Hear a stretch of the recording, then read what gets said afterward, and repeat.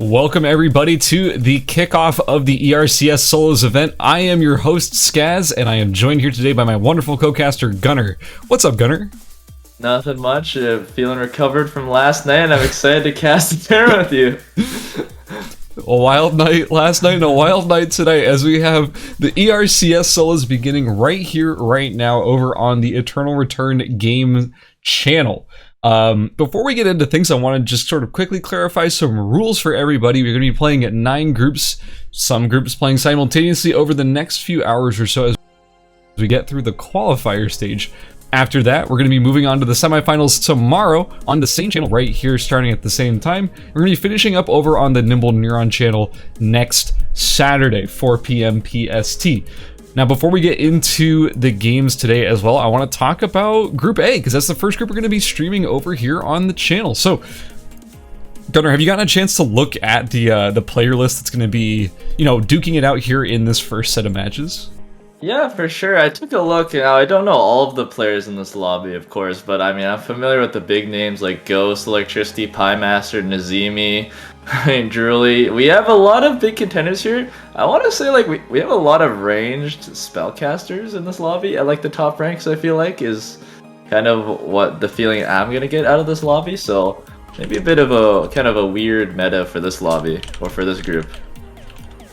Yeah, and the thing that's really interesting to me, like, there's a lot of meta shifts that just happened in the patch that just occurred as well, and the thing that's the most interesting to me is actually the fact that we have Piemaster in this group, who is our notorious North American Heart player, and Heart just got a really big new piece of their kit, new routing, new everything, so I'm really excited to see how that ends up shaking out, because I'm pretty sure Piemaster, obviously one of the favored to get out. Just on player skill alone, but like with that change as well, I'm really excited to see what he's gonna be bringing today. Yeah, and especially like also like the Kathy or like the Kathy nerfs, like the new headpiece, like really opening up like all of the Enad characters. I want to say even characters like Adriana, like it's opening up as well. So I feel like a lot of characters are gonna be really elevated because of the changes to, or just that new headpiece, and then also the dual sword changes. We'll probably see like later on, like any of the dual sword users, the paths are way different now. And yeah, I'm just really excited, like tons of nerfs and buffs this patch, so tournament should be a lot different than what we're used to. Yeah, for sure. And also, I mean, if we're just looking at the player list, you mentioned all sorts of insane players. And by the way, we are wasting no time. I know we've been here for like less than a minute, but we're starting right on time, baby. We're getting right into the action. Here it is, game number 1 for Group A of the ERCS Solos. We are seeing our character picks, and just a friendly reminder for those at home who have forgotten, this tournament is going on the anti-OTP rule. What that means is that our players can only play a single character for 2 out of the 3 games in their group, so expect to see some sort of maybe pocket picks off meta stuff for your favorite players showing up at some point during this series. But we're locked in, and I'm seeing some spicy picks in here, man. Yeah, I think we're both looking at the 11 pick, right, from Nazimi. I mean, we've seen him pick it in the past, kind of when 11 was bad, but like nowadays it feels like 11's actually like a real contender. Maybe not like quite like S tier, but definitely could be within like the top couple ranks. I was losing my mind. By the way, I was grinding 11 all night last night. I was losing it. That character, first of all, that character is really good. I do think that character is really good. In a solos environment, it gets a little bit weird because now that there is player like creep blocking in the game, I don't know how else I would really call it, but now there's creep block in the game, it's a lot harder to pick up those burgers in a fight. If you're like right on top of each other hitting each other, the burger flies behind you, you have to walk around them and it like blocks you. It drives me insane. So I mean, like the character is really strong, and also I want to point out the character is essentially like Magnus 2 in solos. Like very you just similar. go in and you just like kind of third party with your E, and it does so much execution damage, and you kind of just don't die on that character unless you really want to. So I definitely agree with you there. It really feels like Magnus 2. The sequel, we finally got it. Also, I saw some other interesting picks in there too. We had a Nathapon. We have Violet on Nathapon. We have a Zahir. Like, I'm I'm super excited to see what we're going to see out of these players. We also have 2 hearts. Dixie Lexi was on heart as well as Pie Master. We also had Zero Seti on William as well. So we have 3 different ENAC characters in this lobby, so we'll have to see how that goes. We also had a Nadine. I think Nadine got pretty... I want to say her HP got cut by this patch, so we'll have to see how that plays out for the rest of this tournament.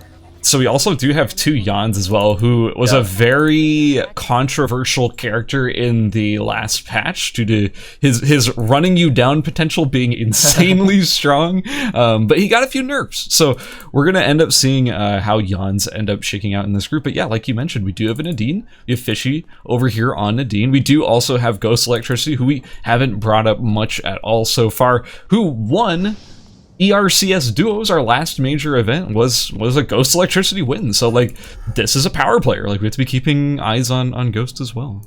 Yeah, also curiously, I'm not sure if he's actually running Twin Bow or if he's running... Yeah, it looks like he's actually going Twin Bow. Now, I think this is the more popular like Hydrogen build now. It's like this hybrid auto attack like spellcaster build, and then you transfer to an Argyrotoxis late game. And it just does a lot of auto attack damage, and then late game it can burst you down with a spell combo similar to Elemental Bow.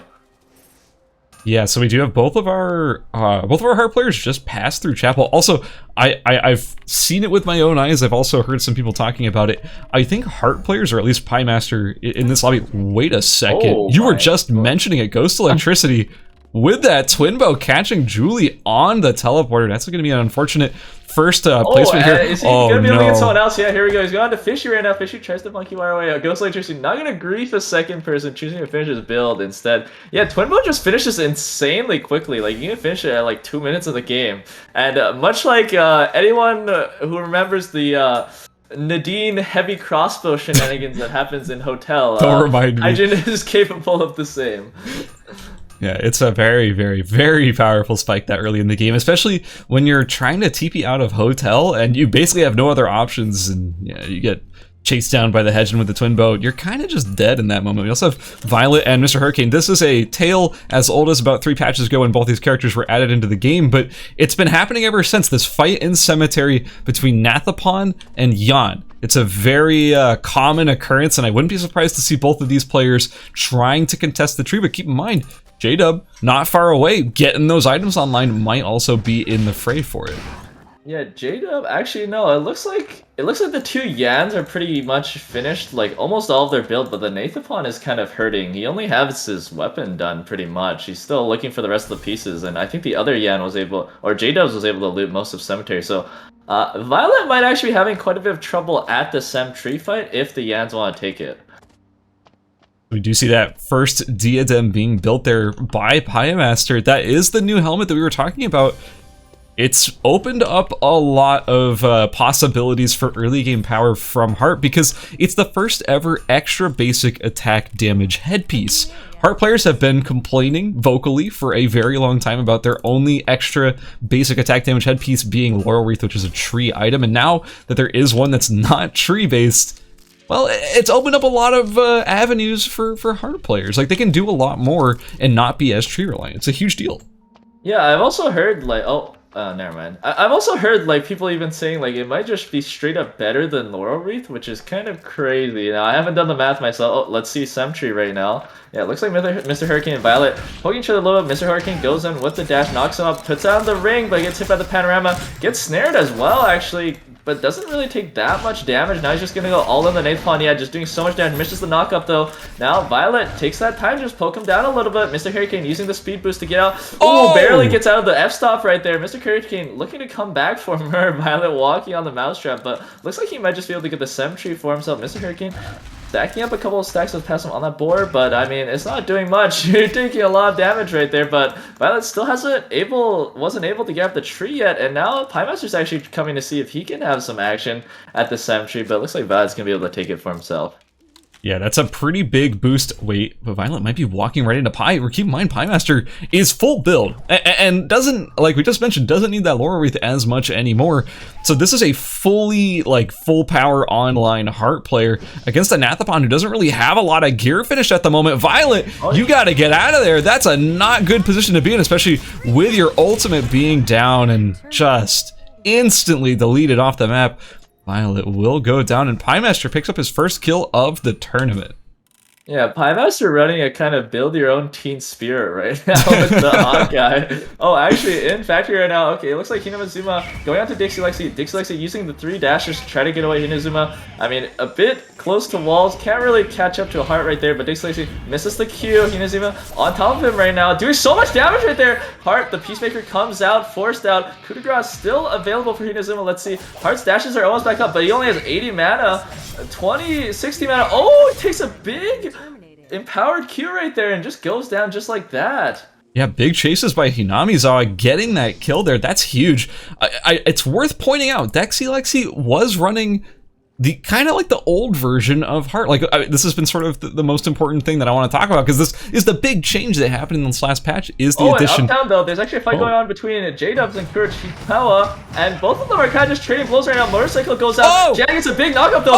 Sushi hits both of them. Oh, but Yang gets the kill. J-Dubs trying to dash out right now. Sushi hits with the tire. Oh, J-Dubs turns it back around though, trying to just DPS, tries to get wall stuff, but doesn't hit it. Sushi going back in, hits the radar gun, goes to the pistol skill, finish line, slows them down. J-Dubs goes back in for the knockup. There's a lot of damage. Oh my god! Just takes too much burst. Fishy hits for the long range snipe right there, but not choosing to follow up. Pie Master also got alpha during all of that action, and yeah, just a nice kill right there from Sushi, getting the third party. Very well done there. We also have a chase. Hinamizawa on the chase once again, moving into Temple from Pond. It's Ikanaide trying to get away, and Hinamizawa throws down the Dual Swords Rampage, but the damage from Ikanaide so far is so good. We're going to see the execute right there. There's the iframes, but Hinamizawa doesn't care and gets the kill. A very nice pickup. Kill number 2 going over to Hinamizawa.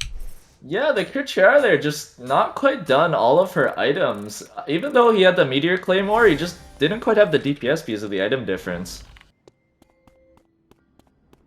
And now it looks like maybe we have quite a few contestants going for the forestry. I mean, we have the William, we have Pie Master, we have Ghost, and over DDoS, all kind of hang around in this area. Now, I'm not sure if they're all going to go for the tree, but they're definitely positioning for it right now. I gotta point out that also Pie Master, his items right now with that Cube Watch, that's huge. That's an incredibly important extra boost for what am I trying to say? Boost for power there, especially with the Laurel Wreath already online.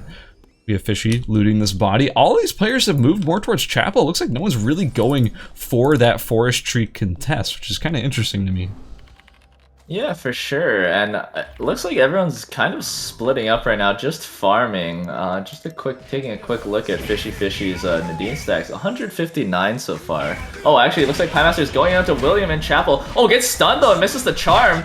Oh, Fireball goes through, but Peacemaker means that William isn't able to follow up. But the Nadine's on the side, doesn't quite hit the snipe. Pie Master's trying to dodge back into Chapel near the water spawn. Fishy uses the Wolf Assault, but Pie Master's dashes are back up, uses a gale over the wall. Now Fishy, Wolf Assault's gonna run out right now, tries to hit the long range snipe. Let's see if this hits. No, not quite. Big Lick Bandit on the side. Didn't hear the noise, it looks like. Keep in mind, I think the sound ranges for combat were actually reduced this patch, so it's a lot harder to get free third parties now.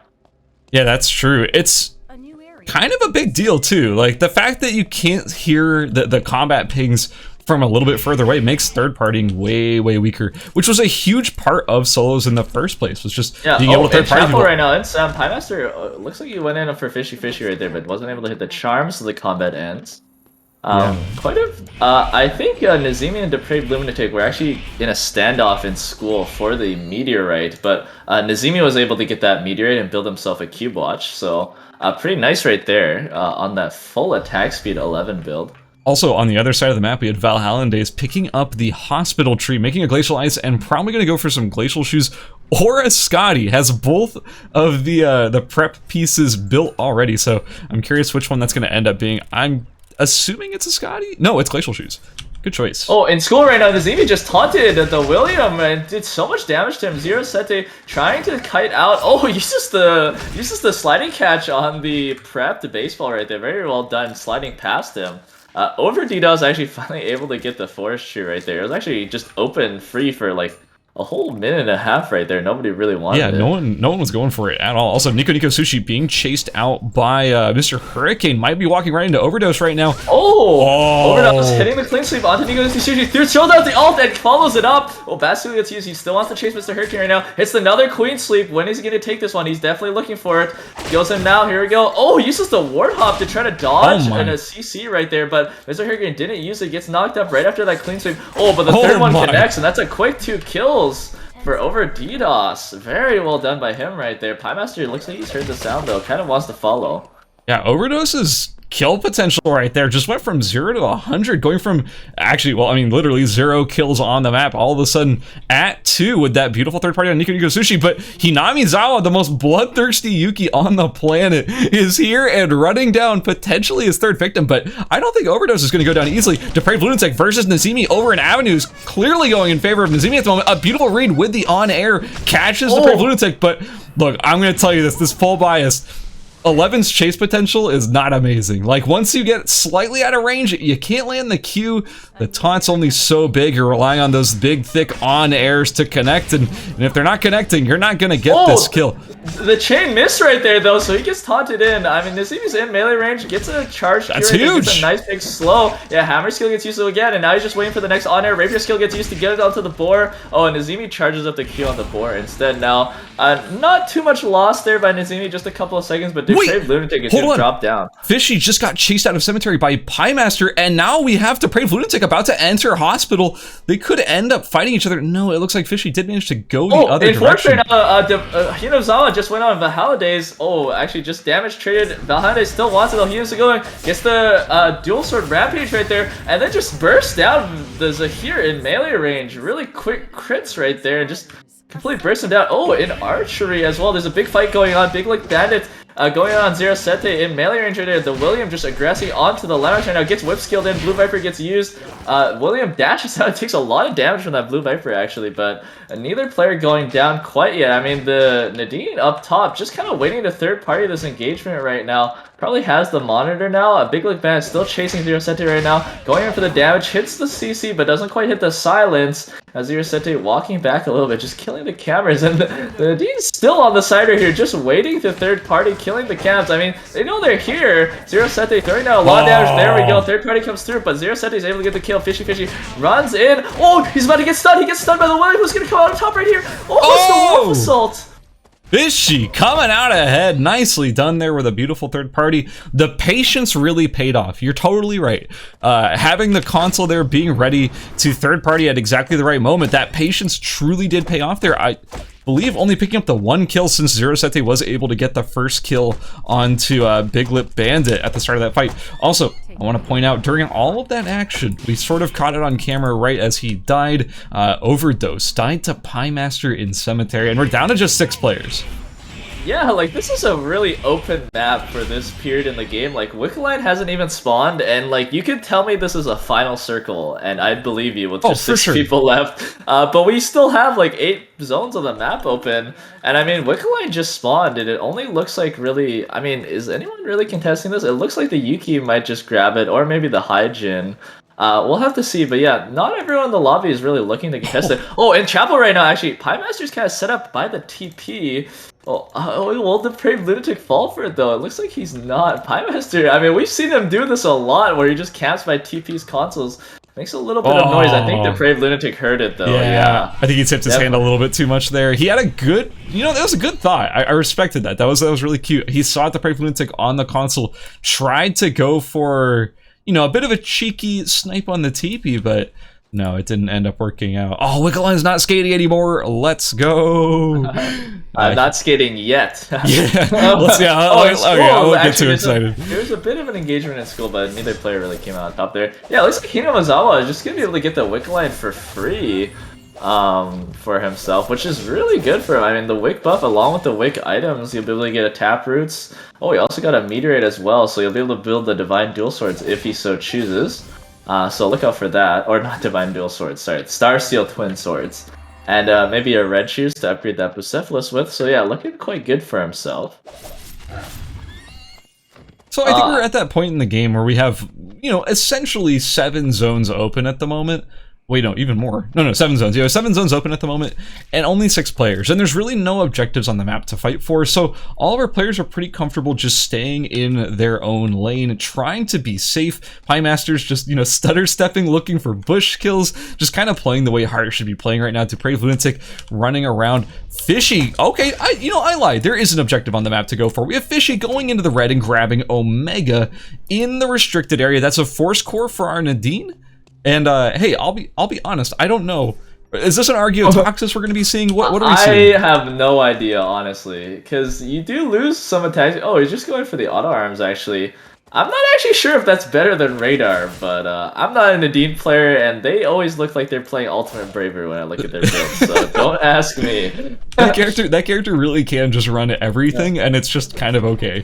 Fishy dropping some scroll traps, getting set up in the zone. Nazimi has only a Q-bot for transition, is sitting on the dress, ready to go into a blazing dress, but hasn't quite found that true Samadhi fire yet. So that's not going to end up being the crazy transition piece that it could be. And Piemaster really has just set up camp over here in Cemetery. This is his home. Yeah, and the yellow box that Nazimi was able to get had the crit tiara, and Piemaster's box is gonna have. Oh, actually, Fishy in hospital right now. Kind of trying to sniff out Nazimi right now, but isn't quite able to. Okay, sees him, starts charging up the snipe. There's a lot of damage. Oh, already commits the Wolf Assault. So much damage going out, actually. Nazimi forced to use the honor to get out right there. Maybe getting forced into the red. We'll have to see. Wolf Assault's going to end soon, so Nadine's damage will get reduced. Nazimi just, staying next to the wall, healing up off the food a little bit, but scroll traps are being placed. Now, Nazimi's going to have to clear them with that camera vision. And, I mean, Fishy's kind of just walling out Nazimi right now, but decides against the full engagement. And, yeah, I want to mention, Piemaster got 3 smart bombs off that legendary box in the bottom, so he's definitely going to look pretty good for the final zone. So, another thing I want to say about Fishy is, look, wait, we maybe back in the fight. Wolf Assault not quite up yet. Nazimi gets chunked out by that Q, and Hinamizawa's like, alright, let's chase somebody, I'm down. Especially with that Wick buff, Hinamizawa is a threat with the Taproot's already finished, and yeah, the what is this, the Pegasus, Fallen Pegasus. Yeah. You know, this is suddenly becoming a very hotly contested zone. Nazimi says, I'm out of here. These people are weird. I don't want to be here anymore. Nazimi TPing over to Chapel, but I got bad news, Nazimi. There's people who are going to try and chase you down pretty much wherever you go. Also, Depraved Lunatic. Oh yeah, what's up? A lot of players right now, I think they're kind of just playing around the legendary box drops. Like, you see, like, everyone in Chapel is kind of positioning for the bottom one, and Hinozawa and Fishy were kind of positioning for the top hospital one as well. Oh, but now, yeah, like you're saying, everyone's kind of converging into one place all of a sudden. Oh, it looks like Fishy's the one that comes out on top. Ooh, Fishy actually got a Opera Mask off his box, so pretty nice there. That's pretty Ghost good. Electricity and Nazimi just fighting a little bit, but I don't think we're going to see anyone all in each other anytime soon, because it's pretty dangerous to do so when you know so many people are all around you. We could be seeing potentially Ghost Electricity committing here. Okay, I'll be real with you. I'm going to level with you. Me being honest to you, the viewers, as well as Gunner. I don't know. In hospital, Hinozawa was able to get out there to Depraved Lunatic right there. Rampage does not hit, though, and he got hit by the chain, so he actually just got snared, and the combat ends. That tends to happen a lot with Kiara, I'll be honest. Alright, so I was going to say, I'm just going to level with you. Wait, no, hold that thought. Ghost Electricity, Nazimi fighting over that gold box over in Chapel. It's a prominence in there. That's pretty spicy. Okay, let me finish that thought. Ghost Electricity, this Twin Bow Hedgen build is on a Blazing Dress. I don't know what's best in the slot for this Twin Bow Hedgen build, but is it a Blazing Dress? It has some SP regen. I know I'm showing my lack of knowledge on this weirdly specific niche build, but man, if that's BIS, then I don't know anything about this character anymore. Yeah. Oh, Ghost. Oh, he's going in, but I think he was baiting out the Peacemaker right there, actually, with that teleport. Oh, looks like Hinozawa actually had gone on to Depraved Lunatic once again, took out a bunch of his HP. Now, I want to mention, Depraved Lunatic he wasn't able to get a single meteorite this game, so he's been sitting on Durando this entire time. And let me tell you, this build does not work very well without a Meteor Claymore with the 0% crit. Or almost here. Oh, here we go. Pymaster going in. Oh, Random Arrows hit centered onto Paralytic. With Paralytic forced to use the ultimate. Doesn't hit the chain either. It's just playing Monkey in the middle right now. There's a little bit of damage on the Pymaster, but Pymaster gets the finished kill. Ghost Electricity forced to commit the 5 almost trying to get the third-party kill right there. So look for that not being up coming into this final zone. He won't really be able to third-party super well. But he does have the double guillotines right now, which is really good for him, along with Pymaster having the smart bombs. So those traps make it really, really nice for them to grab some space in the final zone. Looks like Hinamizawa kind of... Oh, going on to Fishy right there. Getting the Q onto him. Fishy using the Monkey Wire already. Hinamizawa in melee range now. Wolf Cell goes through, but let's see. Yeah, there we go. Just quick kill from Hinamizawa. He's kind of farming the lobby right now. Killing people so quickly, like all of these squishies in the lobby. And keep in mind, he still has the wake buff for another 10 seconds, but the taproots is the biggest thing. He's just so fast and so hard to run away from. Yeah, that taproots is huge, and honestly, I'm completely blown away by Hinamizawa right now. But here's the smart bomb creep coming in from Pymaster. He has secured the zone for himself. Hinamizawa saying, you know what? I don't think I want to fight this. I think I'm good. I'm gonna go try and contest the other group, because hey, there's more people for me to kill. And that's been my kind of game plan so far. Hinamizawa committing very hard onto Ghost Electricity. The fear comes out, the Rain of Arrows connects. That's a lot of damage coming out from Ghost. But Nazimi's got a third party. Just on the side looking at third party. Yeah, Rampage doesn't hit, so he doesn't get the second Rampage. Nazimi in the final circle right now, though. Might be able to time people out at this point, honestly. Both Hinamizawa and Ghost Electricity are gonna have to just heal up outside of the zone for a little bit. And, okay, here we go. Nazimi going in, does not hit the key. 5 almost comes out. Oh, Hinamizawa doing so much damage to Ghost Electricity. Coup de grace comes out. Oh, hits him! It kills Ghost Electricity right there. Smart Bomb, last Smart Bomb comes out from Pymaster, but he jumps away with the 30. Hinamizawa not able to hit with the stun right there. Nazimi walking towards the top zone, but he doesn't have timer. He only has 10 seconds. He's gonna explode soon. I don't know if he's gonna have enough DPS to take out Hinamizawa now. Okay, here we go. Calorie Cyclone goes through. He's gonna try to do as much DPS as he can to Hinamizawa, and he's actually working, but the on-air missed right there. Hinamizawa gets the kill, gets some extra time. Pymaster hits the charm though and kills Hinamizawa just like that, and Pymaster wins the game. 4 kills, first place. Pymaster coming in and taking it right there at the end. Timer being his best friend and securing first place. That is going to be it for round number 1. And I gotta say, yo, Pymaster, congratulations on the win and everything. 4 kills, first place, wonderful result. Hinamizawa. Yeah. Let's talk about Hinamizawa. That was... Yeah, he just played so well that entire game, just one-shotting like everyone in the game. I mean, the dual sword Yuki just doing so much damage, full crit, divine dual swords. He had a bit of a case of being melee in that top final zone. We saw Pymaster just coming with 2 smart bombs. He's like, okay, I'm a melee character, I guess I'll leave, but he just kills the rest of the lobby instead. I mean, beautiful performance coming from him. I mean, yeah, he decimated Ghost Electricity right there. I mean, Fishy, 310 stacks last time I checked. Probably ended up with more. Just fell over like a limp piece of paper in the breeze. Like, there was nothing that Fishy could do in that situation. Got completely decimated, 100-0 by Hinamizawa. Sure, you could say Wick Buff. Sure, you could say Taproots. I say Hinamizawa played out of their minds. Yeah, for sure. And I mean, those dual swords were looking kind of crazy right there. I was honestly surprised by how much damage he was putting out, even in like the early game when he hadn't snowballed yet. So I'm keeping my eye out on this dual sword Yuki build. I mean, it was looking pretty nice. Yeah, for real.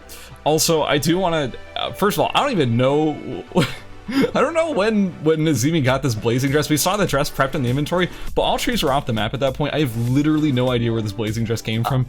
I think he might have just grabbed it off of Ghost's body when he died. No? Okay, I have no idea then. That's why I'm so confused, because they both had it at one point. So I was like, what? I don't know. It doesn't matter.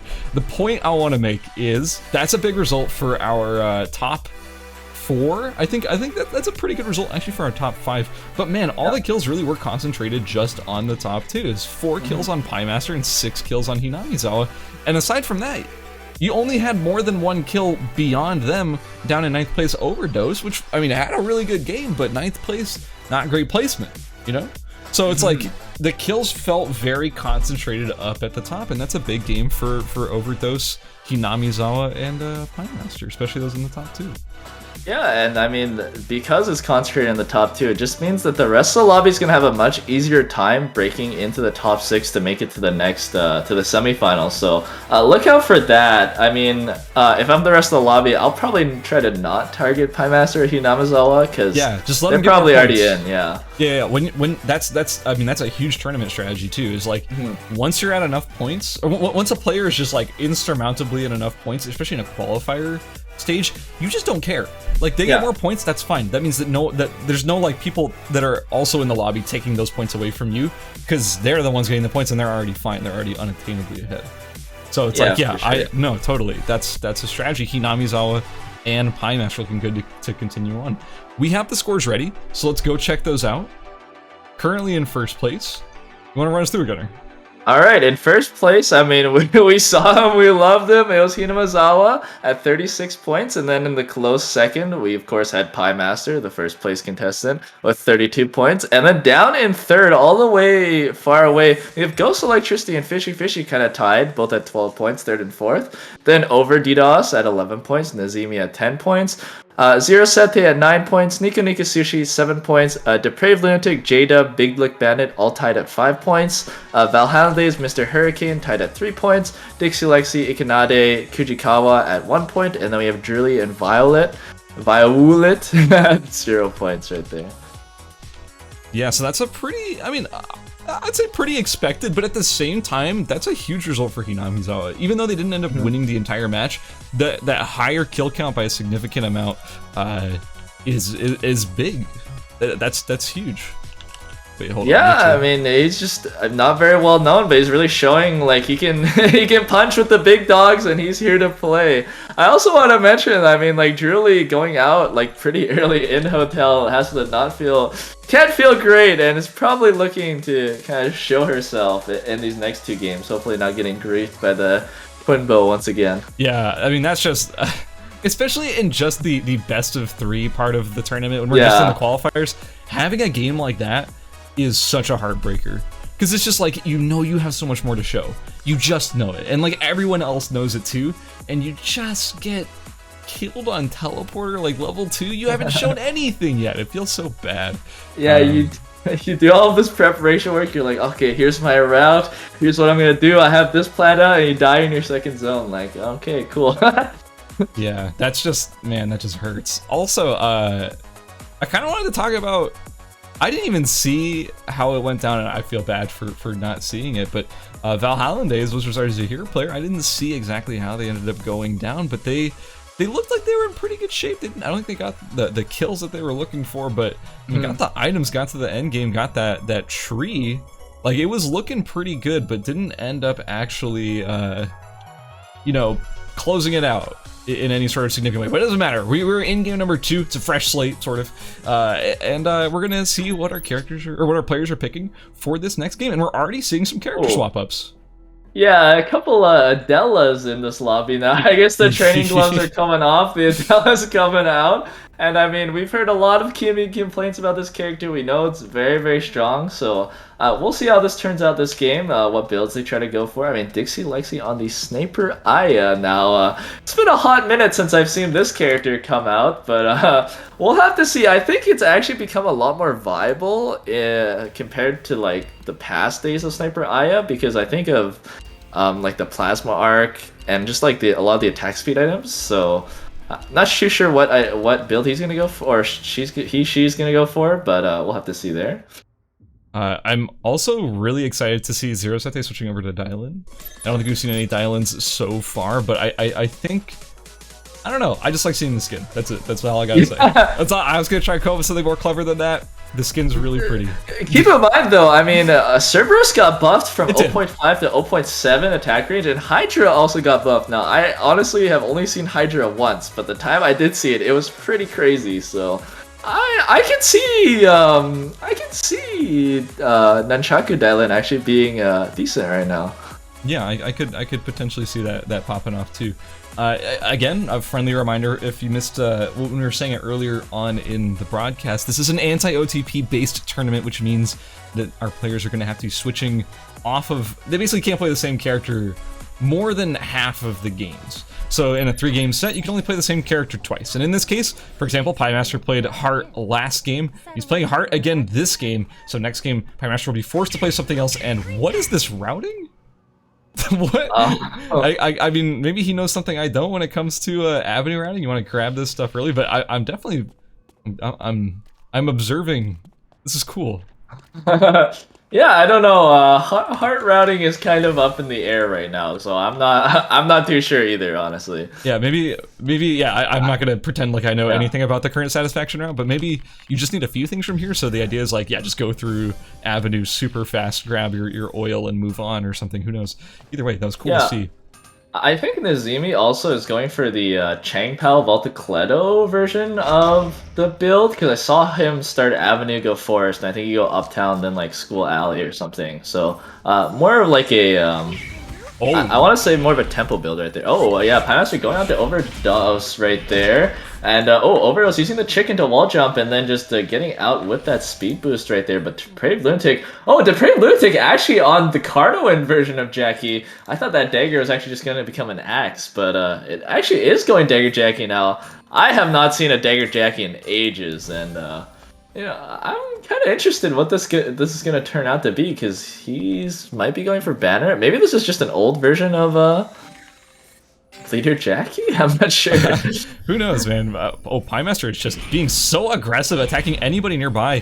Keep in mind, Hinamizawa has the finished Divine Dual Swords as well, but Pi clearly getting the edge immediately in this fight. Hinamizawa about 2 hits from death, maybe even just 1. Pi wants to get the reslow on the Q, gets it. One more auto will do it, and that's Hinamizawa. The retribution. Wait, no, it's not retribution. Hinamizawa died last round anyways to Piemaster, but hey. And fortunately now, Kujikawa actually going into Zero Sete right there, hitting the knockup onto him with the Mount Slicer, but Zero Sete using 2 speed boosts to get out there mighty quick, but Zero Sete now just stuck on the Iron Knuckles, unfortunately. Really down bad. I mean, the item situation is not looking too hot for him. We'll just say that. God, what a nice skin. Anyways, I do want to point out, we have a Shukai.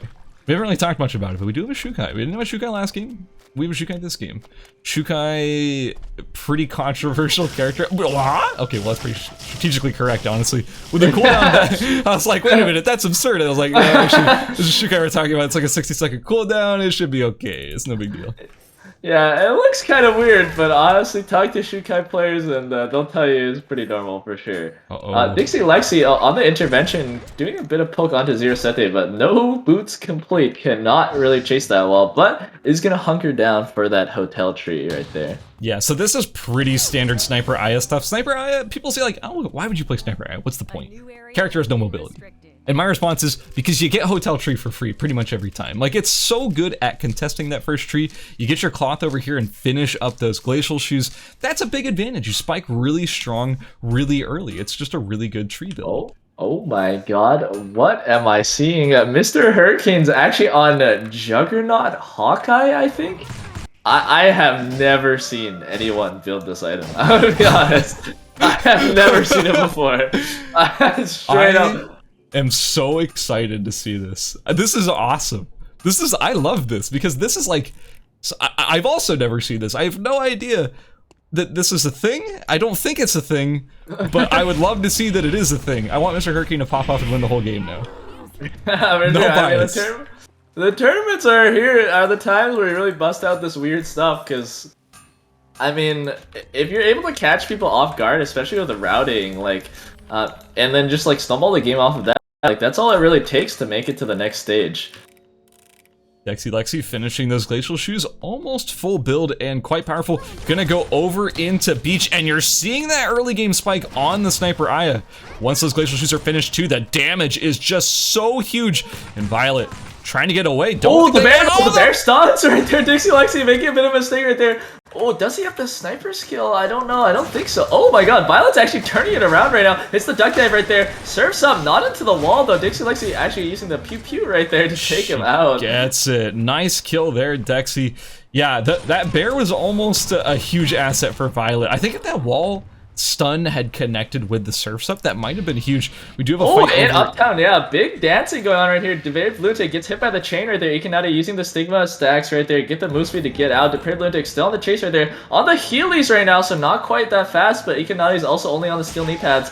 Pretty even right there. Both of them just trying to choose to get out right there. Keep in mind, Depraved Lunatic, sorry, not Depraved, I get confused by the Kiaras. The Ikanade is already on the Meteor Claymore, which is a huge power spike. Hiding in the bush. You see Depraved Lunatic and Nico Sushi now catching each other, and Ghost Electricity is just right there, right above. Oh, no, sorry, it's not Ghost Electricity, it's Big Lip Bandit, I believe. Yeah, no, it was Ghost Electricity. No, it was Ghost, yeah. I'm losing my mind. WTF 2 Hydras. Mr. Hurricane actually TP's into Uptown as well. Pirates are going on to Ikanage right there. Oh, can't catch Mr. a Hurricane break. also flying up right there as well. I think I've seen this before. Ikanade getting the boost again. Oh, but gets hit by the charm, and Pirates are... Oh, here's the accident! Now Mr. Hurricane... Attack and slash! What? Fire Master keeps on going, gets the kill right there. But Mr. Hurricane's about to walk into Dexy, who's the beach master themselves. Dexy, all it takes is one more thick Q, and that's Mr. Hurricane going down. No, the protagonist. And now in Factory, Nazeem's actually chasing down J-Dub right now with the Queen trapped. Oh, quite kind of just runs out right there. Lots of people on beach still. Oh my god, the Depraved Lunatic keeps doing so much damage. It's getting bullied by the range. This is right there. just... And going down. Back in Factory once again. Oh my god, Nazeem actually just hit a beautiful play. Actually, used the checkmate while the Rook was up. J-Dub duck dive to the Rook, and then Nazemi teleported onto the Rook and then slammed him down with the checkmate. That was completely beautiful. Oh, and Ali as well. Julie fighting a little bit with the Hollandaise. Just kind of zoning each other right now. Just pacing back and forth. Valhande's not able to auto tag. Okay, melee range. Julie hits the Queen right there. Hits the full combo. Not too much damage. Another Chainsaw Master goes through. Julie takes the Rook, teleport, and gets out. And Valhande's also takes that as an opportunity to start running away. That is a frustrating fight, but Big Lip Bandit's right there, about to jump in on this.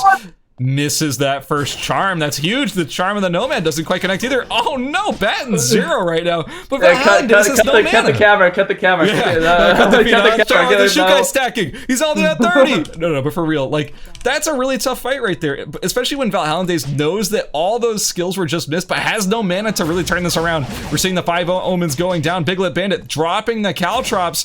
Valhallandaise considering whether or not he can get back into this, but with the zoning of the 5 Omens and the Caltrops, it's a little hard. But now that the Caltrops are gone, this might be Valhallandaise's chance to jump back into this fight, but instead opts to just run away.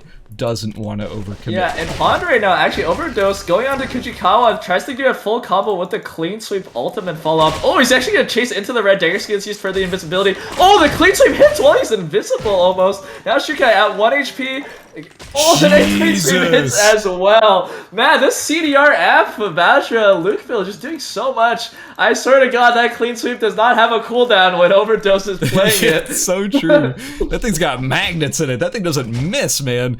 Oh man, Ghost Electricity. Yeah, he was kind of on the side here, maybe looking for the engagement, but didn't have the crown complete, so maybe not looking to fight right now. Oh, Julian School going out to Valhande's once again, hits the Queen, but once again, no fight right there. Kind of too tanky. Fishy, kind of caught in the red zone. I think he was literally just in archery, didn't realize it was closing, and then kind of had to run out a little bit. Look, man, stacks are stacks. I respect it, for real. Oh, Overdose and Ghost Electricity, fighting it out a little bit in Pond. Looks like Overdose is going to get away. Oh, never mind. He's going to go back in for a clean sweep. Omens come out. Overdose dodges the fear, though. Oh, and uses the ultimate to buffer it, but it gets hit. Anyways, Big Lip Bandit coming back. Looks like it's gonna be a 1v1 between Bo and Shuriken. Let's see who comes out on top. Ghost Electricity just doing so much damage with the auto attacks right now. Looks like he's gonna auto attack him down almost. Yeah, goes in with the teleport, and then that's it, I guess. Yeah, honestly, like, really well played. That's a big thing in the way. All right, that's a really well played fight there by Ghost Electricity. Honestly, I feel like Big Lip Bandit had the plan. Big Lip Bandit was like, I'm gonna go in and third party this, and that's gonna be a pretty good advantage for me. But it just didn't really work out in the way that they wanted, you know?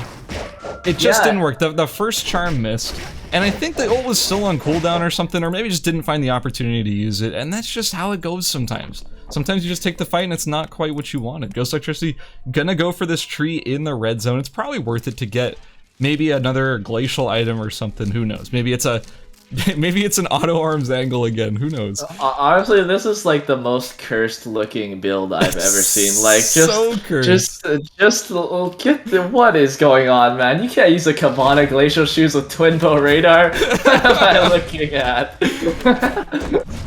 Dude, you were saying Nadine builds her ultimate bravery. Allow me to introduce you to Ghost Electricity's hedge, and man, this is just so disgusting to look at.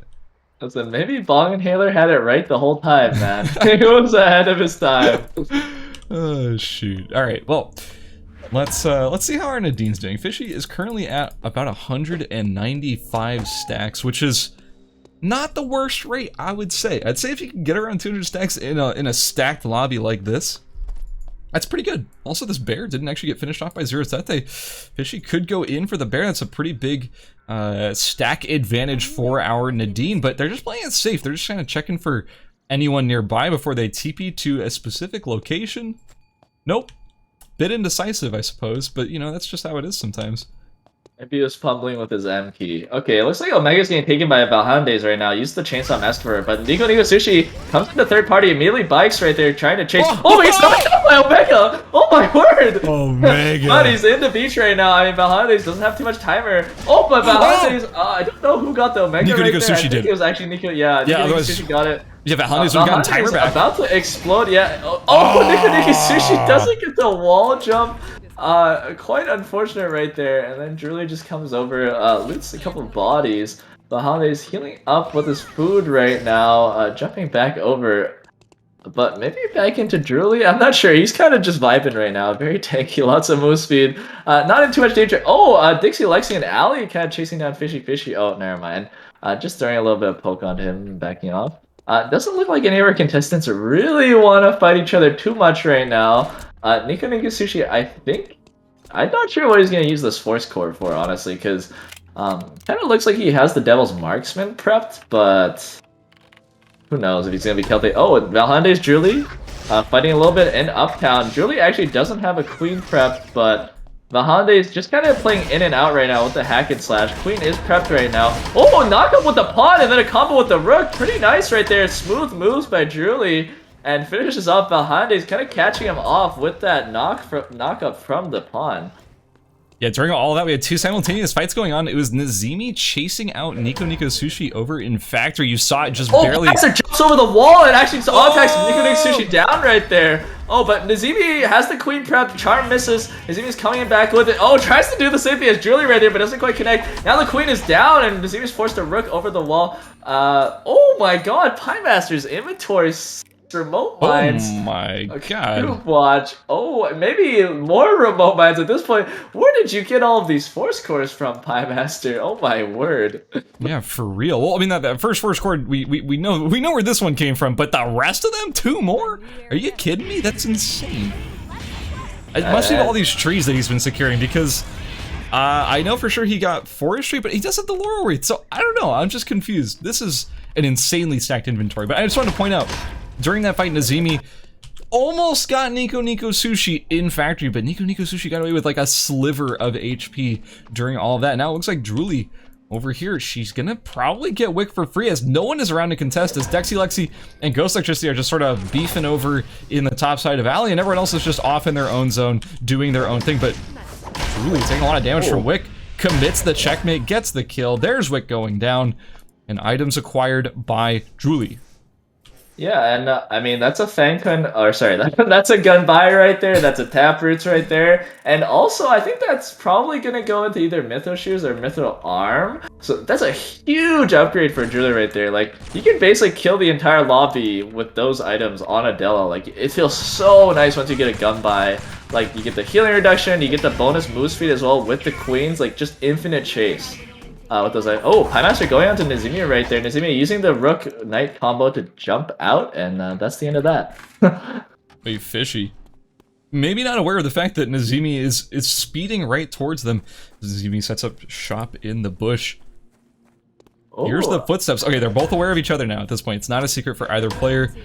And Fishy's just gonna opt to run away. Doesn't want to be involved in this fight, and honestly, I respect it. Nadine, especially if you're just sitting on a regular quiver, Yeah, he's been sitting on the quiver the entire game. I don't think he's been able to find a feather this whole time. A bit unlucky right there.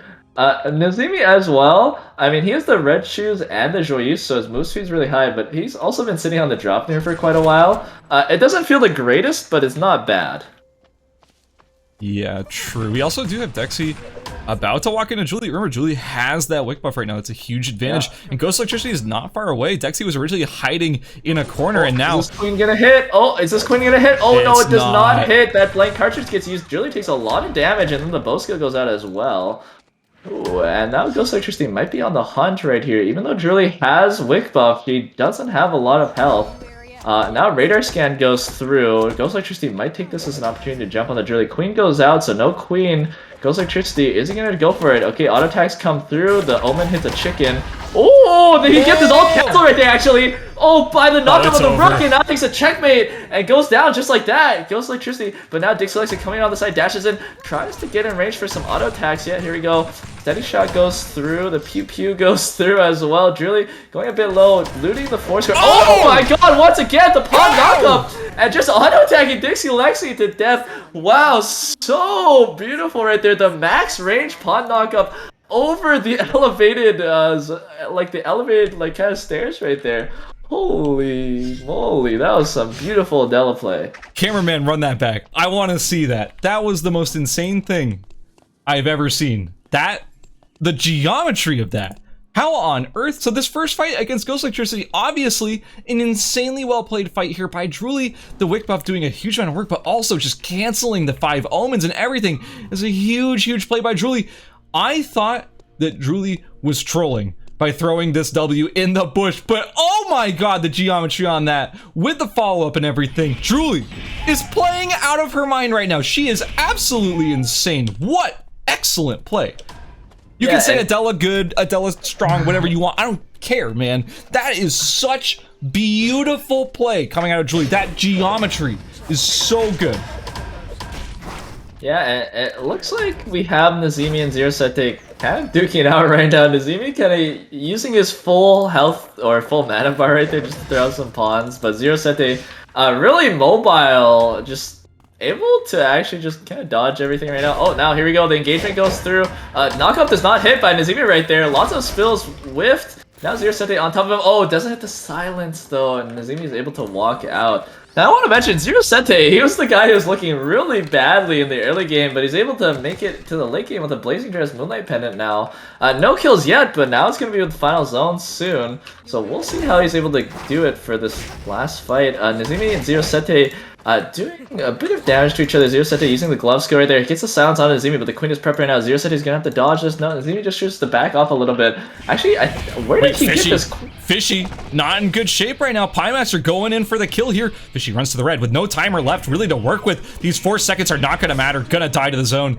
if they didn't die to Piemaster first, and Piemaster picks up his 5th kill. It didn't feel like he's killed 5 people, but he's killed 5 people, man. He's just been murdering the lobby silently throughout this entire game. We're down to just 4 players. Yeah, and man, Piemaster is kind of gatekeeping the TP right now a little bit. Nazimi has a Queen of Hearts in his inventory. Okay, he's kind of switching between the Chang Pao and the Queen of Hearts. Kind of weirdly. I'm not too sure what's going on. Maybe he's just playing with my feelings. I don't know. Maybe just a little bit of indecision and a little bit of like, I'm gonna sit here and spam a button while I wait for something to happen. We have Nazimi fighting Zero Sete on the TP. It's only 42 seconds until the zone closes, so they're both trying to get out of here, but they're also both trying to, you know, kind of mess with each other a little bit, because if they can technically kill someone on a TP, or like force them to stay there by some reason, that's a kill. So you kind of have to weigh your options, like, hey, do I want to just like go out here and get a kill with me? But either way, that's, I don't know. Neither player decided to be too weird. Okay, Julie going in with the queen prepped onto Zero Sete. Oh, doesn't quite get the queen, but oh, Rapier skill gets used to close the gap. Julie, you're so fast, doesn't hit the knockup onto Zero Sete right there with the knight, but has the queen prepped. Is he gonna hit this queen? No, the queen does not hit from her, and Zero Sete is able to get out once again. Sees another chess piece thrown on the floor and is very scared. Man, Julie's items are actually just insane right now. Like, this is basically best in slot everything. Like, I don't know, man. It feels like she could almost like auto attack someone to death at this point. She kind of just did. That last fight, I think I got Zero Sete. I don't think a whole lot of skills landed aside from Rapier skill, which is point and click anyways. We have Zero Sete and Nazimi Both about Oh, awkwardly the gonna queen turn hits the right there. corner. Full combo goes through. There goes the rook as well. Nazemi trying to stack up another queen right here, but Deer said they're returning with a lot of damage. Silence goes through as well. Is the striking tiger gonna be used? Striking tiger is used, but is this queen gonna hit? Oh no, Nazemi whips the combo a little bit. Zero said going back for more. Isn't gonna look to jump the wall though. Nazemi's gonna have another queen prepped right now. Zero Sente, is he gonna look for this? Kind of going back and forth. Oh, now this queen connects. Checkmate gets used. It's gonna hit. Zero Sente, rapier skill gets used as well. Pawn does not hit. Zero Sente just gets auto attacked down and finished off. Man, that is hard. That's a bad feeling right there, because I feel like Zero Sete actually played that fight really well against the A+ character of Adela, and I thought that I thought Zero Sete had a pretty good chance of winning there, but it just didn't work out. Can we talk about this final zone? What was that? Oh, the two Adelas are actually gonna go at it right now. Nazemi using his queen a bit early, so Julie's gonna have her queen up before him. Now this is a must-dodge queen right here. Who's he gonna dodge it? Oh, rapier's gonna get to. Oh, but Julie's so patient right there. Just knocks him up and auto-attacks him down. Didn't even need the queen, actually. Now Patrick charm hits right there. Is checkmate gonna be used? Oh, Peacemaker is actually used before the checkmate. Julie's gonna have to find some way to get out of this situation. But Julie not using the rook quite yet. There we go. Rook gets used. Checkmate gets used. Teleports over, but doesn't have enough timer. Keep in mind, oh, the knockup doesn't hit either. Piemaster's on the chase. Queen is prepped. Move speed is used to get away. Queen is used as well to stun Piemaster. Now, Julie needs to get in the final zone. 5 seconds. She needs to be out of the zone for 5 seconds to be able to actually survive. She's probably gonna have to go to the top zone. Yeah, there we go. She's gonna make it. She's barely gonna make it. Yeah, 2 seconds left on her timer. Piemaster barely not making it in the zone in time. And now Julie misses the queen right there. Piemaster goes in with some auto attacks. Julie returning with her own and tries to do a rook combo right there. Gets the knockup as well with the pawn. Queen is prepped. Julie still having plenty of food, keep in mind, so both of them are able to regenerate their HP back to full. Piemaster picking up the red shoes from Nazemi's body, gonna rest a little bit. Keep in mind, Piemaster still has 3 remote mines, which is gonna do wonders in this final zone if he isn't bursted out at the start. Julie starting to stack up those pawns in the final zone, getting some distance for herself, getting some space. Now Piemaster clearing some wards right now, just trying to create some space so he can throw down these remote mines, but that queen is prepped. Oh, doesn't quite go down though, runs out before Julie can use it. Julie just clearing the remote mines. Now Piemaster goes into melee range. Julie hits the knockup right there, hits a nice stun, and the checkmate barely connects onto Piemaster. Man, very well done by Julie right there. 5 kills, first place. Man, just insane combos that game from her. Holy. I am such a fan. I am such a fan of everything that I just talked about of Julie.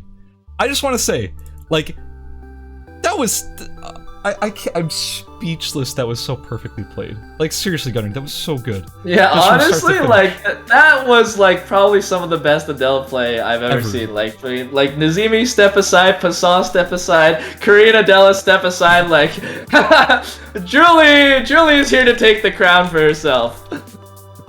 That was insane, and I'm not just talking about that final fight, because sure, that was insane and we could talk about that, but like, man, just the fight earlier in school that happened like much earlier in the game, that was some of the most impressive Adela play I've ever seen ever. Some of the most impressive ERBS play I've ever seen ever. On top of that, right there at the end, Julie takes the fight against Nazemi and wins, just barely. Gives her enough timer in order to get away from Piemaster and survive and make it back into the zone. I thought Julie was dead to timer. I thought Piemaster does the usual, like, hey, I'm sitting on all my traps. I wait for everyone else to go fight each other, and then I show up and I win. And that didn't happen. Yeah, like he showed up and it was looking like he was gonna win the whole game, and Julie got away.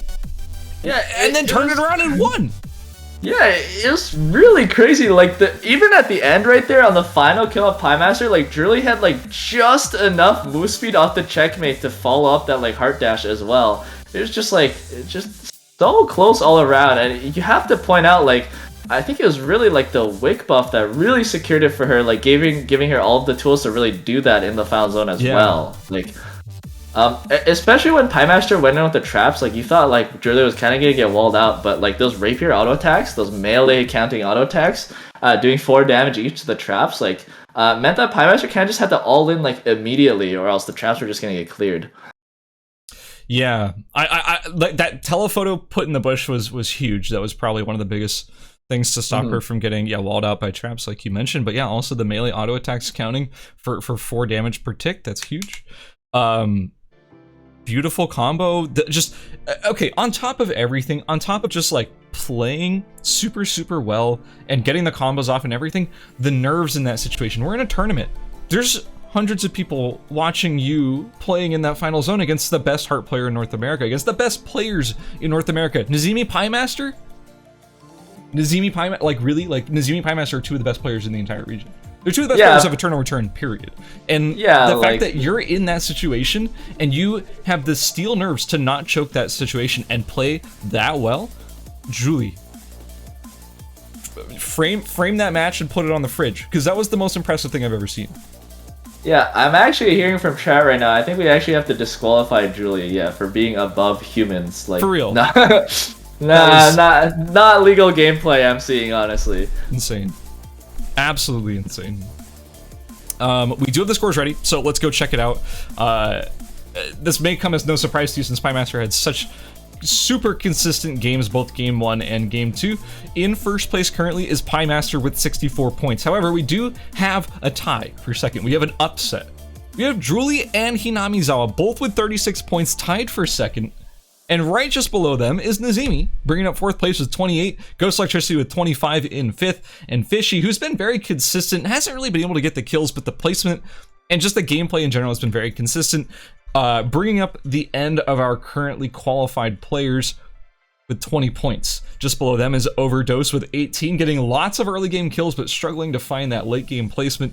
We have Zero Sete in 8th with 17, Dexy Lexi following it with 14, Nico Sushi with 12, Big Lip Bandit with 8, Depraved Lunatic in 12th with 6, Valhallan Days with 6 points as well, J-Dub with 6, Kujikawa with 4, Mr. Hurricane with 4, Ikanaide with 2, and Violet with Zip. That is our current standings for our players. There's just one game left, and this is where things get spicy. If you haven't switched your character yet, you have to switch your character now, because that is the anti-OTP rule. That's how we're playing with this tournament. And we do know there's a certain couple of players who have been playing the same character for sure. I'm mainly thinking about Piemaster, who's been on Heart this entire time. So we're gonna have to see some swap ups. Also, Hinamizawa, who's tied for second right now, has been on Yuki both games, so he's gonna have to be switching it up too. Yeah, and the second place has gotten like a lot closer. Like, it feels like, honestly, like anyone from the 2nd to 6th place could get dethroned potentially from anyone in the lower brackets now in this final game. So it's gonna be really exciting to see who actually makes it through here. Like, even with that crazy performance, Julie and Hinamizawa from game 1 and game 2, like both of them going out like immediately in game 1, or Julie going out immediately in game 1 and then Hinamizawa going out immediately in game 2, means that, like, I mean, the points are close enough now where like even the 7th to like 10th place players could overtake them if that happens one more time. Absolutely. Remember, for those who do not quite know the exact rule set of the ERCS, it's only the top 6 who do end up qualifying, so it doesn't matter like necessarily that you get first place. Like, it's cool, right? Like, it's basically a tournament within itself, but it doesn't really matter if you get first place. You don't get like a cash prize, but you do get better seating, so maybe you could say that's an advantage. But yeah, so it's like first place doesn't matter, you just want to be in that top 6. So yeah, anyone in that top 6 could potentially get dethroned who's currently up there near the top. And we're about to get into our final game as soon as we get all of our players settled here in the lobby. Gunnar, I want to know your perspective. Now that Piemaster cannot play Heart, and now that Hinamizawa cannot play Yuki, do you think they're going to end up falling over? Do you think they're going to end up like kind of choking it and not making it happen? Or are we going to maybe see them still play well in this next game and still maintain their position up at the top? I'm gonna be honest, I don't even know what Piemaster plays other than Heart. Like, yeah. I mean, I know he plays like Lennox and stuff, but like, I haven't seen him play Lennox since like the Duos tournament, I want to say. So I don't know what Pocket Pit he's gonna go for. And I mean, I don't really know too much about Hinozawa. I mean, for all we know, maybe he'll bust out the Camila. Just kidding, no, he's bad. You cannot do that. Guys, jokes aside, don't pick Camila. We'll have to disqualify you, so don't do that, don't do that. I don't know. I honestly don't know what Piemaster's going to pick. I mean, he's not a slouch. He's not like, you know, a one trick and that's it. He can play other characters. The question is, what are we going to see? Like you mentioned Lennox, there could be other picks too. You never know. I could see him picking even like Magnus. Hasn't he done Magnus in a tournament before? Yeah, for sure. Like especially, I think when like it was just consistency. The tank Magnus build was running around. I'm pretty sure that's what he was running as well. Yeah. Honestly, he could probably just take a nap for this last game and he'd probably still make it. I mean, he's basically double second place. I think he's fine, but yeah, like I mean, he's probably, if I had to guess, just full prediction mode. I'm guessing he's going to go for like a safe, consistent pick, which is probably going to be Magnus, but who knows? We'll see. We'll see. Yeah, I mean, as for Hinamizawa, I don't know Hinamizawa's character pool at all. I'm having a great time watching them play because that is some crazy aggression. It's unfortunate that that game 2 went the way it went. Running into Pie Master right there on his spike in the final zone. Or not in the final zone, in his second zone sucked. Like, that's just awful, but it doesn't matter. We're about to find out. We're in game number 3 as we get into character select. Keep an eye on those who cannot pick the same character for the third game. Pie Master's on ISIL? No shot, man. Is this the deep, dark ISIL technology? Oh, God. And the virus transferred from Magnus to ISIL, okay? The deep, dark virus. I also want to point out Nazimi on Jenny. Now, you guys may have heard tidings that Jenny was completely trashed before this patch, but Jenny got some insane buffs this patch, and honestly, I think she's pretty top tier right now. Like, we saw Misore destroying on that character earlier in the week, so I'm pretty excited to see Nazimi on Jenny. I want to see what this character is capable of in tournament play. We are also seeing a couple more swaps here. Hinamizawa is switching over to Kiara, Ghost Electricity on Razi. And we do see some of our players actually did do the swap up, like game 1, game 2, different characters. And we're seeing some swaps back, like Val Hollandaise is back on Zahir. I think I saw Zero Sete switching back to William. So, ooh. Gonna see another William game, so that could be pretty spicy too. And I'm also excited to see Zahir, since Val Hollandaise, I think, had pretty decent success on Zahir, just couldn't get the kills, but still had decent placement, still had decent, you know. Yeah, like, he just lost out in the 1v1 against, like, against Hinamizawa, and I mean, at that point, Hinamizawa had, like, 4 kills, so it was a pretty tough 1v1 to win in that scenario, so, I mean, can't fault yourself too much for that. I'm trying to rack my brain. Did we see a Hyunwoo get picked during that champ select? I don't actually remember. Yes. I think we did. Yeah, okay. Yeah, Fishy ended up picking up Hyunwoo, which was not a pick I was expecting to see out of. I mean, I didn't know exactly what Fishy was going to pick, but like, I guess Hyunwoo was not really the thing I was expecting. You don't see a lot of Nadine players also being like, yeah, I got a pocket Hyunwoo. Like, that's just, they tend to say like, I got a pocket Rio or something. Like, I don't know, Hyunwoo. Yeah, the Venn diagrams for Hyunwoo players and Nadine players is certainly not very close to each other. No, they tend to not overlap pretty much at all, but I guess that is what it is. Also, I am excited to see Violet back on Nathapon. It's not a character we really see a whole lot of, and I think it has a lot of potential to be pretty spicy, but we didn't get to see a lot of the Nathapon in the last game in the first game, because Violet got taken out pretty early by, I think, Pie Master, who can't play Heart this game. So you know what? Maybe the route will be a little bit less contested. Can you tell me what build Ikanade is going for? Why is there a dynamite? Oh, wait. Sure, let me this is the new pistol. This is Stampede. Why am I losing it? I'm looking at them. Okay, so this is Stampede. I was looking at the character list on the bottom. I was like, where's Ikanade? My camera's already locked to them. Anyways, yeah, this is Stampede. Stampede is the brand new pistol. Well, maybe not brand new. It's about a patch or 2 old at this point. Or 3. What it does is it's very unique. It only has 2 ammo, and when you in Avenue right now, actually, Nazimi just finished his Electron Blaster, is just creeping down Zero Sete right now, and yeah, just quickly got the kill at 1 minute 30 into the game. Poor Zero Sete. I was excited to see the William, but I am afraid that... Oh, yeah? Yeah, sorry, no, I just wanted to say, Nazimi accelerated his build so hard off of that kill. That was actually crazy. Did you see the amount of crafting he was doing after that? Like, he almost has a finished radar now, got the suit as well. Like, I think that was a really big pickup, because when I saw him, he was only on, like, the Electron Blaster. Yeah, that might be a massive, momentum gain here for Nazimi. Also, a worthwhile mention about the changes to Jenny was with the patch, Jenny got a auto attack reset on her E, I believe is what it was. Yes. And that's a huge advantage for this auto attack based build. Also, Violet putting pressure onto Big Lip Bandit over here in Cemetery. Big Lip manages to get away with that charm of the Nomad. Violet doing a lot of damage, but we're about to see the face-off between Nathapon and Jan once again. Here we are, round 2 in game 3.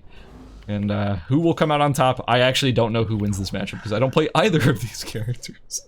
I think Nathan. Oh, actually, in school right now, Ikanade and Depraved Lunatic going at it. The Depraved Lunatic uses the big ult right there from Chiara, just doing so much damage to Ikanade right now. And the last judgment has to be used right there. Yeah, finishes him off, gets the CDR reset, and I mean Ikanade just not having enough items. Oh, Violet, here you go. In Cemetery right now, gets knocked away by the Jan, gets wall stunned against the ring right there, and looks like Yan's gonna come out top for that Cemetery tree. Yeah, and it's also gonna be Dexy Lexi over here running the sniper again, getting that tree uncontested. I mean, I'm not surprised by this. Dexy Lexi found a lot of success in the last game with this sniper Aya, and wait a second, Nazimi's on the hunt. Drooly, our winner of game number 2, getting pressured by this incredibly threatening actress in the form of Nazimi. Yeah, and this is an Enad version of Jenny. I don't think I've really seen this. Like, he's using the new headpiece, has a tuxedo, has an EB, and a radar. Like, this looks pretty new, right? I mean, I'm not going to be here and say, yeah, I'm the expert on Jenny knowledge. No one is an expert on Jenny knowledge except for Jenny. Like, that's the only person. And yeah, with the changes to Jenny's kit, we're seeing a pretty wide variety of new stuff here. And it looks like I've been mostly seeing Stampede, but hey, if Electron Blaster is a thing, then Electron Blaster is a thing, and I'm excited to see it. Yeah. Oh, in archery right now, the two Chiaras might be going at it. Looks like we have a Volti Chiara, not quite done his build. Hinozawa is gonna be running away, but the Jolly Roger move speed on from the Depraved Lunatic, gonna let him catch up right there. There you go, hitting the slow off the Hand of Corruption. But Hinozawa is returning on that. Thankfully, there's a speed zone for Hinozawa to get out, but the next Hand of Corruption doesn't hit. Nope, not quite landing right there. So no slow, and looks like the Depraved Lunatic's just gonna let him go. During that entire fight, we did have Nazimi, who has just been running people down left and right, was chasing out Ghost Electricity, got him very low. Now it's Nico Nico Sushi trying to get away. Just Nazimi is just being so vicious, and we have the boxing match in Hospital. J-Dub, unfortunately, will not be coming out ahead there as Mr. Hurricane picks up the kill. Is sitting on that Tree of Life, and that is a big pickup there. I am you, but stronger, says Mr. Hurricane, and doesn't have kill. On beach right now, Valhandes and Dixie Lexi. Oh, never mind. They had a little bit of a scuffle, but both of them able to get away from there. But Overdose. Ooh, wow. Dixie Lexi walking forward, then walking back, just kind of baiting Overdose a little bit.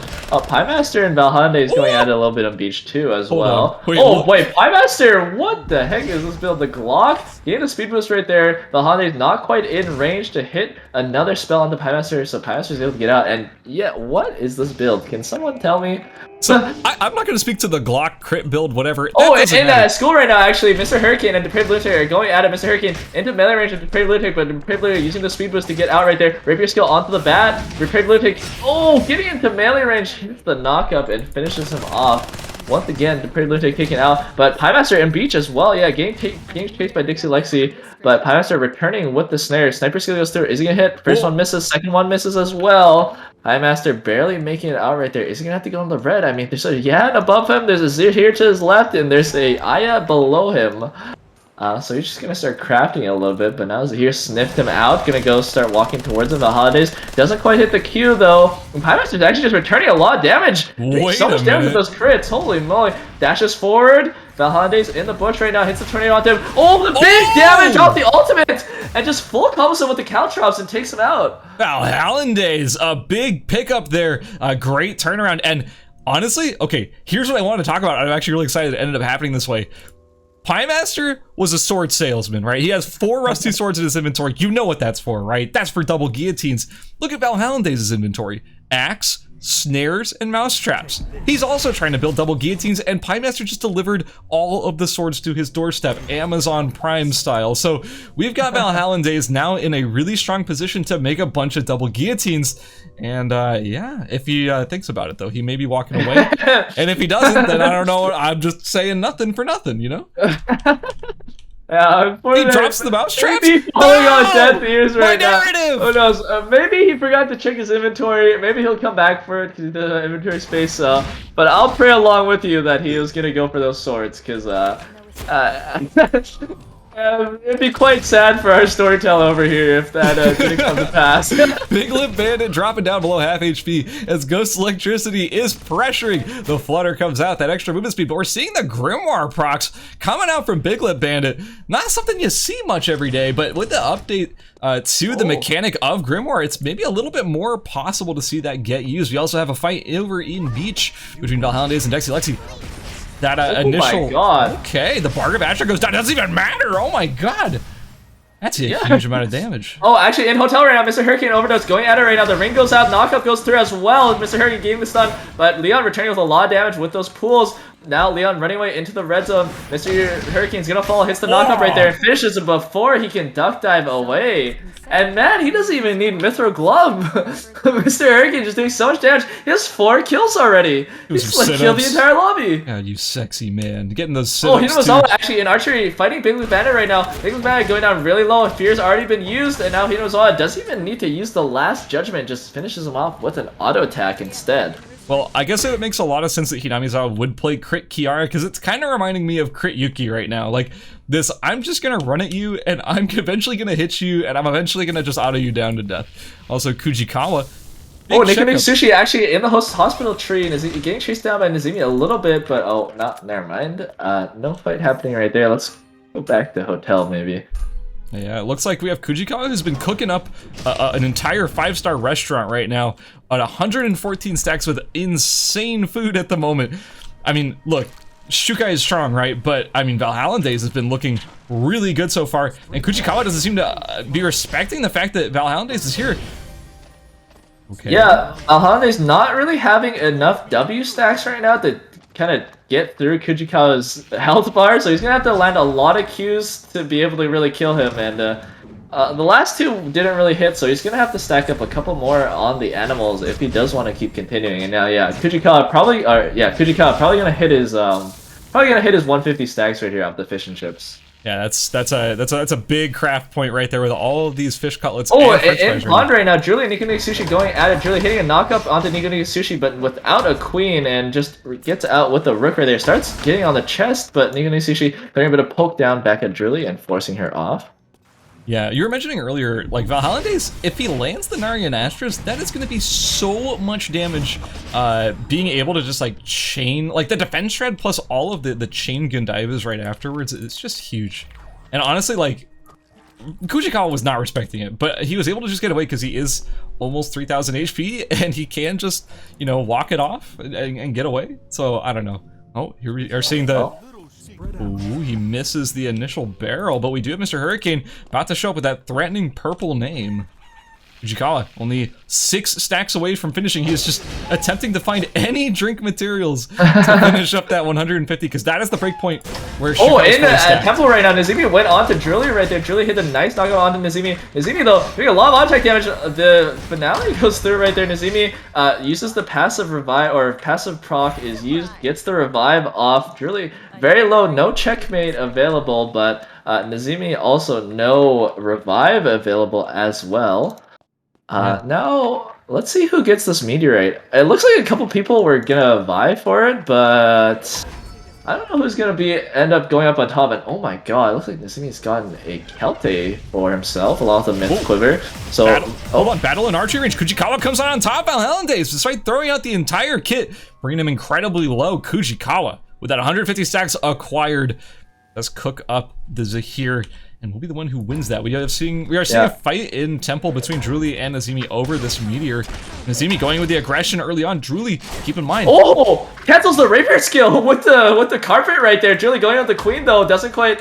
I mean, sorry, the queen times out. So, but Nazimi, a bit of fear in his eyes, decides just to leave. Doesn't want to deal with the Adela. But man, that carpet just was the difference between life and death right there. For real. And honestly, I kind of feel like Nazimi could have maybe stuck that fight with the canceled rapier skill.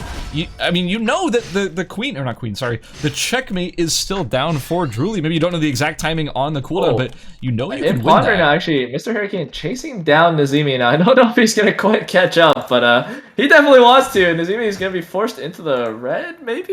Yeah, I think Mr. Hurricane is going to force him into the red right here. Yeah, Nazimi just jumping over the wall. And now Mr. Hurricane Hurricane, I think he might still be psycho chasing Nazemi. We'll see how long this goes on for, because it's not going to be easy to catch up to Jenny, but we'll have to see. Mr. Hurricane just kind of shrugging up all of the damage, and man, is he going to be able to get away? Okay, Nazemi is starting to auto-attack, and you see it. Oh, knockup doesn't hit right there. Oh, never mind, the knockup does hit. Oh, the wall stun doesn't hit either, but Mr. Hurricane just takes out Nazemi before the revive can come through. Mr. Hurricane, just no fear at all, running through absolutely everything, getting chunked out at the start of that fight, but says, you know what? I don't care. I'm going to get right on top of you, and I'm going to beat you down. And that's exactly what he did, taking it with the boxing ring there to lock Jenny in place. That's really well played. Now we have Nico Sushi crafting what looks to be auto arms. No, never mind, it's just sheath crafting. Yeah, it was auto arms. Yeah, sure, why not? Kujikawa, how you doing? I want to mention, I'm surprised at the lack of mithril gloves I'm seeing in this lobby. Like, literally none of our glove users have mithril glove, and it's like night 3, Wicked Line has spawned, which is really surprising to me. I'm definitely not used to it. Here's the thing that actually surprised me even more than that. It's not like they weren't finding mithril. Mr. Hurricane has a mithril quiver. I'm not sure if it was looted off one of his victims or not. Oh, that was off of Nazemi's body. Okay, that makes more sense right now.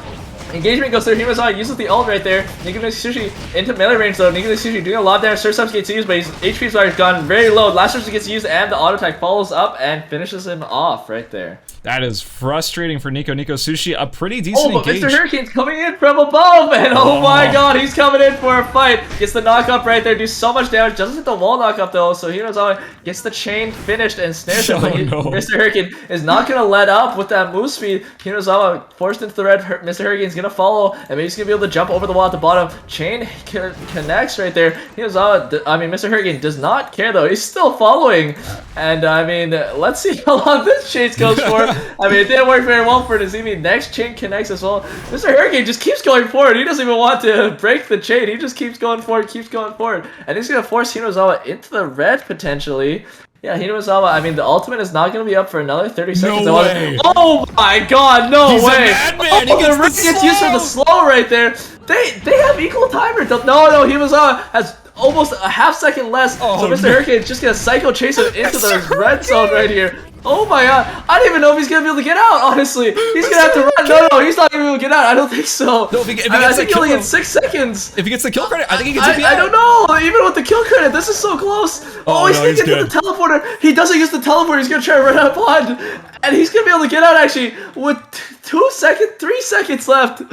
Oh Mr. my Hurricane. god!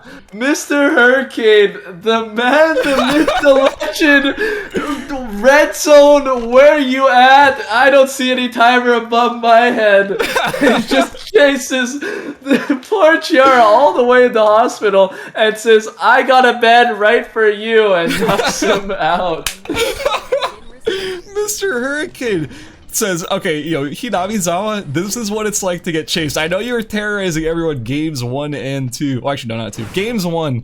But man, that's what a chase looks like. Mr. Hurricane with blood in his vision. Now, Drooly, in rough shape as Mr. Hurricane is now on Nazemi, or sorry, on Drooly. Drooly just getting double teamed.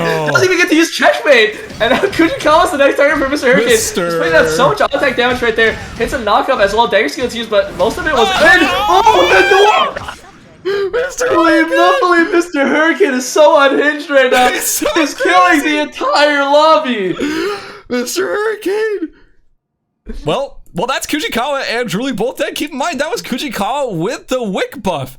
So all this Shukai food, Shukai fish and chips, glacial ice, blood. What? Wait. Oh, the blood was already used? Where did the blood go? The blood was used. Oh, it's a gun buy. I think Drooly got the blood and got the gun buy. So Hurricane now has Hermes auto arms and gun buy on top of the... the divine fist, no mithril glove needed. This is the Chad Yon. Oh no, fishy's here. Fishy, no, you don't want to be here, Fishy. He's getting chased by the shark right now, and now he has a gun bio for that move speed. And oh man, the knockup goes through. Fishy just taking a lot of damage. Oh, that wall stun was so clean as well. Fishy still trying to get away, but his move speed is not the same as Mr. Hurricane. So Mr. Hurricane jumping over the wall right now, finishes him off with a glove skill. And yeah, I don't know about Ghost Electricity. He's doing a little dance. He's feeling himself. Oh yeah, the Ghost Electricity is still technically in this game, but I don't think he knows what's happening on the other side of the map right now. He's just seeing an 8-kill Jan killing literally everybody in Temple and Hospital. Oh my god, Ghost Electricity, you don't know what's about to happen. Yeah, you know, like, I guess the Masters are technically close, but, oh my god, Ghost Electricity keeping into Temple. He's right above him. Oh, he cancels the TP, actually. Okay. Oh, I am on my sight line is like a hawk right now. I want to see where he is TPing to right now. Or did he? Oh, he's just gonna choose to run into Temple instead. Okay, interesting, I guess. I guess that's fair. This is the funniest thing I've ever seen in a tournament match. Like, we had the craziest play of all time by Drooly playing Adela last game, and now we are seeing my favorite game I have ever witnessed ever. Jan right-clicks the lobby. And like, let's not say Jan, like, Mr. Hurricane is playing insanely well. Like, this is not just like, oh, he's playing Jan. Like, he's doing this thing? I can't do this. No, he's like doing like these crazy combo chases where he's perfectly locking them in place at just the right distances. The spacing, the pressure, the fight evaluation is on point. Mr. Hurricane is playing this so incredibly well, but man, it is really funny to watch. It's cracking me up. He didn't even grab all of the food off of Shukai's body. Like, he still has steak in his inventory. Like, he doesn't even care. It's a horror movie. Alright, okay, Ghost Electricity gets spotted. Mr. Hurricane might have to play this engagement a bit smarter. Okay, never mind. Just jumps in right there. Goes in with the ring. Doesn't have to knock up. And Ghost Electricity is actually doing a lot of damage. It gets wall stun against the wall. Mr. Hurricane jumps in now. So much damage, but then it gets the knockup into the glove skill. And man, that was a lot closer than I thought it was going to be, actually. Mr. Hurricane taking out 9 kills, first place. And, I mean, that has to put him pretty up there, I gotta think. I wasn't expecting that at all.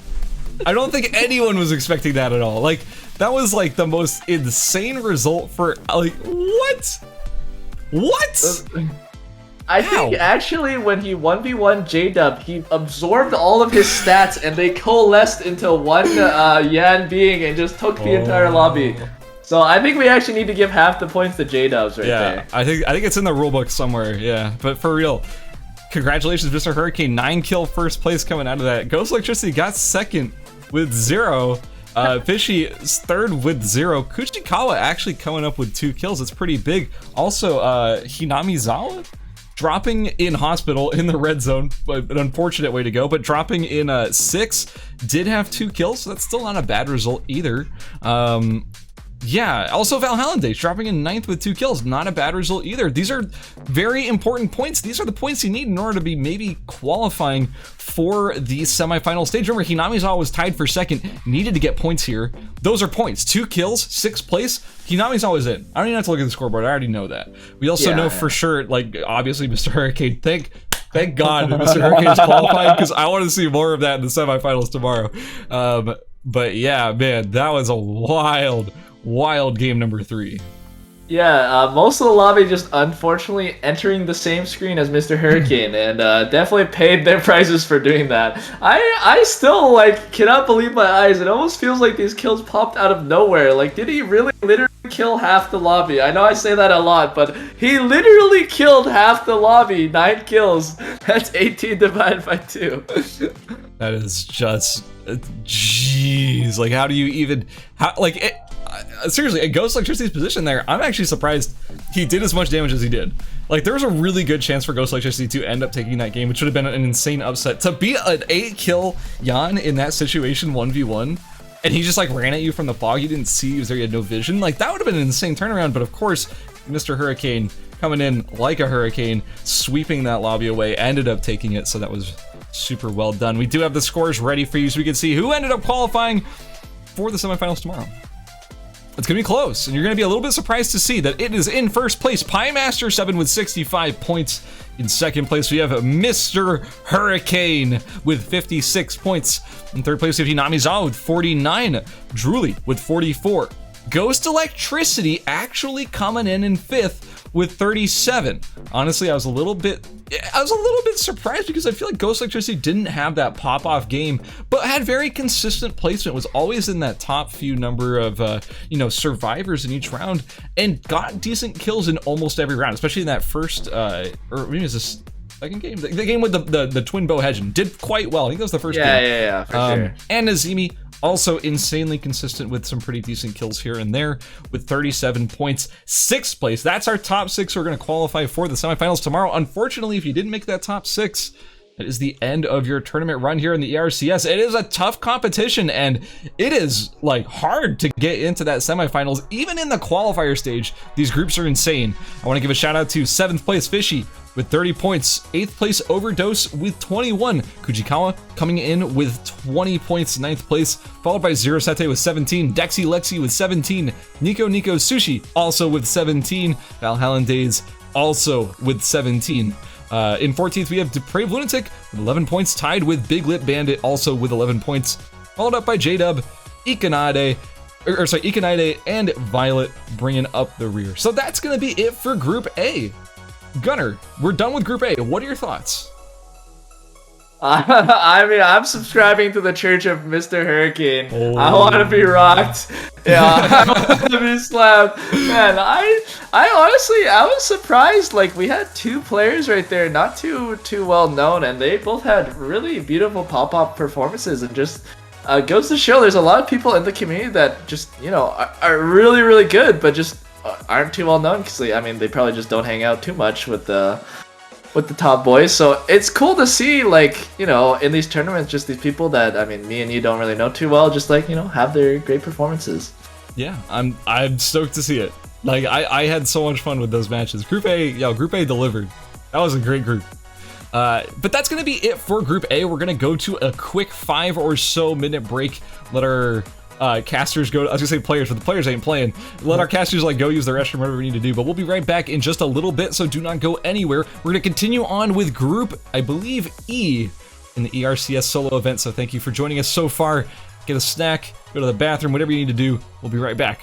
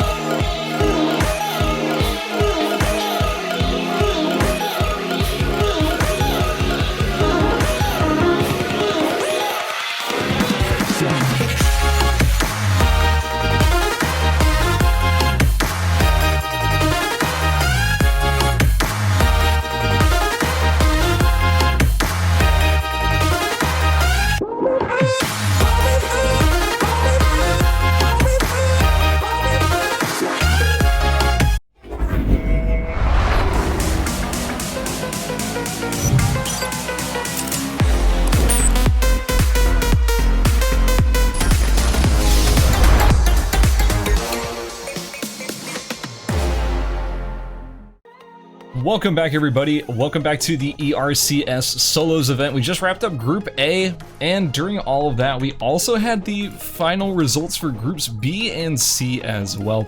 I'm joined once again by my good friend Gunnar. Gunnar, how you doing, man? I am doing great. I'm ready to see some more crazy games. Before we go into Group E, though, which is the next group we're going to be streaming, I want to talk about the people who are going to be participating in that group. Gunnar, have you seen the player list for Group E? Because I'm personally really excited for this group. Yeah, I'm taking a look at it right now, and I mean, I haven't seen a lot of these people compete recently. Like, I don't think I've seen Sleeping Lion, like Superior, people like that play recently, so I'm pretty excited to see it again. Yeah, so we have, I mean, our highlight players for Group E, just going down the list, we have Gobu, Nine Cash, Sleeping Lion, Dark Genex, Anot, Superior One, Chuwu, True Rapier, Throwaway, Kiaustic, Saniel, Mirrors GG, Nore, and Terrorin, Bladed Cat, Rectile, Twitch, Grinko, and Cloverfield. So basically, we have a pretty solid mixture of players from all walks of the Eternal Return area, and I think the thing I'm most excited to see here is that we have Anot fresh off of winning your tournament, actually. Yeah. Which was our last major solos tournament that we had in, or the last like big scale. Yeah. I'm pretty sure the last big scale solos tournament within the last few months or so. Mm-hmm. And that was a huge win. So I'm expecting to see some pretty big stuff out of Anot. Yeah, just like the Killsteal King. I mean, Sacella and Eva both got nerfed a little bit, but I'm pretty sure Sacella is probably still the best character in the game, I want to say, lightly, so I don't think he's going to have any trouble, really, with the character itself. Yeah, I haven't seen pretty much anything about Sacella since the patch dropped. I haven't been playing the character, and I haven't really seen a lot of people complaining, so I'm not sure really where her power is at the moment. But either way, I'm excited to see what Anot ends up bringing out here. I'm expecting to see Eva, at the very least, because I don't think much changed for her in the last patch. But also we have Gobu, who's a complete wild card of a player, plays a huge variety of stuff, and all at a high level. So I'm expecting to see some pretty good stuff out of Gobu as well. And Nine Cash, what were you gonna say? Which account is Gobu on, actually? Anea. Oh, okay. I was wondering, I'm like, where's this Gobu character? I'm talking about Gobu, and you're like, I don't see no Gobu on there. Yeah, Anea's Gobu, that's Gobu.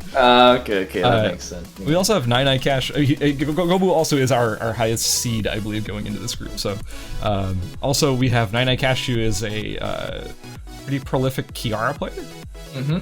Kiara's really good right now. Yeah, he's the crit Kiara player, right? He plays like the Durandal Jolly Roger version of the build? I believe so, yeah. So, I mean, crit Kiara is hot right now, so I wouldn't be surprised if Nine was able to pop off.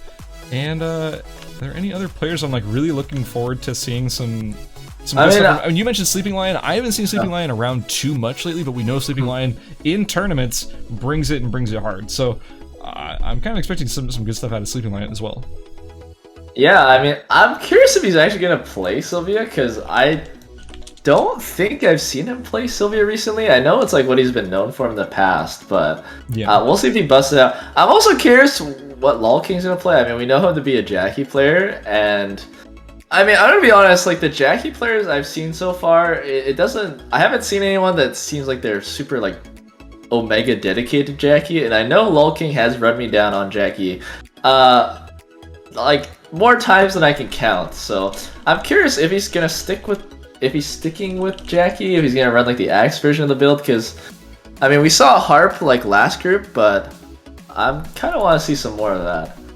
Yeah, for sure. And also, I just want to quickly point out before we get into this final group, I do have the scores for groups B and C. I'm not going to go too deep into them, but I'm going to tell you who qualified so you know who ended up making it out. In Group C, the qualified players in order were X Devon, Lilypetal, ECUN, Coping, Kyokyo, and Osaskal.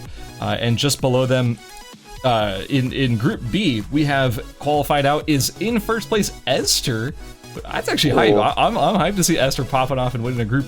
Esther, Trick69, Striker, Danny Manny, 3Shine7, and the Sushi Bill. So that is going to be who makes it out of groups C and B. Whoa. Some upsets in there, man. Some pretty significant upsets.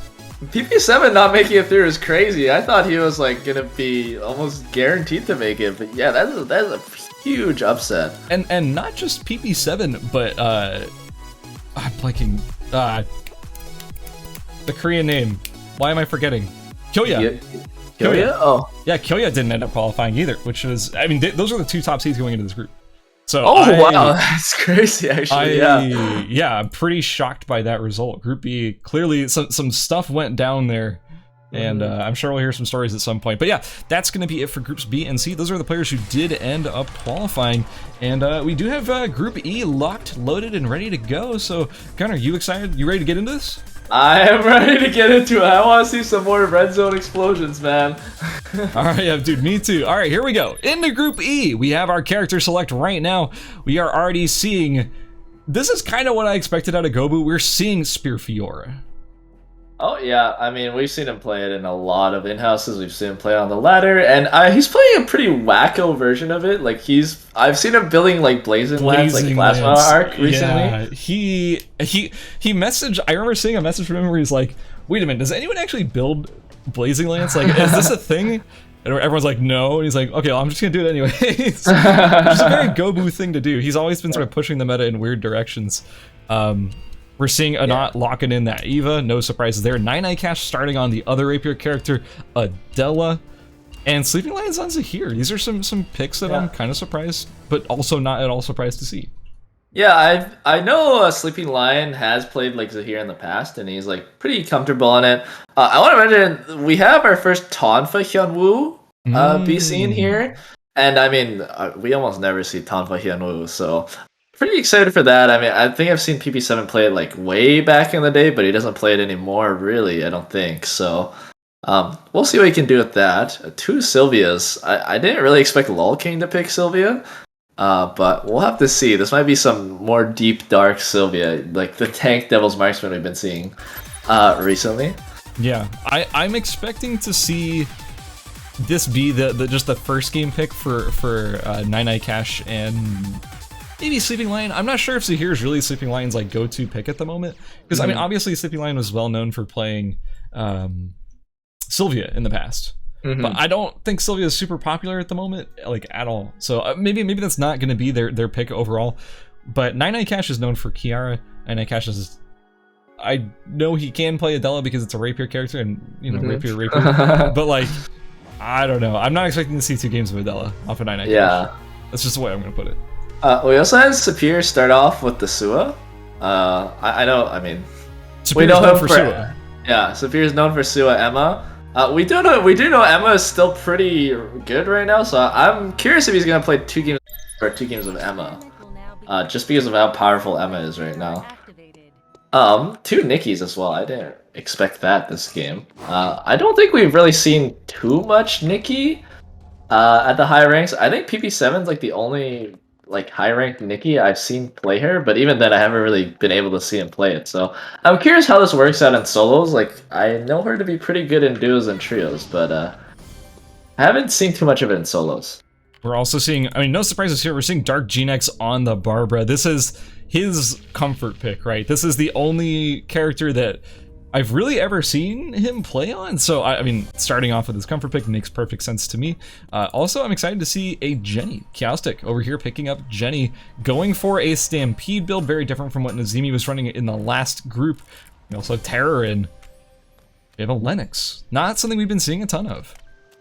Yeah, I mean, like every so often we see a Lennox in tournament, but like I've never really seen a Lennox be able to pop off yet, so I'd like to be able to see in one of these games where the Lennox to really just take the lobby. Also, yeah, the Jenny Stampede build. This is kind of what I expected Nazimi to run last game. I'm curious why he didn't. I don't know. Oh, he's going to Grief Gobo right now, but yeah, just gives him a nice little love tap. And Gobo's actually be forced out of Beach, which is pretty bad for him, I think. Yeah, Kelsey's just gonna keep chasing him. Yeah, this is not ideal, especially since, I mean, Beach is Beach is a hard zone to try and hide in. It's a very open area with not a whole lot of cover to run behind, and as a result, if you're trying to loot Beach and someone else is gatekeeping it, it's kind of rough for you. You also do have Terrorin with the Gleipnir and the finished Tachyons and White Crane Fan. Gobu, with very little done at the moment, will have a lot of trouble getting pretty much anything, but Terrorin decides to not actually gatekeep too hard. Interesting. And it is going to be an Amp Tonfa Hyunwoo. I'm excited to see this. Yeah, there's kind of a little bit of scuffles going on around the map. I mean, Anat got hit a little bit in Avenue. I think Nine also got wall stunned by the Hyunwoo in Hotel, but not too much right now. But if you look at the map, like the loot zones, oh, actually, the Sniper Eye in Beach right now going onto the Tonfa Hyunwoo. They're now a little bit of poke, but not quite killing them. Yeah, there's just a lot of people. Oh, and Pond right now, Sleeping Lion actually going in onto Norre right now.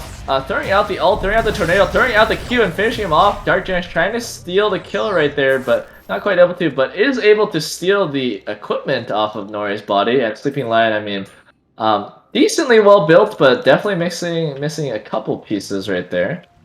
Yeah, that's an unfortunate result for Norre. I feel bad because, I mean, look, you had a pretty decent number of items finished already, but when you run into Sleeping Lion, who already has Ruthenia Marble, you know, finished Straitjackets, Uchiwa, and the, I'm blanking on the name on it, the Tindalos band, that is like a huge power spike. Oh, and there's a fight going on for the Meteorite actually right now, and Ali, Nine Catch Caustic throwing, exchanging blows right now. Nine Catch actually doing a lot of damage, just playing Crit Kiara, just doing that auto attack damage. Caustic doesn't have the actual res enabled right now, or there you go. I think he has it now. Throws out the full combo right there. Oh, actually charms him right there. And now Nine Cash still going strong with the auto attacks, just bringing that health bar lower and lower. There we go. The res goes through. Caustic gets the speed zone. Now Nine knows where he is. Uses the dash forward right there, but Nine is going to follow. Carpet comes through, but oh, the knockback doesn't. Checkmate gets used. Caustic trying to dodge the pawns right now, but Nine just says, I'm gonna auto attack you. There we go. Pawn goes through, auto attack goes through, and he's finished off. You can't dodge auto attacks, unfortunately. Those auto attacks coming out of the Adela are just so potent. Can't really do anything about it. Looks like it's Bladed Cat that picked up a kill onto Cloverfield during all of that engagement. It's an... Well, I haven't seen this build in a long time, but also with the Asura, our brand new Amp dual swords. Oh, in Temple, actually, there's a fight going on between the Nikki and the Jackie. Nikki getting a nice parry, hitting the stun on the throwaway. Now trying to get away with that speed zone. Chu trying to follow up a little bit, but doesn't have enough rage to use her ultimate. Throwaway still gonna keep running. Oh, gonna go above. Now Chu is gonna follow, charges up the punch right there, follows over the wall, but the next speed zone is gonna mean that he's gonna get away. Oh, but he starts looting boxes. But so does Chuo, so that engagement is done right. Oh, maybe not. Throwaway and Chuo might be going for round 2. Chuo goes in right there. It's the punch right there. It has nice almost a juke. full rage bar. Yeah, Throwaway jukes over the wall, but Chuo still doesn't have enough rage to ult Throwaway. Might get off the chicken, but decides not to. Speed zones once again in Throwaway's advantage. I don't think this chase is gonna quite go through. Okay, so over in Hotel during that, it looks like Sainel picks up the kill onto Mirror's Gigi. That's hard to deal with, especially since you weren't able to get the Tree of Life off of that Sniper Eye, but now we have Sainel with the finished Grenade of Antioch ready to be swapped in for any major fight, and Superior's not far away. We also had a bunch of people kind of contesting each other over in Alley, and none of that really kind of amounted to anything, and now Terran and Chu maybe finding each other. Shulko actually catching Nine on the teleporter in Alley, but it looks like it's Nine who's turning it with a ton of damage. That Meteor Claymore dealing just so much damage, and here comes the checkmate. Shulko can't really do anything. Nine with full HP cleans it up and wins that fight. Yeah, I mean, once again, that crit, Meteor Claymore Adela, those guaranteed crits just chunking so much. It almost looks like the people fighting against him are just like confused when it comes out. They're like, I'm not used to Adela doing this to me on the current patch. I dodged the queen. Why are you still doing damage? Like, it's pretty frustrating. Sleeping Lion, chasing Rectile. Spread out. Yeah, just a little bit of chase, but quite hard for Azahir to catch up to that Nikki. There's a surprising amount of people in Avenue right now. Looks like Teruran was able to get a Scotty for himself at some point. I think I forget who got which tree, honestly, this game. I wasn't really paying attention, but he must have gotten one of them. Yeah, it's been pretty chaotic this whole time. It's kind of hard to keep track of who ended up getting which tree. Yeah, Yeah, I have a lot of people that are really worth paying attention to right here. People are just sort of fighting each other constantly. This has been a very action-packed group. Not chasing out Throwaway over Alpha gets the... No, does not get the Mithril. Looks like Throwaway did end up getting it. Now we have Rectile fighting Terran. The parry goes the opposite direction, whereas Terran thought it was going to go right towards his face, so he backed up. Now Rectile just trying to get away. Chased into Alley, which will be closing in about a minute and a half. Beep beep quiz time. How many guillotines does Dark Genix have in his inventory? Shoot. Let me guess. He's on 8. What's he at? Close. He has 7 total guillotines. Or sorry. Come on.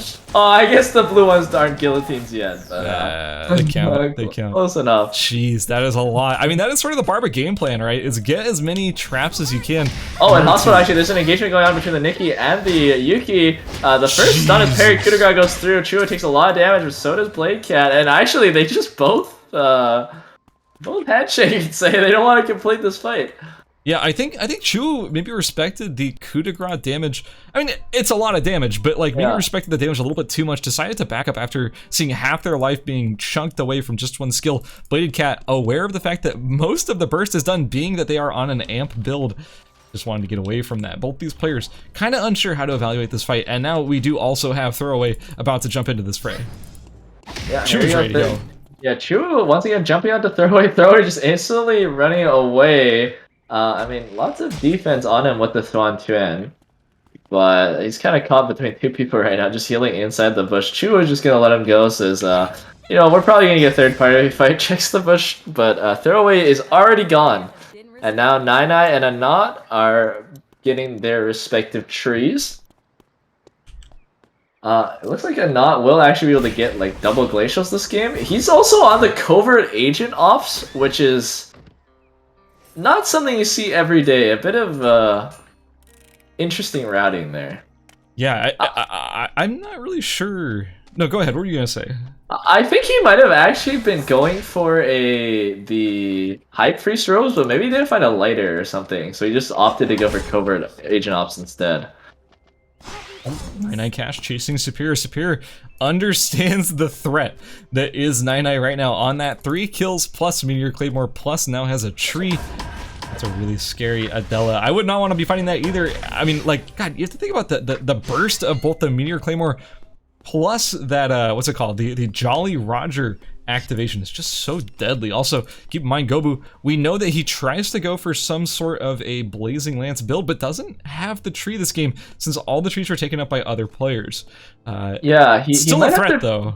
Yeah, he might have to transition into a Dragon Guangdao. I think that's what he's going for based on his inventory. Like, he has the Iron Sheet, he has the Steel, he has the Hatchet. So I think all he needs now is a short spear to transition to that. Because at this point, I don't really think there's a... I don't think there's a little bit of a chance you could get a Tree of Life, but almost none. It's a pretty decent chance, though, because, I mean, Omega's about to spawn in Uptown. He's the only person who has console in the zone. He's getting the bears right now. Yeah. He could get a tree off the bears. He could get a tree off of Omega. This might be huge for him, but I'm seeing Sleeping Lion and Terran sort of trending in that direction. There could be some contests here. I don't think he's going to get it for free necessarily, but he could still get it for sure. Like, it's not off the table completely. Oh, let's see what's going on. It looks like there was quite a few people in dock, but they all just ran away from each other. I actually saw Bladed Cat and Throwaway loot the same boxes in dock and then just handshake and just walk away from each other. Which was interesting. But yeah, like you were saying, that Omega is going to be spawning soon, but Sleeping Lion is really well prepared for it. It looks like he's just going to pull it over the wall, most likely. Yeah, he has 2 cameras kind of set up, and Gobu looks like he's actually just going to TP out, yeah. Yeah, going into Forest, I think he might just be opting to go for the Dragon Guangdao. He saw the radar scan go through on Sleeping Lion, probably, and then kept going. But anyway, Sleeping Lion's going to be able to get the force core for himself. Honestly, I'm really shocked by that. I'm not saying that Gobu made a mistake there at all. Clearly, he had a game plan and he's sticking to it. But for Sleeping Lion's sake, he gets that for free. That's pretty significant. And I mean, Omega not being contested in a lobby of this caliber seems like a bit of a shock to me. Yeah, we have seen recently, though, like, a lot of people kind of just give up Omega because they don't really want the force core off of it. Or it's, like, too annoying to contest for it. Because, I mean, at this point in the game, since all of the mobs are such high level, like, there's a good chance you just get a force core off of that, or just, like, off of legendary boxes. Yeah, in force right now. I think Superior's actually gonna walk up to Gobu, maybe. Yeah, it goes for the books, but nothing quite happens right there. Yeah, like we were saying, like I was saying, Gobu just went for the Dragon Guangdu, or Guangdao. Sorry, I should stop saying Guangdu. Guangdao said, oh, in uptown right now, Nine actually onto throwaway, has the queen prep, hits the queen onto throwaway, goes the rook down to keep chasing.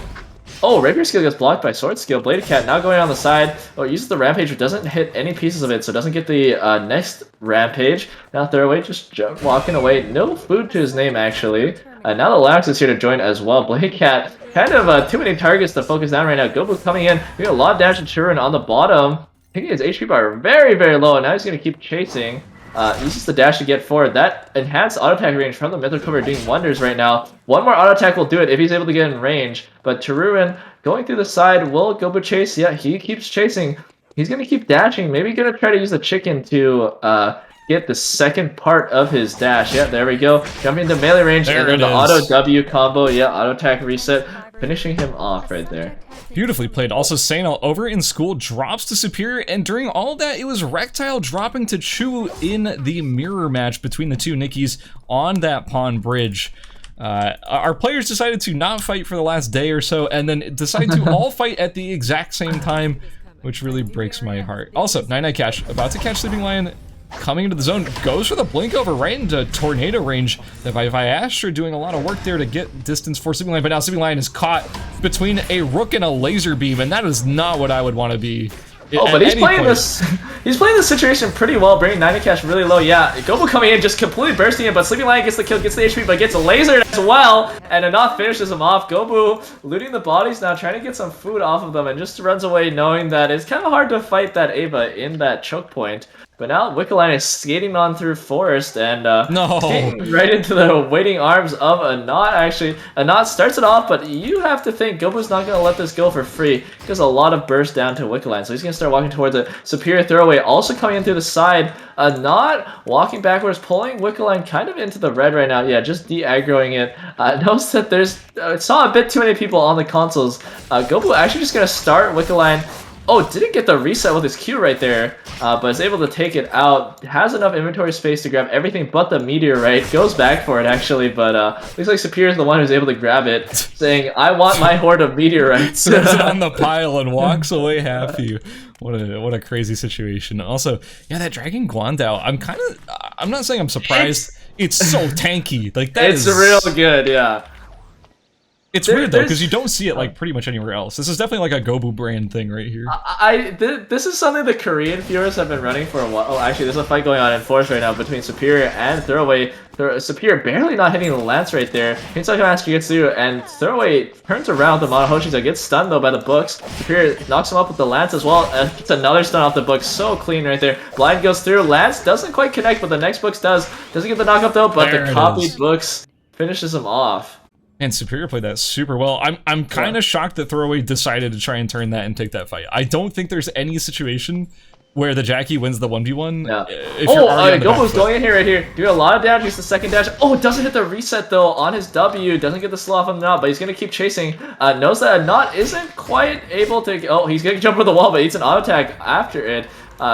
Gobu going through the slow field, eating the light trad right there, and Not still running away. Gobu a bit too slow with the Dragon Guangdao to follow, but what was I saying? I think that if Gobu lands the Q there, gets the slow and the reset, yeah, he definitely kills. He kills like 100%. I think that was just a very slight misplay there that ended up being a Not's successful. Yeah, I think once Gobu's able to get his tappers, he might actually be able to start cleaning up this lobby a bit, because this is kind of when Spear Fury is at her strongest. It's at like the late game when your mastery is up.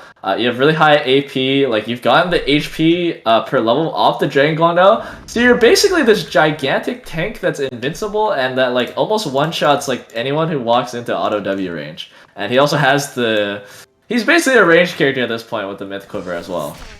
But actually Superior might give him a run for his money. Keep in mind that blind is very potent. Being able to double blind your opponent, it's going to be pretty significant, but then again, keep in mind also that Gobu still has that wick buff, and that's a huge as well. Yeah. So, yeah, I don't know. Gobu's looking really good right now. Yeah, Chuwu and Bladed Cat, I think, Bladed Cat's just trying to run away from Chuwu in Factory right now. Maybe trying to bait him a little bit. Neither player too confident they're gonna guaranteed win the engagement. I mean, they're on pretty even terms right now, I want to say. But here we go. Chu is gonna go in, starts charging up the punch, hits it right there. Doesn't use the parry quite yet. There we go. Parries the rampage. Oh no! Not gets used backwards. And now, oh, Bladed Cat uses the second rampage to dash out, but doesn't have enough time to run through cemetery. Oh, maybe he does. Yeah, he's actually gonna run into chapel. Maybe Chu follows, but that's all of Bladed Cat's timer gone. Yeah, 2 seconds left. Not too much, you might say, and that'll be that.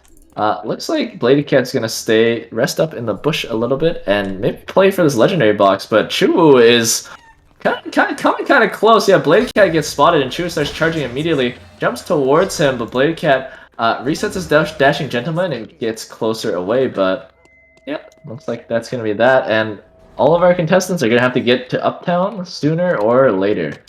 Looks like it's going to be a gold box going to Anat. It was Boots of Hermes, which unfortunately Anat already had, so that's completely useless. And Chu picks up some... Okay, that's not bad. A Queen of Hearts to upgrade your High Priest robes. That's essentially this right baby. there. No complaints on Chu's end. Oh, enforced, yeah. Here we go. Gobu going in, hits the W right there, but isn't quite in range. Oh, Bladed Cat goes in! Back in with the Rampage, but takes so much damage because of it.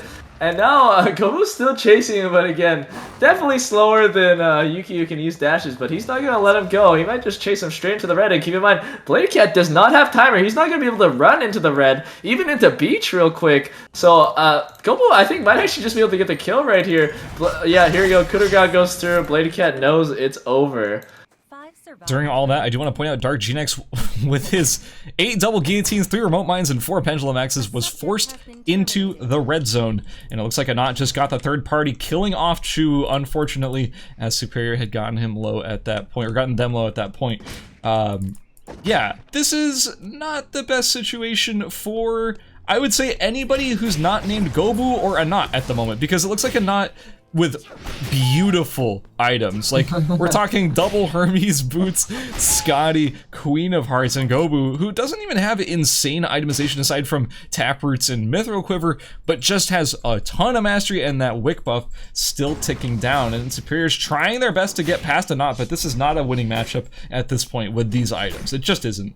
Yeah, it looks like Superior's not even being able to play the game right now. Yeah, not dashing over the wall, throwing a light triad. Superior finally able to get past him with a copied lance. And now is finally home free, home safe. Looks like Dark Genex gonna want to start placing his double guillotine soon, because both Anat and Gobu are gonna be able to start clearing them once they go down. Yeah, here we go. Pendulum axes start going down. But Gobu doesn't care. He's gonna start doing damage to Dark Genex, but Dark Genex using the laser as well. It's really close right now. Ooh, Anat tries to snipe out Dark Genex with the laser, but not quite enough. Gobu is still in range of Anat right now. Eats a light trad and immediately regrets his decision. Yeah, not dashing forward. That 45% CDR doing so much right there. Not BF Eruption taking out almost all of Gobu's health right there. Gobu on 700 might have to run into the red or run into Dark Genex. Dark Genex sees him, sees a potential kill right here, runs forward. Oh, Gobu's so low right now, but he has 50 seconds to work with now that the zone is close to a single zone. Gobu gonna rest out, but he's gonna have to fight really hard, and there's double guillotines in his way. Now, Superior and Anat both grabbing a zone for themselves. Anat hunkering himself back in the top. Superior in the bottom. Dark Genex might actually just be zoning out Gobu right now, outside of the red, recognizing that it might be kind of hard to get in. Yeah, Gobu eating 2 guillotines right there. And Dark Genex goes in, gets knocked against the wall a little bit. Doesn't have ultimate, it looks like. Yeah, he did have ultimate to actually take that fight with, so he just got cut down. And all of those traps are now Gobu's, but he only has 20 seconds to work with. He's going to have to pick his zone. Which one he's going to go for? He's going to go for the top zone. Yeah, starts placing down remote mines, but that is a not zone, and he regrets his decision immediately. But the bottom one is Superior zone, and he doesn't have time. He has to kill him in 10 seconds, and those blinds last for 2.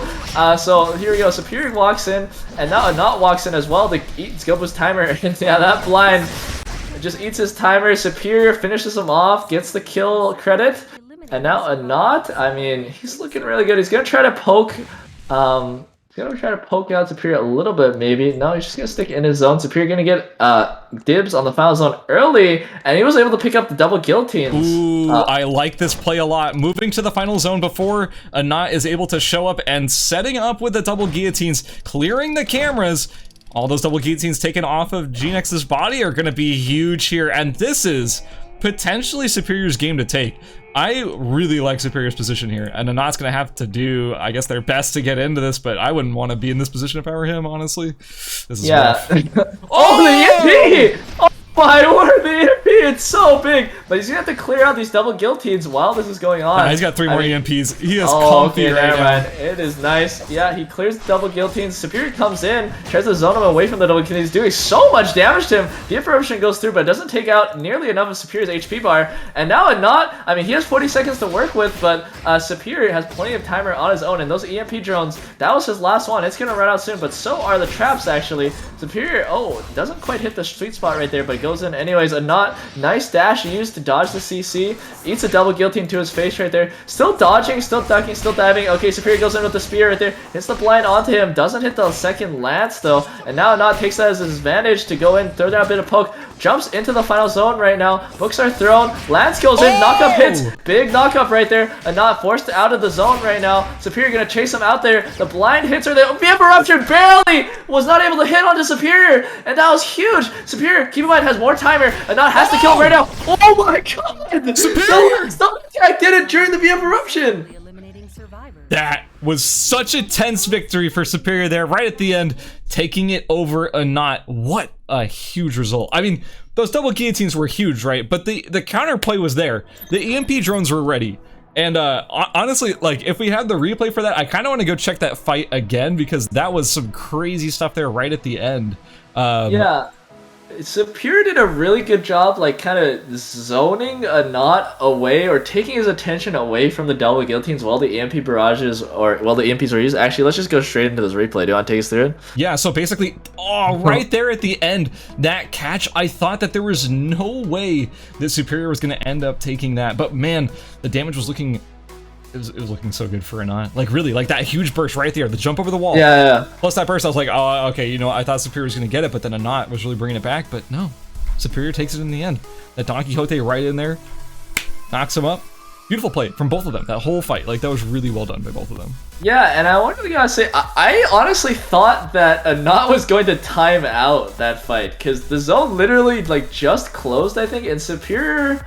I don't know how much extra time he had over Anat, but he definitely had like a couple seconds over him. So I was a bit scared that Superior was just going to use the Don Quixote like away, but then Anat comes in with the burst, but then Superior returns with just like that last like smack auto tag, just like barely taking him out. Like, if Anat was able to hit the previous laser that he like just barely missed, I think it would have actually went Anat's way.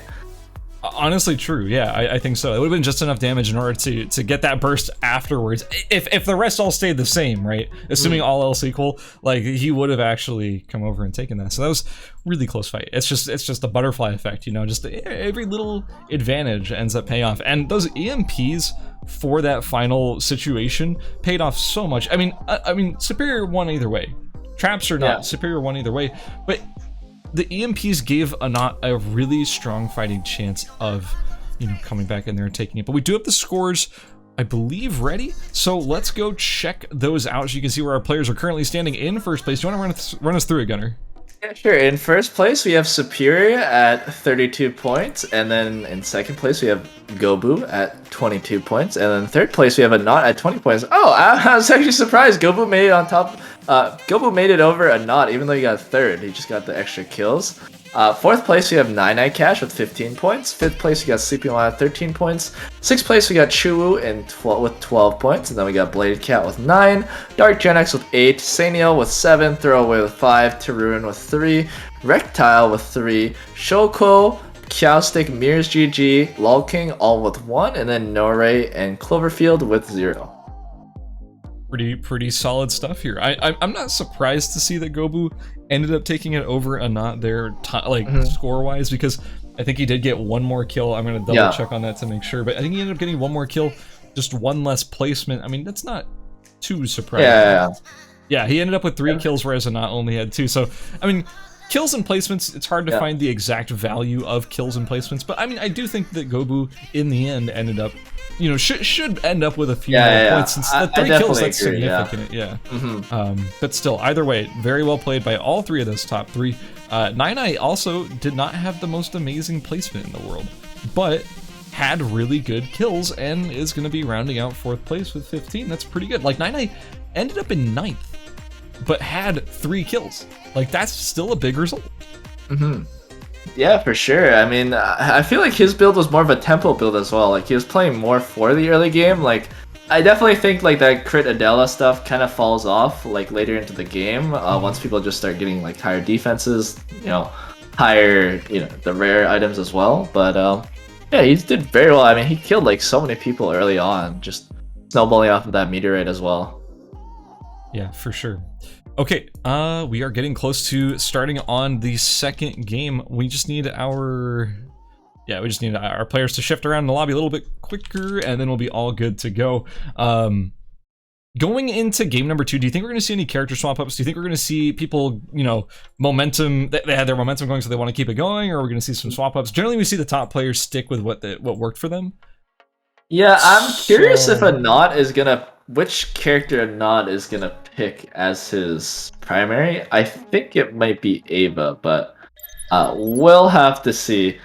Yeah, I don't really know about the rest of the lobby. Okay, Gubu's sticking, Anod is sticking, Nine on his TR now, so I would definitely expect to see Nine do a lot better this game, even though he did pretty well last game as well. Oh, a Sleeping Lion is hovering that Barbara right there. Interesting. Not really what I was expecting.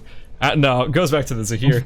Curiously enough, we are seeing Terran switching from the Lennox over to a Bernice. Our first Bernice we're seeing so far on these streamed games. Where's Dark Genix? It's gotta be in here somewhere. Why am I not able to see it? Oh, there it is, down there in the bottom left on ISO. Oh, I mean, he was looking kind of like ISO last game, so I guess that makes sense. Bladed Cat's actually on dual swords Jackie. Whereas our other 2 Jackies are on Axe now, so I'm curious to see what's going on with this dual sword routing, because I mean, he's stuck with the amp dual swords last game on Yuki, which is really just not something we see a whole lot of anymore. Yeah, I'm curious if we're gonna see amp dual swords Jackie here as well. Yeah, I feel like that's definitely a thing that works better on Yuki, but I could definitely see him running the same route. I mean, Chainsaw Massacre does quite a bit of damage if you charge it up, so yeah, I can see it working. I feel like just Asura's routing is just so fast that it allows for a lot of different builds, and maybe you can just grieve someone early with it if you get lucky enough. Yeah, potentially. But we're into this game, so let's see how it plays out. We do have, I believe, different Nikki's this time. Nore switching from Sylvia on over to Nikki. We didn't get to see a whole lot of Nore in the last game. Nore got killed off incredibly early over in Pond, as we did have that unfortunate 2v1 situation between, you know, caught between Dark Genix and Sleeping Lion. We also have Chu sticking with the Nikki, deciding that this is the play to make. And also we're seeing Sanal still on William. We haven't seen a whole lot of William in any of these groups. They've been like one here and there, but they haven't been doing much, and I want to see a really big pop-off William game. Yeah, for sure. Like, especially since, like, I mean, I know this might be like a bit controversial, but there is that one Korean William that it has been like sitting at like top 3, I think, or has even gotten like first ranked in Korea for like a while. So we definitely know it's possible to do really well with William, but it just seems like we just haven't seen like kind of that pop off yet on him. Yeah, absolutely. Looks like a knot and Nine Cash. I think that is just harassing just to harass. There's nothing really gonna be, you know, done here. Oh, this feels so bad when someone is looting ahead of you in Pond right there. Like, oh, they just get to take all their items and then they go into Avenue as well and take all of your items. Yeah, that is definitely pretty rough. What's Superior up to? Superior's still on the Sua. It worked before, it'll work again, I'm sure. Sleeping Lion sticking to that Zahir. Also Cloverfield. We also didn't see a lot of Cloverfield in the last game, but is that Axe Jackie, which I'm excited to see. Kiaustic getting chased out by Throwaway here. Kiaustic kind of had a rough game against this Nine last game, but now it's going to be Throwaway putting Kiaustic back into spectator mode. Unfortunate, but Throwaway. That's a very big momentum start there with the Polaris over here in Beach. Not something you see a whole lot of these days. Yeah, and this is actually one of the builds I thought was gonna come out from the Sniper Eyes, actually. Like, I or where's the one I wanted to see? Sorry, not the one I thought they were gonna play. Just because like you can grief Beach so well with this build. You finish like a Polaris, Rocker's Jacket, Fire Helmet, you get like the Plasma Arc, and you get the shoes as well, like done so quickly. You can literally just kill anyone who walks the beach. Like anyone who walks the beach you can kill. And he's going on another target right now, another Jenny, but this time the Jenny's going to be able to make it to the speed zone in Forest and just be able to run away. But Throwaway's going to follow up, yeah, just a little bit of pew damage. And yeah, it looks like he's probably going to fight for Forestry, or sorry, for Hotel Tree as well, just just setting up for it. Getting a oh, he actually got a leather off of that bat. That's pretty huge. And now he's gonna be able to build the Plasma Arc. The Sniper Aya. Yeah, that is not something that happens every day. That is definitely pretty significant.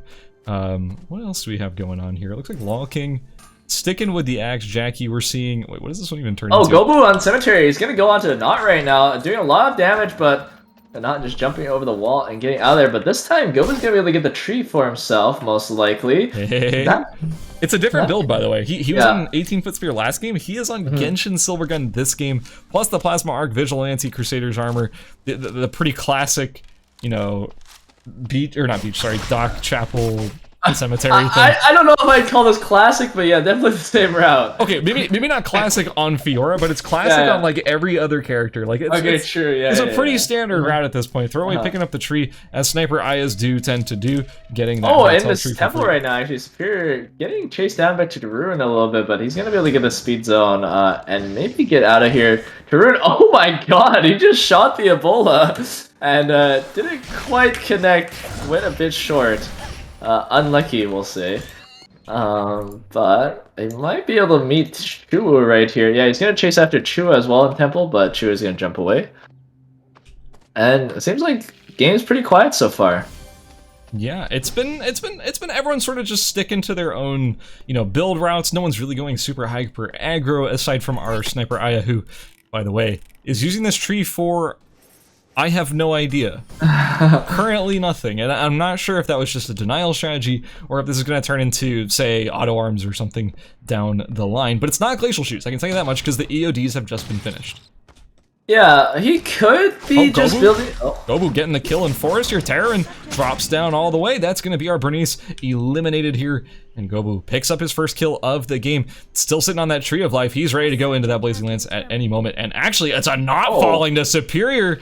I've seen this one before. Superior. Oh, in archery right now, there's a lot of people meeting. It looks like Norei in between Dark Gen X and Throwaway, but yeah, just the real story over here is Nine Cash and Law King beefing between school and archery range. Nine Cash is starting to turn it. The damage is there. We're going to see the judgment here as it comes down, and Nine Cash ends up with the kill, beating out Law King. And now Dark Gen X gets the teleport out as Chu is in the area, and Throwaway also looking to be in this fight as well. Yeah, Throwaway just getting to TP out. I was surprised Law King went for that fight, considering he wasn't done his harp yet. Oh, which was interesting. I'm not sure how that fight started. Oh, it looks like Samuel meeting Nine Cash in Hotel a little... Oh, never mind. They both ran away from each other. So Samuel's rout's been pretty consistent. Both games he's managed to get the Antioch online. So, I mean, I don't think Samuel's in a weak position right now. He's going in, he's going in with the didn't unlucky. Quite have the ball in the right position to hop over. It looks like it popped over the wall, so he wasn't able to follow it up. In Factory, actually, Alpha and Meteor both spawned in Factory, so he got the spicy spawn. Throwaway was able to get the Meteorite, so that's a 4-score for himself already. We'll have to see if he goes for the 4-score or what he actually goes for. Superior starts Alpha, actually, and Throwaway is just going to come back. Superior, used his full combo already, loots Alpha, but he doesn't have a Lance right now. He's eating so much damage. Steady Shot goes through. Okay, there you go. Superior has the Lance up and gets shot a little bit. Throwaway uses the sniper skill now. Let's see if it hits. First shot connects. Second shot also connects, so he's really low, but no one else is in the area to try to collect this kill. Keep in mind, Superior was able to get the Mithril off of Alpha's body, so... Things are heating up over here in archery too. Norei, Sanal, and Gobu all in the area. Norei and Sanal about to hit each other, and Gobu's getting console to try and play the third party as well as possible. Sanal actually may not be aware that Norei's right here. There goes the initiate. Sanal in a bad position, stuck between Gobu and Norei, and someone's TPing in. Coming through too. Oh, Saniel does not hit the stun. Gobu gets the first kill onto Saniel. Superior TP's in, just starts looting, throws down some books, and everyone kind of scrambles away. Yeah, that was an unfortunate position for Saniel. I think they weren't quite aware that Nore was still there, thinking that they had left entirely, but didn't fully check the bush. And that is an unfortunate result. But that is a big kill for Gobu. Gobu picking up that momentum up to 2 kills already, has the Blazing Lance. You're kind of happy to be in that position. Oh my god, his mana bar just disappeared, killing 2 wolves. That's pretty standard stuff, You love to see it. Gotta have all that purified water. And yeah, I want to check up on our Jackies now. Yeah, our Dual Sword Jackie is running Divine Dual Swords Butler's Plasma Arc. So it's like an auto attack non-crit based Jackie, which is... I've definitely not seen it before. Cloverfield being our other Harp Jacket. Oh, actually, never mind. In force right now, Nine's gone onto Rectile and already has the Last Judgment prepped. Yeah, just takes him out just like that. Crit Chiara things. Yeah, who expected Crit Chiara to be good? I didn't. I couldn't have seen this one going. No chance. Just run the same build that you ran on Adela. It's the same thing. It's literally the same build, actually. Yeah, I think he literally just copy pasted the build. But he does have a Revenge of Goijin instead of the Jolly Roger, so maybe he wasn't able to pick up all the pieces he needed for that Jolly Roger. I want to say that actually when he was on Adela, he started on a Goijin and transitioned to Jolly Roger, but I could just be spitting false facts here. That could just be wrong. And yeah, he's about to get the auto arms online. Oh, actually, in Chapel right now, oh, never mind. Sleeping Lion put a bit of damage onto Chu. Nothing too big happened right there, though. In Uptown, maybe Throwaway's gonna go into Shugo. No, doesn't look like they saw each other.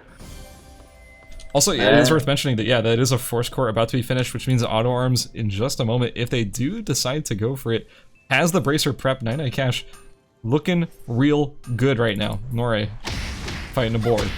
It's not combat like I thought it was. Never mind. I don't actually know if he's gonna build the auto. Oh, is he gonna? I'm not sure.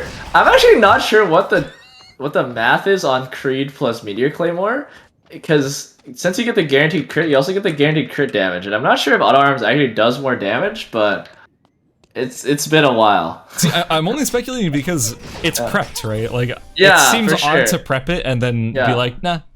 Yeah, what else would you use the Bracer for? You're right, like... You're just really banking on a Sword Stopper clutch later on, who knows? Like, it seems odd to me. It looks like, is he building it? He built a true Samadhi Fire. Slash prediction, what? Blazing Dress? He's got the scissors. Yeah, this is a Blazing Dress. I think he actually is gonna build Blazing... You know what? I don't know anything. Chu and Shulko?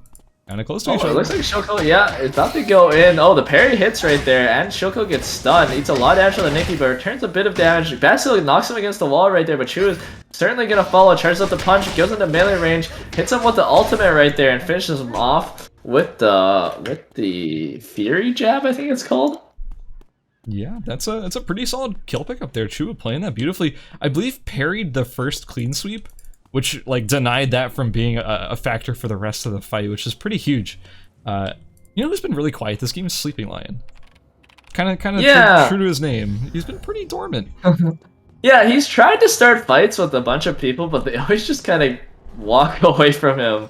Like his move speed is just not really high enough right now to catch anybody. I also want to mention our Harp Jackie player able to get an auto arms for himself. So I mean, he's scaling. He's certainly scaling. Yeah, that is a pretty good piece to be having this early in the game, especially before before Omega even spawns, who is now up here in Uptown. We're seeing Sleeping Lion potentially getting his second free Omega, but no, I spoke too soon. Throwaway, looking to fight as well. There's so many Force Core items, man. Why is everybody have a Force Core at this map? Yeah, the sniper skill goes through. Sleeping Lion dodges both of them, but Cloverfield, I think you might have seen Sleeping Lion. Sleeping Lion doesn't have any of those little shuriken thingies. Oh, what the heck? Yeah, Superior actually winning that fight pretty handily against Bladed Cat. Bladed Cat will be dropping here, and Dark Genix trying to maybe participate, but yeah, understands that this is not a winning battle. Your Throwaway committing pretty hard for Omega, but you know, Sleeping Lion is not far away. It's gonna be a reset. Omega going back to full HP. Yeah, and it looks like Dark Janix is actually forced into the red by Superior, so he's losing like half of his timer to get into Avenue. Now, that has to feel pretty bad as an ISO player. He's going to really suffer in the final zone without that timer, so hopefully he'll be able to get a kill for himself to reset that. Everyone's just an up-down right now. Everyone saw that Omega was up and is just like, man, Omega must be free then. And it turns out, no, it wasn't actually. There's the entire lobby here. Oh, there's a TP going out right next to Gobu. Okay, here we go. Superior's on top of Gobu. It's a lot of damage already, but Superior just knocks him with so much damage. And now, here we go, Cloverfield comes in with the Chainsaw Massacre, and Gobu just has no movement spells. Cloverfield collects and is able to pick up all of Gobu's food, able to upgrade his stakes. Yeah, and it looks like 99 Cash is picking up Omega for free. Doesn't take the EMPs, is just happy to get the Force Core and walk away. Okay, auto arms. This time for real. It's actually there. Okay, cool. Yeah, so he was saving the first Meteor for the Moonlight Pendant instead, because it was a bigger upgrade. That makes sense, actually. Yeah, Blazing Trust plus Moonlight Pendant is not a bad use of your materials. Yeah. Not gonna argue with that. That's pretty true. Well, the rest of the lobby just still all farming up right now. Masters are pretty even, other than 99 being ahead. Dark Genox gets spotted out by 99 right now. In Beach, keep in mind, I don't think Genox has enough timer to actually... Oh, okay, here we go. Cam goes through. 99 doesn't hit the chain. Genox, yeah, runs into Beach, but he doesn't have enough timer, but the Rapier Seal follows anyways. There's a lot of damage to him. One more auto attack should do it. Yeah, there we go. Waits for the Meteor Claymore proc on that auto attack and then finishes him off with the Last Judgment. And oh my god, there's a party in Cemetery right now, and everyone's invited. Wickeline is skating out saying, hey, this party's not vibing with me, let me get out of here. And oh, here's a fight going on. Nikki taking a lot of damage from Sleeping Lion. Sleeping Lion hitting almost everything except for that one Q, meaning he doesn't get enough move speed to keep chasing. And Cloverfield is playing so patient in all of these zones, not being in a strong position ever, but always being close enough to third party. Superior identifies that nobody is actually contesting Wickeline. Everyone's still just in the cemetery party and will be getting that solo for free. Yeah, it looks like Cloverfield and Mirrors are fighting a little bit in 7, but Cloverfield backing off once again. Yeah, I'm surprised Superior was actually able to pick up this up for free, considering how many people are set up for it. And I mean, you can see when someone starts Wickeline as well. It was standing still for a good minute. So Superior able to pick up that juicy BF blood sample for himself, along with those first aid kits. So he's actually able to build a prominence for himself. I think he has the spiked planks prepped already, so he's just looking for a bracelet, I think. And that is, I mean, that means he gets 45% CDR instead of 40.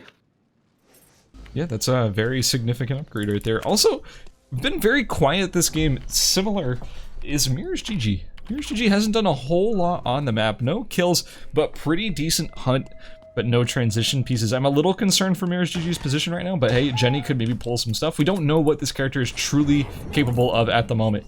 We're seeing 99 Cash running down throwaway, trying to maybe get another kill here, while the zone is still just for themselves. And also, there's going to be a gold box dropping in just a second, so both of these players are trying to position more stronger than the other. Never mind, actually throwaway might be maybe dipping out of here via TP, knowing that 99 Cash is in the area and quite threatening. Yeah, I mean, Kirchner is just such a menace for Sniper Eye, because if he jumps on top of you, you're pretty dead. Oh, even if he misses chain. So yeah, he's just gonna choose to TP out right there. Wow, picks up a Halo for free. 99's items are insane right now. We're looking at like the combined total of potentially 3 Force Cores on this one character. That's insane. Yeah, oh, he's gonna run straight into Chuwu. 99 throws down a fire trap, while Chuwu and Chuwu just runs away. Norei, maybe doing the same. 99 Cash just kind of camping this TP right now. Gonna go in, here he go, hits the chain right there. Norei, is he gonna parry? Yeah, he parries it, and yeah, 99 Cash, kind of hard for him to go in on the two Nickies. Superior just gonna run the other way. Superior on the taproots and... Oh, actually, yeah, there's a fight going on. 99 doing so much damage to Norei. Finishes him off instantly, but Superior's on the side now. No Last Judgment. Lance hits with the knock-up right there. Superior, is he gonna spell shield? Lance uses it instead. Still gets rooted though, and 99 now running away with his move speed, but Superior is gonna follow very fast with those taproots. That shield is gigantic, I gotta say. Now Superior, there you go, spell shields that chain right there, starts auto-attacking, hits the knockup on the Lance, 99 taking so much damage, hits another book, and that Wickeline buff finishes him off, and Man, oh, in fourth, actually, there's another fight going on. Yeah, Throwaway trying to finish off Mirrors. Oh. It was actually Mirrors GG that got the revive off already, was taken down, but was able to survive because of that passive. Now Throwaway trying to chase, will catch his location via a steady shot into the bush. We do have, was it Chu, who's still surviving. By the way, the double sniper shot did connect, and Mirrors GG is in like a really rough position right now, but Chu, unaware that Mirrors GG was in such a bad position, is now fully aware of this fact. Yeah, now Chu spotting him out. Oh, doesn't hit the punch though. Doesn't get the parry either. Really unfortunate, but he's gonna get a lift from the board, but he's gonna get knocked away from the carpet. He's actually taking a lot of damage. Gets the parry finally. He's trying to get in range to ult Mirrors right now. He's almost about to do it. Oh yeah, there we go. Ultimate goes through, follows him, but instantly Jenny's ult gets used, but it gets parried as well. And now he's looking for the stun, but gets knocked away by the carpet once again. Cloverfield. He's low HP. Mirrors GG has a second of indecision, but now starts running forward. But Mirrors GG able to jump that wall to get up to the top of school. But the chase is still on from Cloverfield. He's trying to sniff him out. Mirrors, good for him. He's able to actually get into the gym playing hide and seek with Jackie, and he comes out on top. Chuo's still on the chase though. See what's inside this legendary box. It's just a radar, so nothing too big. And oh, there's actually a huge kind of scuffle going on in forest right now. Superior's trying to hunt down Throwaway, but Sleeping Lion's also on the side, putting some pressure onto Superior. Superior just trying to clear the vision because of this nighttime vision. It's really hard for the Zahir to actually land his skill shots from an out of sight Sua. So yeah, Sleeping Lion's just gonna choose to go into the red instead and duck the other direction to get into school. This is... We're at that point in the game where all of our players have to funnel into the final zone, and players have to find basically what they would consider to be their safe area. But right now, there's not a lot of safe areas for players like Mirrors GG, who have been just chased all over the map from start to finish. And now Chu puts the chase back on again, gets the rage from the parry, because how could you not parry something that has so many active damage frames? But a great knockback by Mirrors will be stopping Chu from chasing, and the rage is over. This gold box is not being looted because it's a radar. No one wants a stinky radar, man. That thing sucks, especially this late in the game. You would have built that if you wanted it. Wait, Sleeping Lion also has a providence for himself, so I think he was able to get a VF blood off a bear. So Jeez. That's actually really good for him. Like, Zahiro's CDR, it feels really nice because it's a lot less punishing to miss your abilities. Now Superior walking into the zone, sees Mirrors but lets him go. He's just gonna come straight in. Superior's wake buff will be gone once the final zone starts, but he still has it for now. Throwaway TPing from Chapel into school, and now now everyone's starting to kind of funnel into the final zones. Oh, and there's a fight going on between Cloverfield and Chua right now. Cloverfield uses the Chainsaw Massacre, jumps on top of Nikki, but Nikki roots him in place with the parry, and doing so much damage to him. Another parry goes through. Oh, the stun misses though, but Cloverfield, Chainsaw Massacre was already over, so now he's gonna have to start running away, popping his food, but Nikki is still on the chase. Cloverfield jumping over his head, giving a little tap there. But unfortunately, the Nikki follows up with the ultimate, locks him in place and finishes him off. On the other side, Mirrors GG went really low from Sleeping Lion right now. Misses the Q right there. Sua also misses. Tornado misses, but the auto attack finishes him off. And now Sleeping Lion actually looking pretty good for himself off that one kill. Sniper shot used to throw a bullet poke down, but doesn't quite hit anything. Yeah, this is turning into an extremely chaotic final zone here. We're down to just 4 players: Sleeping Lion, Superior, Throwaway, and Chu. Who will come out on top? Looks like it's going to be 2 separate 1v1s. Chu versus Sleeping Lion, and potentially Throwaway versus Superior. The initial damage, oh, beautiful parry onto the Vivi Astra by Chu. Sleeping Lion is just losing this fight from head to toe. Start to finish, the beautiful follow-up.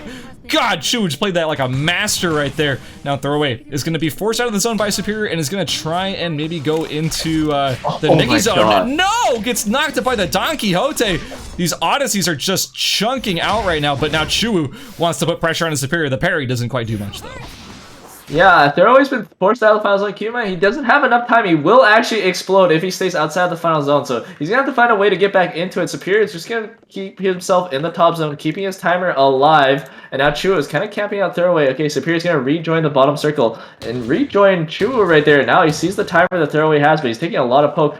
He's going to get away right here. Chua sees the timer of the poor Aya, tries to collect on the kill, and he's going to be able to get it. Now it's a 1v1 between Superior and Chua. Chua hitting a nice parry right there, knocks him forward, but he's getting a lot of damage. Next parry is beautiful as well. Spell Shields gets used to cancel the stun. parry again, and now another stun onto Superior. Superior's gonna have to find a way to get out here, but the fear jab gets used to finish him off before the Don Quixote gets him out of there, and Chu is able to actually take first place with 5 kills. A huge no rare mats needed. That an absolutely enormous pop-off game for Chu there. That is a huge result. Nikki bringing it right there at the end. We saw like that fight against Sleeping Lion was probably the thing that impressed me the most throughout that entire match there. I mean, just sure, Chu's aggression, just chasing people out all throughout the early parts of that final, you know, third of the game, but also that fight against Sleeping Lion was just like textbook perfect. I don't think Chu took damage. Like maybe a hit here and there, but basically was full HP by the end of that fight pre-heal. Like, just so well played. Just textbook. Seriously, so well played there by Chu. The usage of the parry just like basically just didn't let Sleeping Lion or Superior really play the game in those 2 matchups. Like, also, I think he was able to pick up the prominence off of Sleeping Lion after he killed him. I mean, I don't think it actually gave him too much CDR, but it did rate. I think it only raised the CDR cap by another 5, but I mean, it was enough where you saw he was basically parrying like every second almost against Superior. Every time a book came out, he literally just parried it, just kept stunning him in response, and that was like the biggest thing, I think. Yeah, I mean, that's max CDR with a 10% overcap. That is huge on a parry that's already a really short cooldown. I think it's like, what, 8 seconds base at max, and then you get full CDR, it puts you like 4.5-ish seconds. And then you parry something and that reduces it by like half again, so it's like a 2-ish second cooldown. The point is, that's so hard to deal with. When you're Sua, you're throwing out active damage skills all the time. Your Q is such a long delay. It's not like that's not telegraphed. You can parry that very easily. Like, that's hard to do, or hard to deal with as Superior in that situation. But nicely done by Chu, very well played. Getting that first place 5 kills, and Superior coming in with second 3 kills, not a bad result either. That's really, really solid. Yeah, for sure. And I mean, Nine Cash as well with those 4 kills in the 7th place. I mean, he went out a bit early in that final zone, but I mean 4 kills is 4 kills. That's still going to be a lot of points. I mean, and that's sort of in Nine Cash's story throughout this entire group so far is game 1, 9th place 3 kills, game 2, 7th place 4 kills. Always a monster until he dies. Always a monster until he dies, man. like very, very strong with lots of kills, but then just sort of dies before the whole end game is able to happen. So it's still qualifying. Like, that's still pretty good. Yeah, he's still doing really solid. I mean, I think we have our scores ready. Yeah. So yeah, I mean, as you were saying, he's still doing really solid. Do you want to run us through the scores as they are right now? Yeah, sure. I mean, we have Superior, of course, in first place with 56 points, and then we have Chu with a close second off of that win we just saw with 48 points. Nine Cash, like we were saying, in third, pretty solid, 36 points. Gobu in 4th place, close behind with 33 points. And then we have Sleeping Lion with 25 points in 5th place. And then lastly, we have Anot, 21 points in 6th place. And then our contestants for the top 6 will be Throwaway at 19 points, close behind. Bladed Cat with 12 points, Dark Gen X with 11 points, Mirror GG and Cloverfield with 9, Saneal with 8, Nore with 5, Shoko and Rectile with 4, Tarun with 3, Lol King with 2, and then Chaostic with 1. The thing that's probably the most interesting to me in this final score, or not final. This is not final, guys. This is game 2. In the scores as they stand right now is the fact that Anot is only in 6th. Like, I felt like Anot did so well overall in game number 1, but when you think about it, I think Anot only had, what, 2 kills, 2nd place? Like, that's that's pretty good, and it feels like that's gonna end up being like, well, yeah, of course Anot's gonna be really high up there, but game 2 died pretty early to Superior in Hospital? Or in Avenue, actually, I think. Or, yeah, actually, I don't know. That doesn't. Who the heck cares? But yeah, like, that is a rough position in game 2. If Anot does not bring it in game number 3, this could be it for Anot. This could be where Anot's tournament story ends. So, right there on the bubble, gotta keep this going, and keep in mind, Anot cannot play Eva anymore. In this group. So I mean, who's to say that's not a good thing though? Because his secondary is Cicella, which is quite a menace, I gotta say. So we'll have to see. Very good, yeah. Did just get some very significant nerfs in the last patch. Very we're gonna true, see. yeah. We're gonna see if that affects or not at all. It kind of remains to be seen. Sleeping Lion and Anea, 9 Cash, Chu, and Superior. Not surprised to see them rounding out here in the top 6.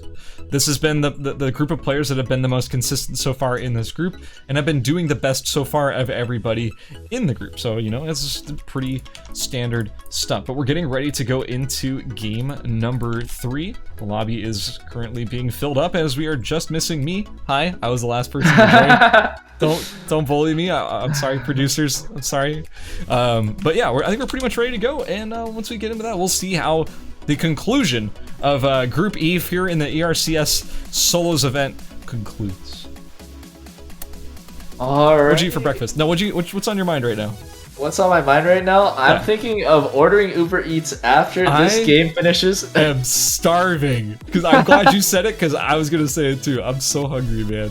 We're gonna wrap up this group. I'm going out into the kitchen. I'm gonna make some food, or maybe see if there's any food out there already, and I'm gonna eat it. Nice. And that is what my break is gonna be. So if we end up in a 10-minute break, you'll know why. All right, we're into it. Game number 3, Group E. We are gonna see Gobu's picking Hyunwoo. Oh my god, what is going on? He is high on the smolder train. He really wants to get... No way, man. He's messing with us, right? Like, there's no way. He's gonna unlock, right? Gobu and I are practically brothers. I've never seen this man play Hyunwoo in my life. Never. What is happening right now? Maybe he's trying to make a statement. Oh, Throwaway is actually on the 11 this time, so... we got quite the interesting lobby. Let's see. Yeah, Anat's on the Shuriken Sacella, like we were saying. Superior has slain Anat so many times throughout this series that he has absorbed the Eva player into him, and is now going to be playing Eva. 9 Cash sticking with the Kiara. Saniel going over to Leon instead of William, a different cute boy this time. Also, Throwaway going over to 11. Okay, Throwaway. I want to see what you do with that 11. I like 11. But we'll see what you do with it. I want to see it. Yeah, Bladed Cat also, once again, on the dual sword Jackie. We'll have to see what he can do with it this game, because I don't think he was able to grab too much in the first one. Lol King as well, still on the Axe Jackie Cloverfield as well, so we got our triple Jackie lobby once again. Chu, did you mention this? Chu swapped off to Jenny. No. Or swapped on? Swapped on to Jenny. Wait. I don't know how to speak English anymore. Swapped off of Nikki onto Jenny. There we go. Done. We concluded. Anyways. I didn't see what Nore went to. Let me check. Nore on Nikki, it looks like. Oh, we have 2 11s. It's Rectile as well. Oh, wait. Interesting. Oh, yeah, and they're going different builds. The Throwaway is starting in Temple, which... I don't think you see that often. Most 11s I've seen start Dock and then just go for the Hammer of Dagda, so... Yeah, there's like 2 builds that are pretty popular with her. It's either a Dock start, just going straight into your Dagda, or it's Archery going to Dock afterwards straight into a Dagda. But I think this is actually a new solos build. I think this is Weight of the World. Oh god, I hope 11. It's not. I really hope it's not Weight of the World. What's wrong with Weight of the World, Scaz? What's the problem? Smile. Oh my god, Saniel. Sleeping Lion not having a lot of fun over there on that TP. Weight of the World is just cheesy, man. It's fun to play, but it's just a little bit cheesy. It lacks the sustained damage, and you're relying on that Q, which is incredibly inconsistent to actually land. If you want to land a nice strong Q, you need to be making those burgers, and make those burgers need to be auto-attacking fast, which that build doesn't do. So it's just sort of a strange build. Is it okay? Yeah, it's okay. It's pretty good at stealing kills with E. It's kind of like Magnus essentially. But I don't know if it's really... I don't know if it's all that good, though. We'll see. I've seen a couple of people run in the in-houses, and they stole quite a few kills with that E. I think I saw the E doing like 1.2k damage to some people, which is pretty crazy, I gotta say. Wait a minute. Gobu has found a target with that finished Divine Fist. We do have Saniel being ran down here. I'm sorry, Saniel. I think this is the end. A rough showing here. God, I feel for you. I feel for you so hard. But you know, Gobu's looking pretty good. That's a kill picked up. You want to be getting the momentum going on Hyunwoo. That's the biggest part of these auto attack tanky-ish Hyunwoo builds. Sleepy Lion is having second thoughts right now, man. He cannot decide where to TP to, and that might be doomed for him. Yeah, he gets knocked into the wall now, and now the Gobu on the chase a little bit. Yeah, just pushes him off, and now Sleepy Lion a bit unlucky right there. Just choosing to craft and let Gobu TP instead. Yeah, has the music box and the Crusaders already done. Like, that is a huge power spike right here for Gobu, especially with that Haymaker available. I'm not surprised to see Dark Genex switching back to the Barbara. Got his pocket pick out of the way, got the ISIL out of the way, and now he can go back to what he's comfortable on. Mirrors GG sticking with the Jenny, which I think worked out pretty well. Got to the pretty high placements in the last game. I'm curious if they can get the kills this time. Oh, poor Rectile trying to craft, keeps getting canceled by this boar. I feel bad. Unlucky. Oh, in Chapel right now, Bladecat jumping out to Nori. Parry was already used but didn't hit anything, and now Not might actually be able to collect this kill. Oh, it doesn't quite hit this Acela Q though, and now Bladecat gonna start walking towards the Not. Let's see, maybe having double thoughts. Oh, gets pulled in. Ult goes through, and Not very, very low. Oh, it doesn't block the ultimate right there though, and then doesn't hit the Q, so Bladecat doesn't get finished off. Honestly, a bit unlucky there. I kind of question Bladed decision to hard commit to a Not. A Not's looking pretty built, super tanky with both the Sunset Armor and the Burnished Aegis, plus the Grimoire and Mystic Jade Charm for damage. That's not a fight I would ever want to take this early in the game. I respect the gusto, you know. I respect the ballsiness of that play because I certainly wouldn't have done it myself. I'll be honest, I don't think I ever want to 1v1 as Acela. I think I would need a couple teammates. Or a couple of drinks beforehand, you know? Like, that is not something you should really be doing, especially not this early in the game when they're on the power spike. Yeah, for sure. And now, I was able to see who got the trees. It looks like Shoko got the hotel tree, and Kiaustic actually picked up a Scotty. Oh, okay, so he was able to get... Oh, and he's also running the diadem now. I actually think this new item is really good for Emma as well as Adriana. Oh, never mind, Uptown. There's a fight. Superior's going on to Chua right now, doing a lot of damage on him with the laser, but he's going to get knocked back by the carpet. Chua throwing a spotlight on Superior, but it literally heals him almost. And now Superior's still on the chase. There's gonna slow him, but the light trad does not reach anymore after that dash. And now, Chua, I'm surprised he's not away yet. Okay, Superior jumps over a wall. Carpet goes through again. Pushed away, saying, "Get away from me, you paparazzi! I don't want anything mistaken of me." I mean, that is a pretty significant build diff between the two. We were looking at Chu, who only had... Well, I guess it wasn't that bad. Never mind. I was looking at the wrong Jenny. Also, Anea pressuring Bladed Cat over here in Dock. Already has the glove skill available.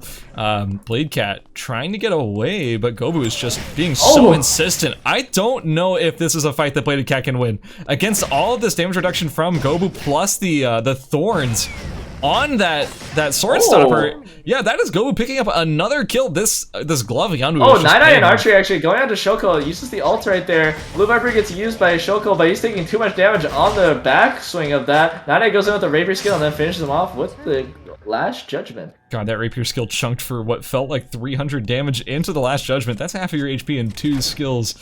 Unfortunate. Yeah. Oh, go ahead. The Lennox actually just... Wait, Gobu's going in again. Hold on, Kiaustic and Gobu beefing over in Dock. Actually, it looks like Gobu had the initial advantage, but will be backing up. Overall, Gobu's switching off for a Schrodinger's box instead of a music box. Is actually kind of curious to me. But anyway, what were you going to say earlier? The Lennox actually only had Glacial Shoes and Gleipnir complete. Like, that was the most down bad Lennox I think I've ever seen in archery before. But I mean, still at least had the glacial shoes. Like that's that's true. He's looking down the Lennox notebook, build weapon, get tree, and he was following it to a T. Okay, so Chu just got the revive procced, and it looks like it's Rectile on the chase now. It was originally Terran who got the original knockdown onto Chu, but Rectile is now the one taking up the chase post revive. Yeah, I don't know what is going on with Chu. It feels like the entire game he just has people harassing him and chasing him down. Wait, Superior. It looks like Superior just TP'd into archery and just got immediately all in. Oh, here we go, on the beach. The Cali cyclone goes through, but he gets knocked away. Chu decides to walk back in though. Uses the pistol skill to reload. Stampede shot is gonna come through soon. Doesn't do quite enough damage. Rectile gonna back off though. Doesn't have the calorie cyclone anymore, and also does not have any more food. Chu on the chase though, has a lot of move speed, but that honor is gonna be used to get out. And while that's all going on, I want to mention Sleeping Lion's on a curious build. He has EOD boots. Oh, actually, never mind. In the Avenue, there's a little fight going on. Nope, Cloverfield just running away. Yeah, Sleeping Lion on the Nightingale EOD boots. Huh. Nightingale is not an item you basically see ever. It's sort of a niche, almost a meme item at this point. But wait, hold on, Rectile. Yeah, you were about to talk about it?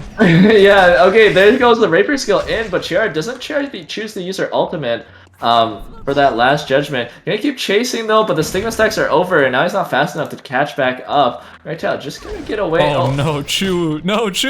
Oh, the Ebola! Oh, Chu goes down, cannot survive this time, as Terran, who originally got the original kill onto Chu, now gets to finish it off in another situation. Yeah, and okay, Rectile jumped over into the red zone in school and then lost a bit of timer. Oh, Dark Genix, how many double guillotines do you think he has this time? I'm oh, never mind. It's actually a fight going on. Is it 9? Does he have 9 guillotines? He's got 6, I think. Ah, this is a good attempt. Yeah, it looks like Gobu is over here in Forest dealing with both Chaostic and Terror, and neither of them really want to hard commit to each other. Also, Nore getting a little close over here to a knot. Yeah, kind of a dangerous fight. That is a full amp Nikki, by the way. Oh, wait, what? Oh, yeah, I haven't ever seen the Commander's armor, but he still has 35% CDR, so he's still... I mean, I guess CDR is all you really need on Nikki, and then you can kind of fill the rest in however you wanted to. Not's gonna pick up his first tree of the game. Oh, Night Catch going on to Caustic, last or the Shari gets used. Yeah, so much damage right there. Falls with the last judgment, last auto attack finishes him off. That I'm getting flashbacks every time I see a crit Kiara do that stuff. It's painful to watch. It's hard to watch. It truly is upsetting. Anat gets the tree for free too.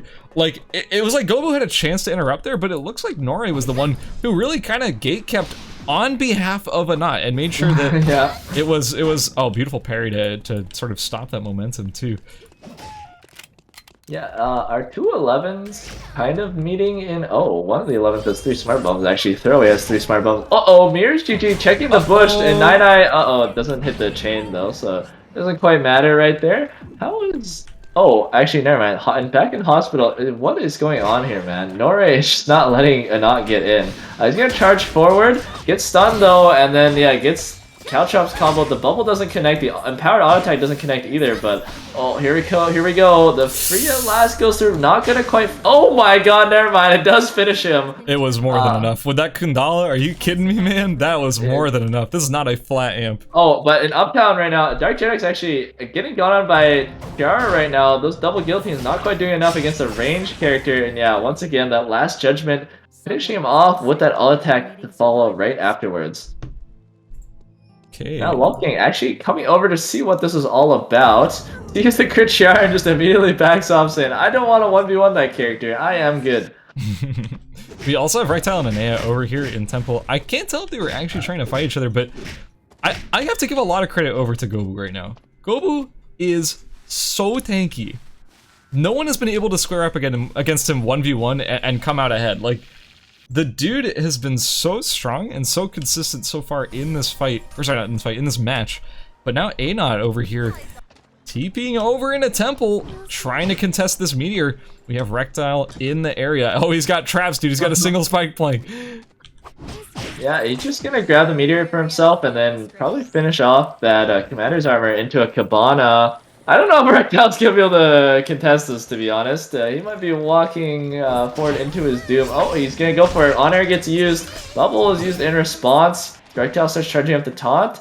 But now his back's against the wall a bit, and now, yeah, it gets Caltrop comboed right there. Hammer skill gets used, but not nearly enough damage, and a knot just kind of runs him down right there. Yeah, I'm not gonna backseat, but I question the decision to all in the very fed Sicela at that point. But I respect the courage. I respect it as well. You know what? Rome wasn't built in a day, and Sicela wasn't killed in that night. So I don't know, man. I can't think of anything. It looks like Throwaway is kind of stuck against the wall right now, enforced. Like there's a Jenny and a oh, he's just gonna jump into the red zone. Actually, okay, he said I have had enough. I'll just sacrifice a bit of my timer. And we have a couple people just setting up for a Wick. I think both Nina and Sleeping Lion are setting up for it. Sleeping Lion still on his Magnum Boa build, which I don't think I've seen on Sylvia. Yeah, it's not really anything you see pretty much ever, but I respect it. I like the Nightingale. I'm curious to see how it goes. Mirrors GG and Cloverfield, they're still just sort of beefing with each other over here in Forest, throwing a few shots back and forth, but neither of them really committing too hard. Oh, actually, I spoke way too soon. Cloverfield jumps in, throws out the Chainsaw Massacre, or sorry, Chainsaw Murder, and tries to get in over here, but I don't know if it's actually going to be a fight that they can catch up to. Like, even with the extra movement speed, as long as they keep getting carpeted back. Oh, but actually the jump in with the reactivation, we're seeing some pretty significant damage coming down here. It's Mirrors dropping very low. Cloverfield, a follow-up attack. The bleed has been doing a lot, but it's not doing quite enough. One more hack and slash would be enough here. There comes the extra movement speed from the Harp. Jump in. Oh, it lands. That's gonna be it. No, it's just the red goes through. Oh, he got a juke into the red. And now Mirror's gonna run away. Not a lot of mana left though, and very little food as well. Cloverfield running with the Harp move speed. Mirror's still going away. Pistol skill gets used for a bit of a speed boost, but Jackie is certainly faster. I don't know if he's gonna let him up right now, but he is. And Mirror's just kind of escaping by the skin of his teeth right there. We almost thought he was dead. In Dock, it looks like the other 11, or yeah, the Throwaway is getting chased a little bit by the other Jackie. But not quite able to convert right there. I mean, it doesn't even look like any of these characters can kill each other, so let's just go to Dock maybe, yeah. Yeah, it's not in Nina. It's Ana and Nine attempting to fight over this gold box. The Mania doesn't quite land. The Pendulum Axe is actually still providing a lot of zoning for Nine, and of course Sleeping Lion gets the Wick for free in Avenue. No one was there to contest it. Cloverfield showed up a little bit late. Uh-oh. Third party from the 11 says, actually, no, I'm not. Bye. I thought this was a free gold box. I didn't know this was a contested gold box, but actually waiting in the wings, we do have Gobu looking to jump in on this. I think he's aware of what's going on at this point. He sees some pings. He's jumping in. And he might be jumping out. Oh, never mind. He's following the anti-Sicella handbook, and he's teaming her down. But Nine gets the kill, and he went so low from the burst right there. Uses his CC immunity a bit too early, and then gets snared by the chair and just goes down just like that. Guys, I know you hate Sicella, but did you notice that there's a crit Kiara there? Like, with a ton of kills. I don't know if I like that decision. Come on. The hatred runs deep, apparently. It Maybe truly he's just trying does. to take him out of the semifinals, but might have took himself out on accident as well. We'll have to see how their points go coming into the finals. I wanted to mention, Sleeping Lion, before doing Wick, actually went into the red and killed Omega in Alley. So he built a Celt for himself. He got the first aid kits. He has the BF blood sample. So he is going through his anime training phase. He's gonna pop out much stronger. From Nightingale all the way to a Celt. We might even see some Taproots, and he could drop off that Nightingale for something else at that point. I'm kind of surprised. Like no shot. What is he? Oh, he's going for the zones. Okay. I was like, what are you going to do with 10 seconds of timer in archery range, honestly? But no, he's got all 15 zones. That's a huge power spike for Sleeping Lion. This is a massive advantage. Yeah, and look to for him to finally finish his gun by now. I was curious why he wasn't billing it, but it was actually just for that, so he could touch archery before hotel closed. But there we go. Now he's finally building it. Nine wants it. Man, every time I look at Mirrors, he's just getting chased, man. Like, what is going on? Like, first it was True, and now it's Mirrors. It's the curse of the Jennies. They just get chased around by everybody else. Well, all that cover goes through. I don't think... I mean, Nine might be able to catch up to him with the Jolly Roger and Mithril move speed. It, like, really doesn't look like anyone else in the lobby can really 1v1 each other that easily. I mean, the 11 can't kill the Jackie can't kill the 11, the Jackies can't really kill each other that well, so...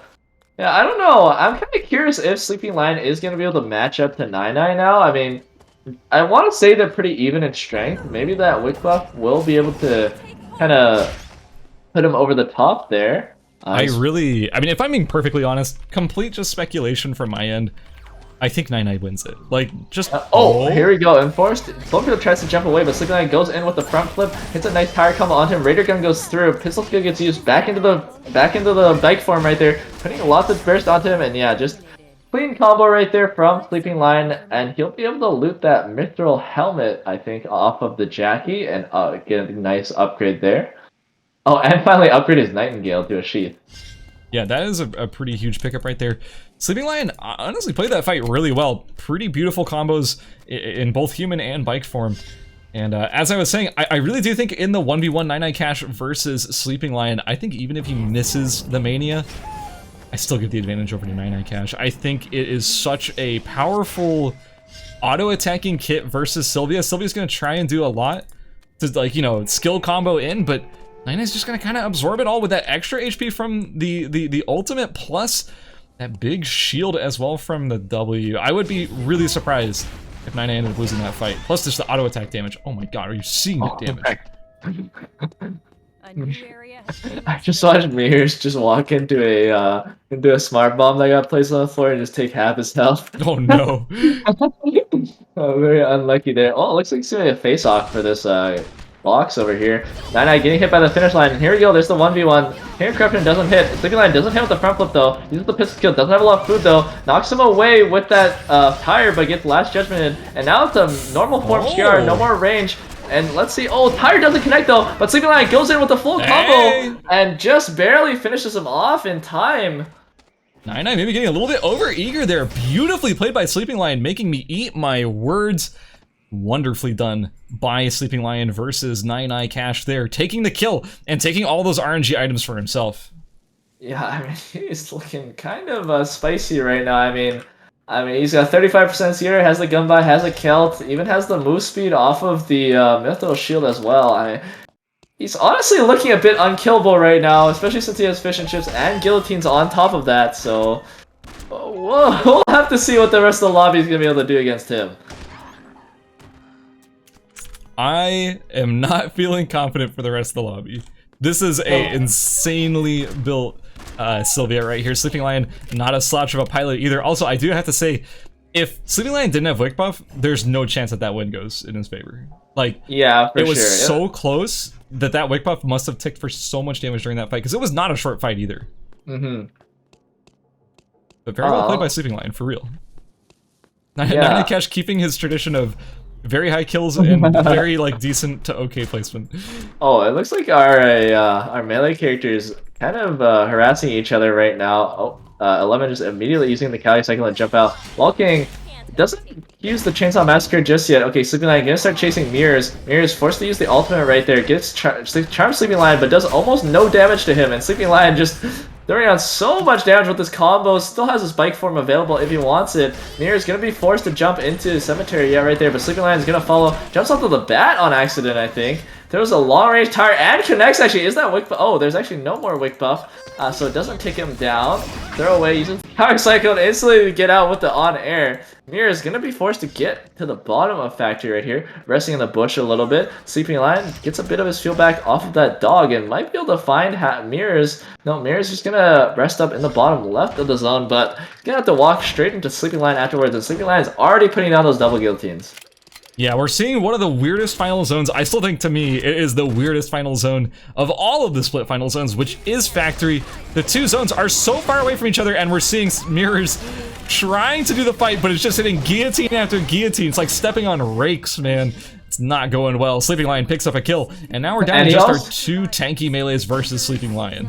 Yeah, Sleeping Lion also picking up the Queen of Hearts off of Mirror's body, so just assembling the last Infinity Stone, and probably gonna snap away the rest of the contestants, but they're gonna 1v1 each other before that happens. Throwaway, baiting Lulking into the two smart bombs right now, taunting him, actually just fighting him outside of the smart bombs, and losing the 1v1, unfortunately. That Chinese upper mass now going over to Lulking.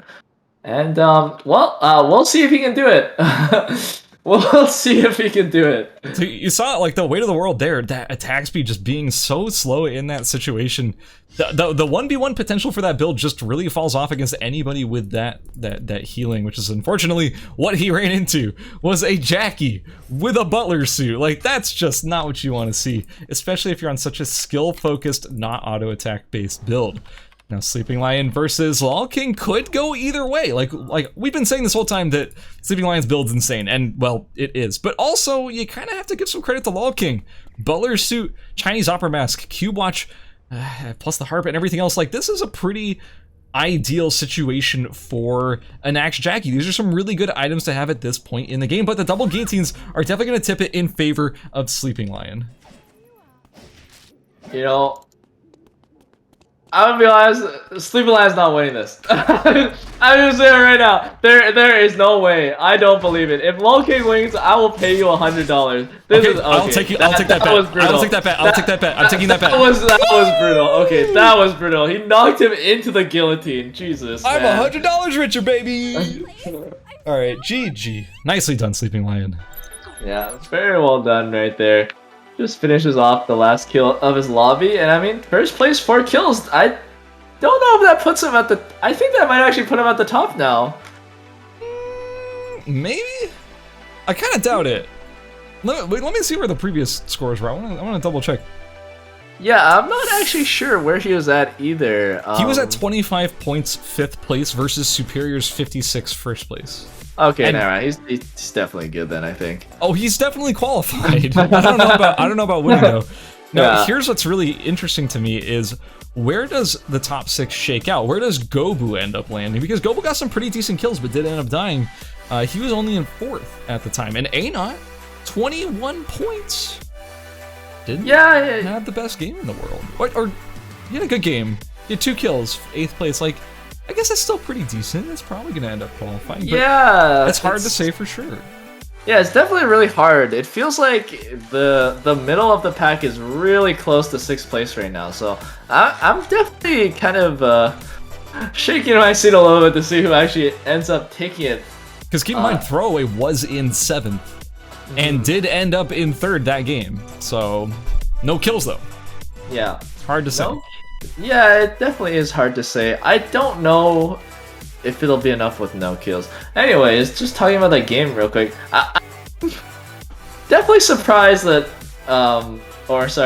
definitely feeling it a little bit for a Not that he went out the way he did. I mean, he got pretty capital T team there, I'll say. Yeah, but like, tactical in that situation. Yeah. I don't think there's anything suspicious there at all. That's just how that situation went. It's an unfortunate third party. All right, guys, we do have the scores ready for you, so let's head on over to those. In first place, coming out of Group E, is Nine Eye Cash with 68 points. The man didn't have a placement above 3rd, I don't think, but he sure did collect on kills by a significant margin, so congratulations to Nine Eye with that 68-point first place.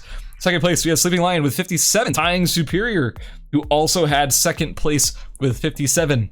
In 4th, we have Chuwu with 49. In 5th, we have Gobu, aka Anea, with 46.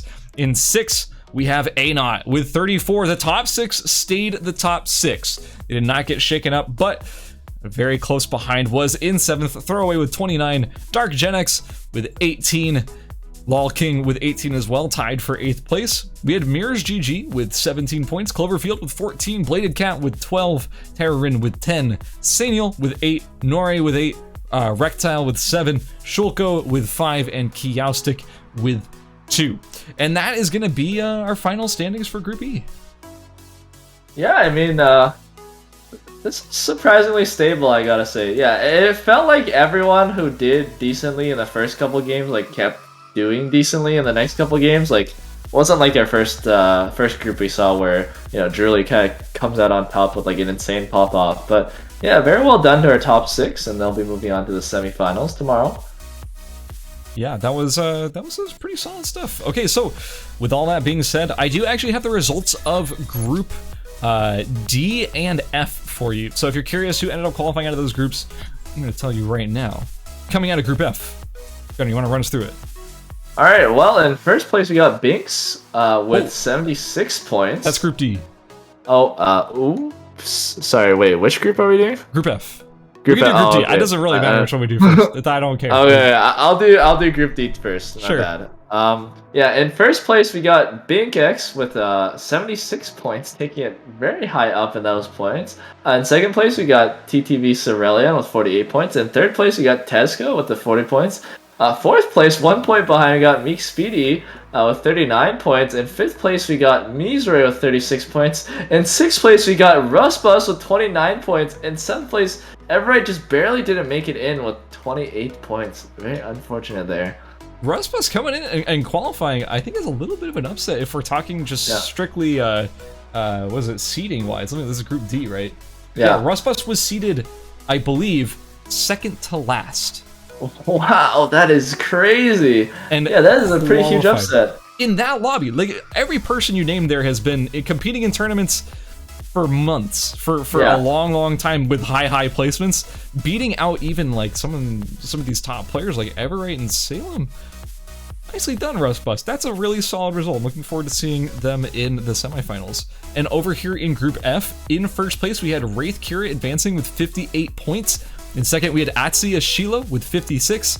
In third, we had Lin Bays with 47. In fourth, we had Brandon. Oh, yes! He made it out of a group, boys! So, he actually did it! He was one of our substitutes because we had a player dropping out of that group. So Brandon not only was put in, but qualified, going in with 46. In fifth, we have Neo Spitter with 43.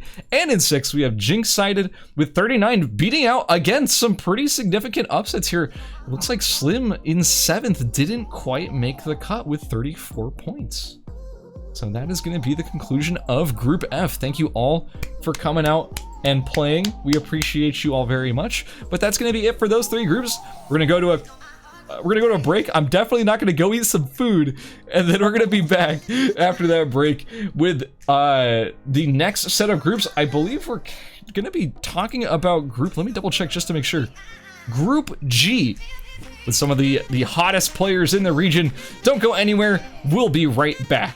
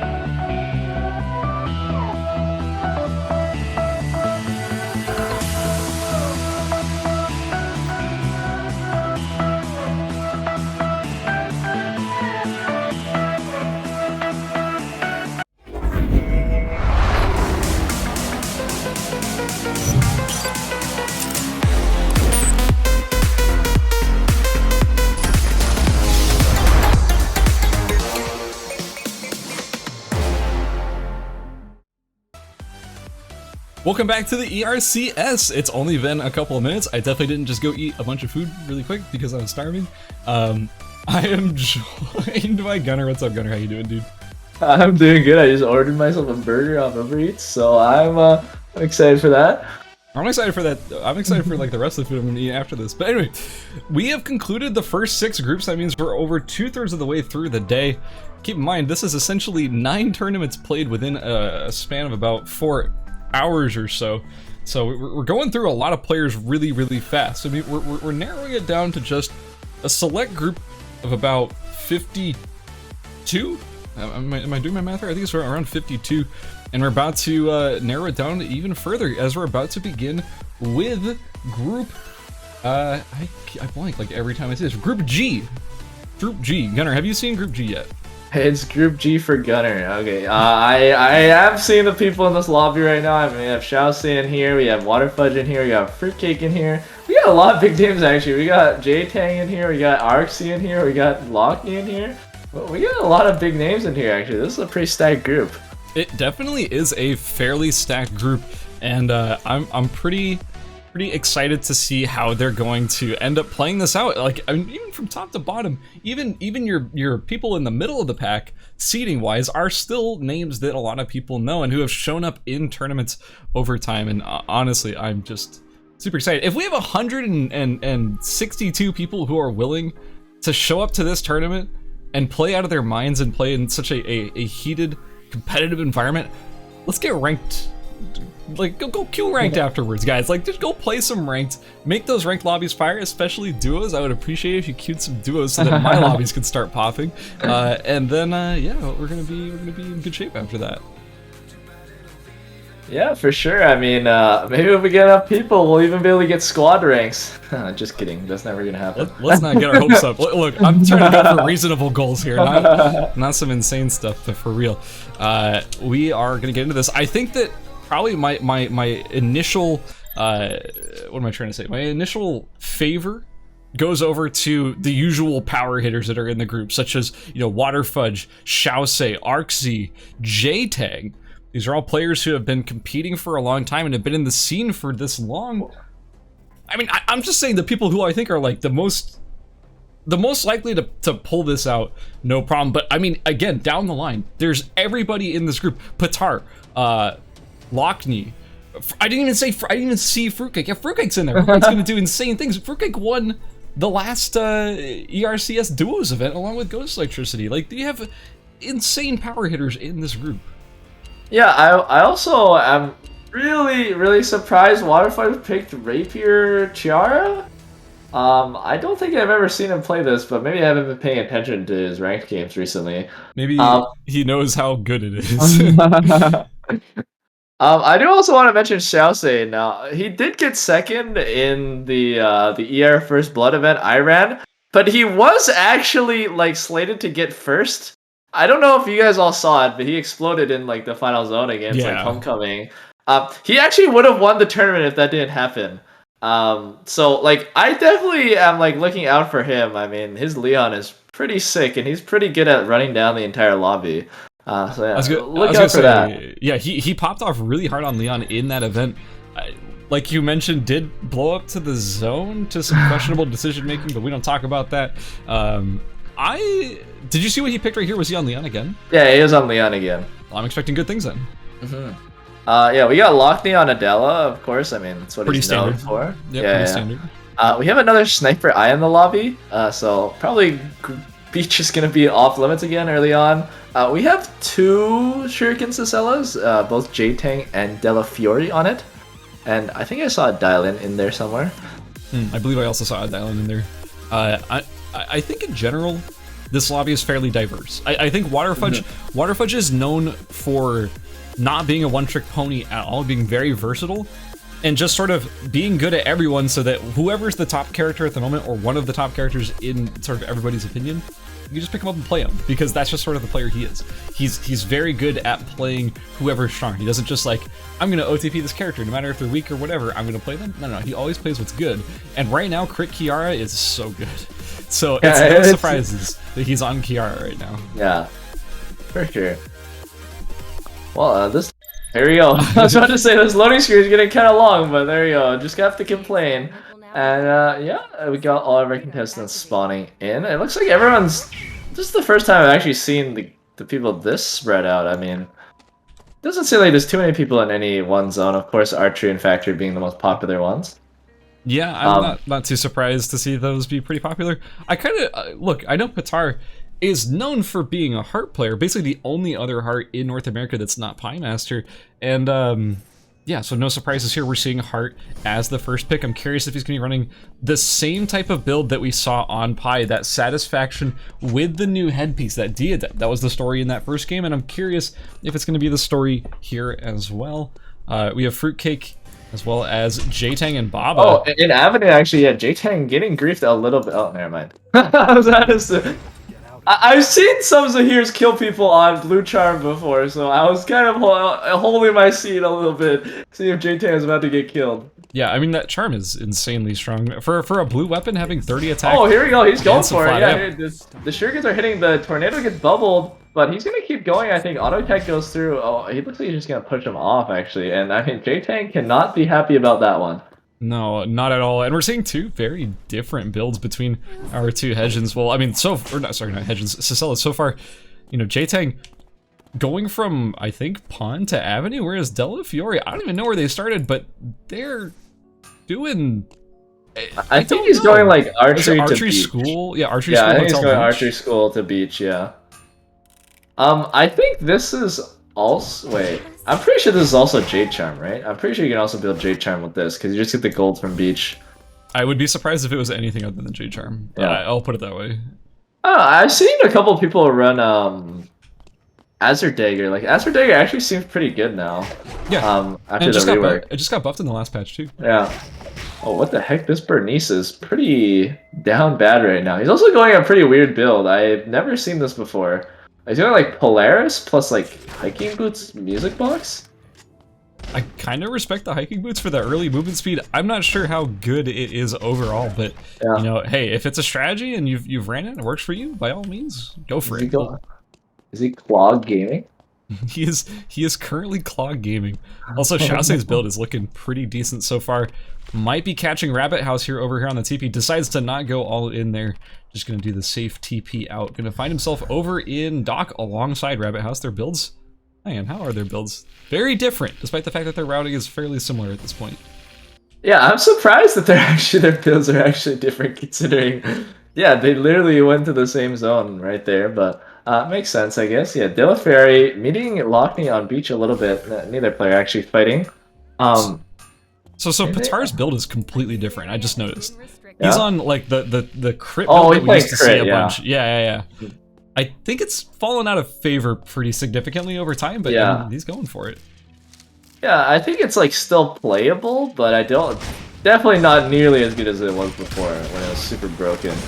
Xiaose catching Spot of play down here in Dock. Will be picking up his first kill of the tournament, and that is going to be the momentum starting to shift in Xiaose's favor. This is one of those players you should be keeping your eye on of anybody on in the beach right now. Lockney just hit a full queen combo onto Eva. I mean, he really only needs one more pawn and one more auto attack, and yeah, he just finishes him off. So he'll be able to accelerate his build off of that kill.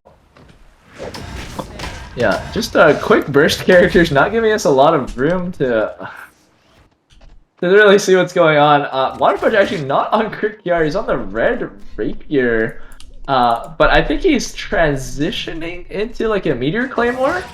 Yeah, basically he's going for the Meteor right now. This is pretty standard stuff for like pretty much every Kiara build from what I've seen, is just build whatever and then win a Meteor fight and then win the rest of the game because you have a Meteor Claymore.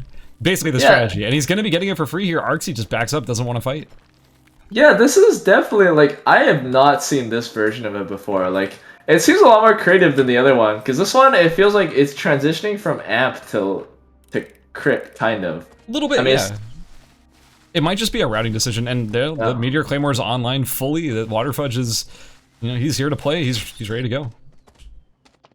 Yeah, and let's see, where is Alpha spawning? Okay, it's spawning in Factory. Now, I'm pretty sure there's going to be some contention going on for this Alpha. We have two Leons in this lobby, and usually glove characters end up going for it, and I mean, sometimes the Delos go for it as well, but it is spawning in the red, which is kind of annoying.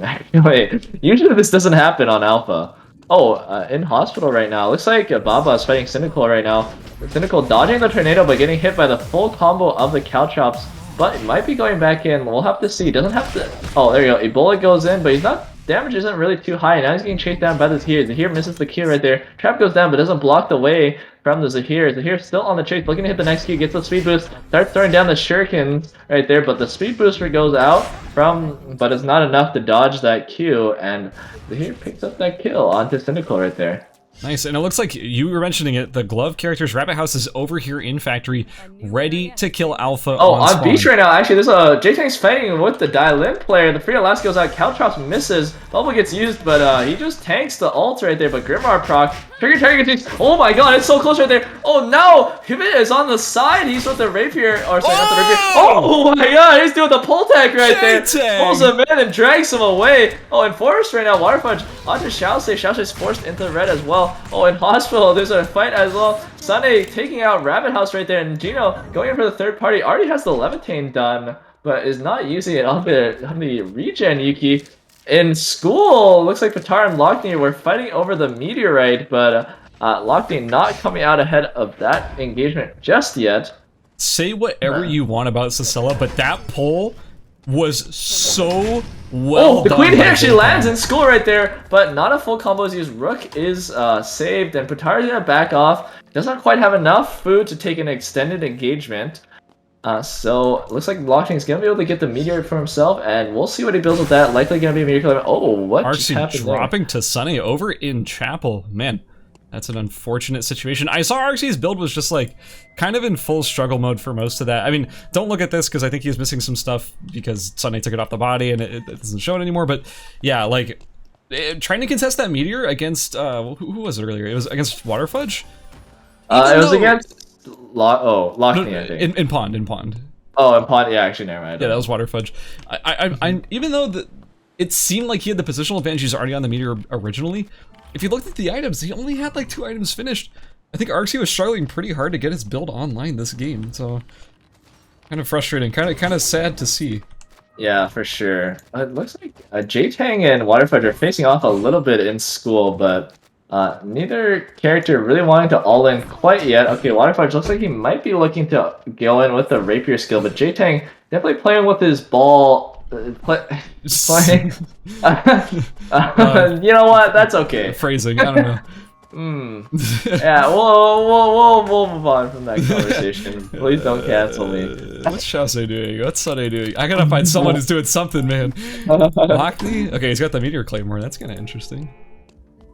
Oh yeah, and Fruitcake also on the Vajra build we saw earlier, but on a different version. We saw the other Luke was on like a CDR version of the build with High Priest robes. This Luke using the diadem and the Tachyon sprays instead for that 24% CDR. Pretty interesting. Unfortunately, still missing the hammer to finish off that Sheath of Shah Jahan. It looks like J-Tang gonna be getting the forestry for free. No one is contesting this right now. No one's even in position to slightly contest it. Both Cicellas gonna be getting a free tree. Oh, guys, yummy. If you don't want the Cicellas to get a tree, you have to show up to stop it. Like you can't just let this happen. Yeah, and Patar actually going into the red into factory for the meteorite on that helm. Oh, and in the beach right now, Xiaosei has Freaking cornered right now. Using the enhanced move speed to just dodge out the clean sweep. Just waiting for the next puddle he can maybe use, but I think he also saw Gino on the cams right there, so decided not to go for it. In Forest right now, Sunny caught against the wall on J-Tang. J-Tang going in with the ball right now. Pretty bit of poke, but the pull does not connect, and he took a bit too much poke right there to keep going. Yeah, we also saw over in Hospital Patar and Vit are also trying to maybe get positioning advantage over these wolves. Oh, and Patar's gonna go in, yeah. The hit is really low. Okay, Patar goes in, hits the charm, and that's lights out for Hibit right there.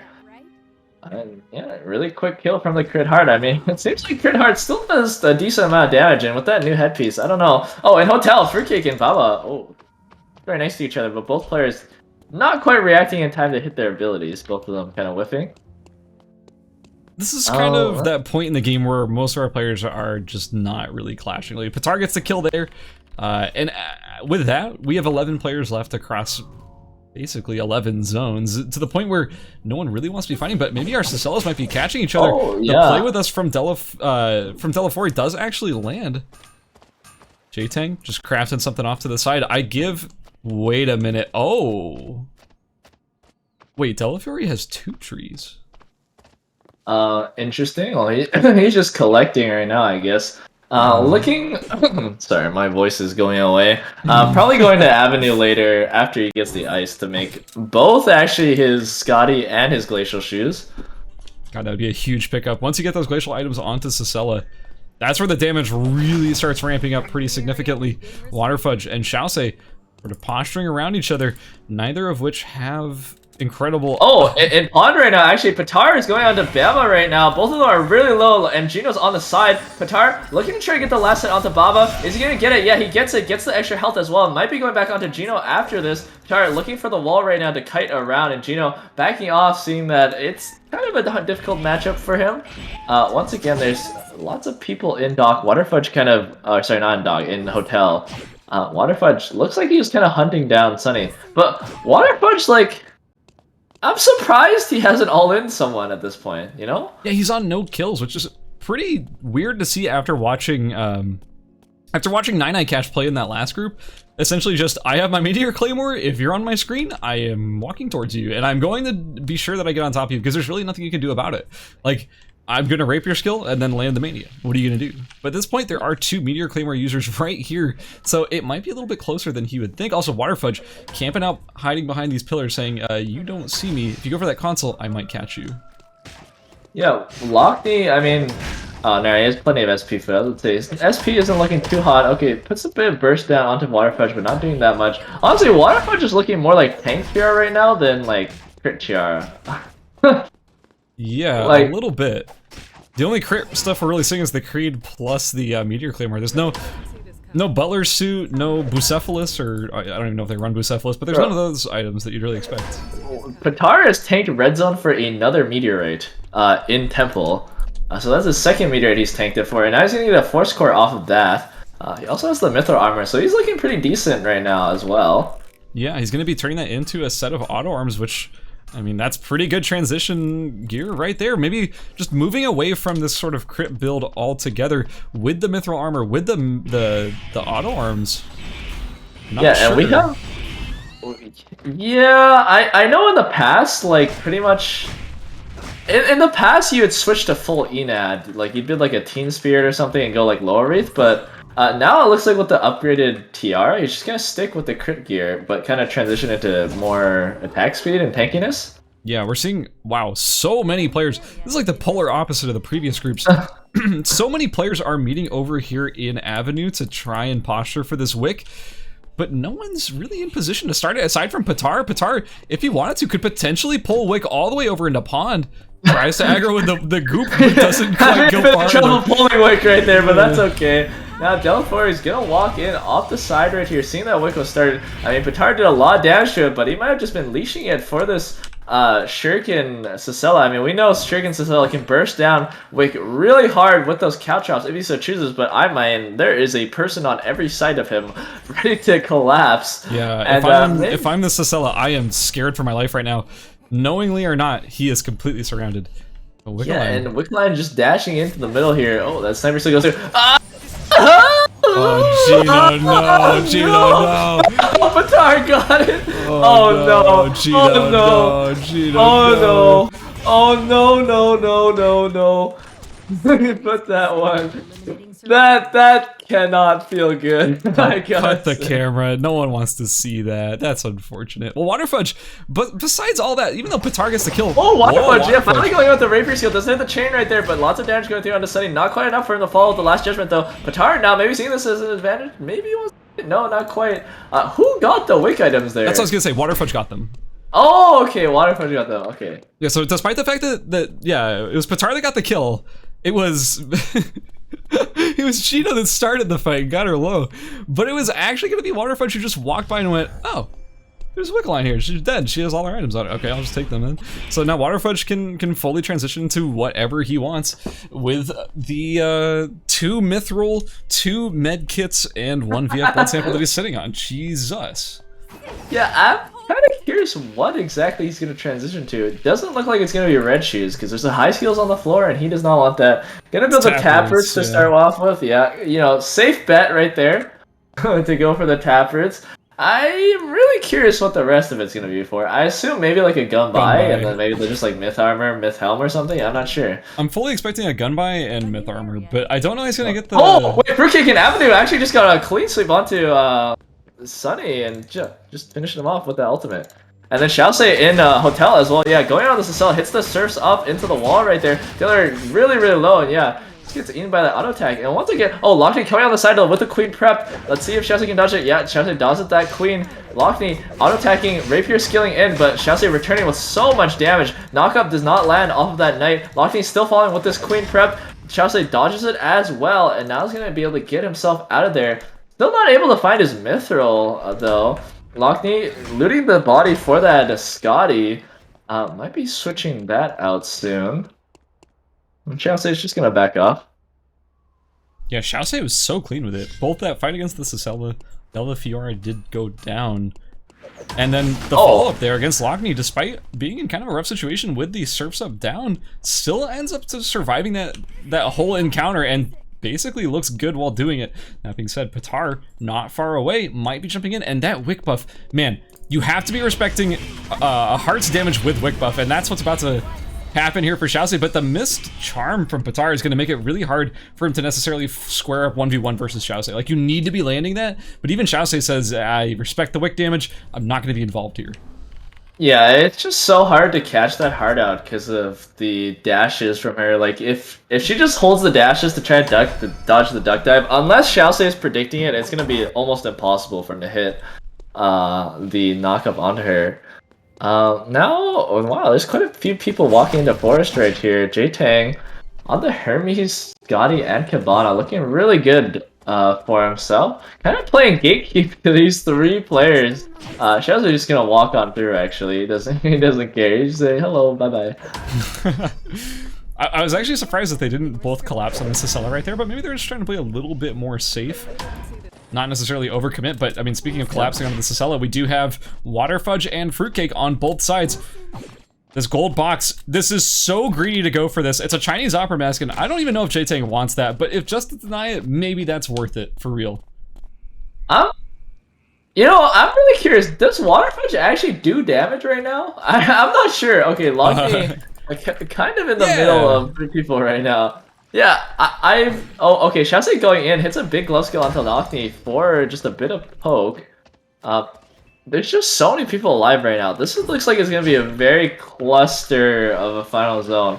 And it doesn't look like very many people have any traps. Yeah, I'm not really seeing anyone with traps right now. So it's going to be... Oh, actually, Patar going on to Xiaosei right now. Oh, eats so much damage. Search out, hits the wall right there. But the Peacemaker is still available. Oh, Patar doesn't even need it. Yeah, just finishes Xiaosei off with that Wick buff. And man, this crit Heartfield is doing a lot of damage. Holy moly. Gotta respect that Wick damage, man. Plus the crit and everything. Patar is so strong at the moment. And you gotta say, look at that. He got 4 kills. That's pretty decent mastery as well. The food situation not looking bad. He's got an entire clothing store of chest pieces in his inventory. A different outfit for a different occasion every single day. Waterfudge camp in the corner. Min Hyun about to walk into the area.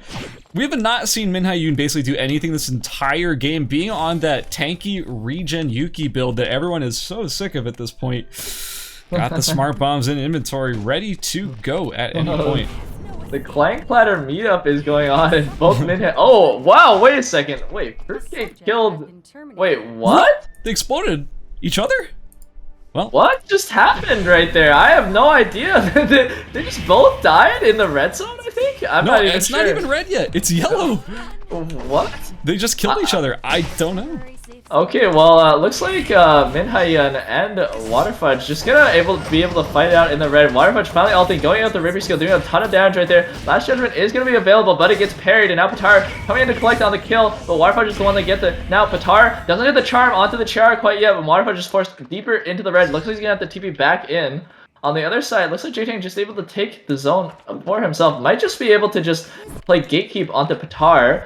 Patar about to start walking, trying to grab the monitor, but now J-Tank's gonna zone him off it. Waterfudge got a nice TP straight into the final zone, and now it's just gonna be a 1v1 between J-Tank and Patar. Oh, Patar actually gets through, and keep in mind, he was able to loot 2 smart bombs off of the Yuki's body, so... That's huge. Yeah, also, that's really huge. That being said, though, Wick has just expired like a few seconds ago, so that's not on the table anymore. But these smart bombs are kind of a decent replacement. If you're gonna lose that entirely, you might as well get some little bit of a power advantage. Waterfudge, I think Waterfudge is looking pretty good here. That being said, J-Tank can do a lot of damage, and the timer's not on his side. He needs to go right now. Okay, he pulls in the Waterfudge right there, throws out the couch up combo, throws out his ultimate as well. He's putting out a lot of burst, uses the bubble to block his own damage from his ultimate. Flash really goes through, but J-Tank finishes him off with 100 HP. Now Patar's in on the side, he's coming in, throws out the charm, hits the charm actually, and now he's dashing in to do more auto attacks to J-Tank right now. J-Tank not able to pull. Patar chasing him into the red zone all the way, and now he realizes, yeah, you're too far in the red zone, buddy. Throws out another smart bomb, but J-Tank doesn't proc it. Peacemaker gets used. 5 seconds left on his timer. Patar can just time him out right here. 3 seconds left, 2 seconds left, 1 second left, and he blows up. And that is an explosive finish from our Heart main, showing the world just how powerful Crit Heart can really be. And Patar takes it, 5 kills. We were sort of, doubters at the start of that game. We were like, Crit, he's not on the satisfaction thing. Maybe it's not all that good, but there it is. 5 kills. First place. Also, I mean, you gotta look at that hunt stat too. 50 farm on a heart. You don't see that every day. That's a very significant hunt stat for a non-Nadine character, basically. So well done. So yeah, that's gonna be it for game number 1. Patar coming out in first place with 5 kills. In second, we had J-Tang with 2.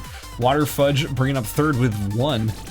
Fruitcake, unfortunately, Minhayoon, who did place 4th, did not get any kills, but just below them, tied for 5th is Fruitcake and Lockney. I have no idea how they died.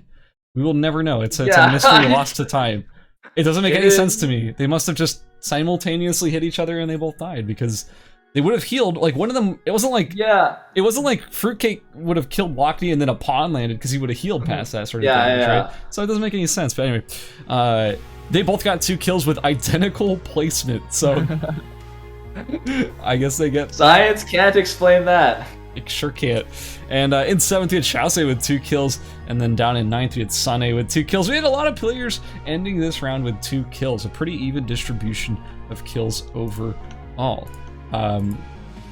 We do have the scores done, but I want to make sure that they're all ready to go before we do shoot on over to that. They're ready, so let's go check it out. Gunnar, run us through it.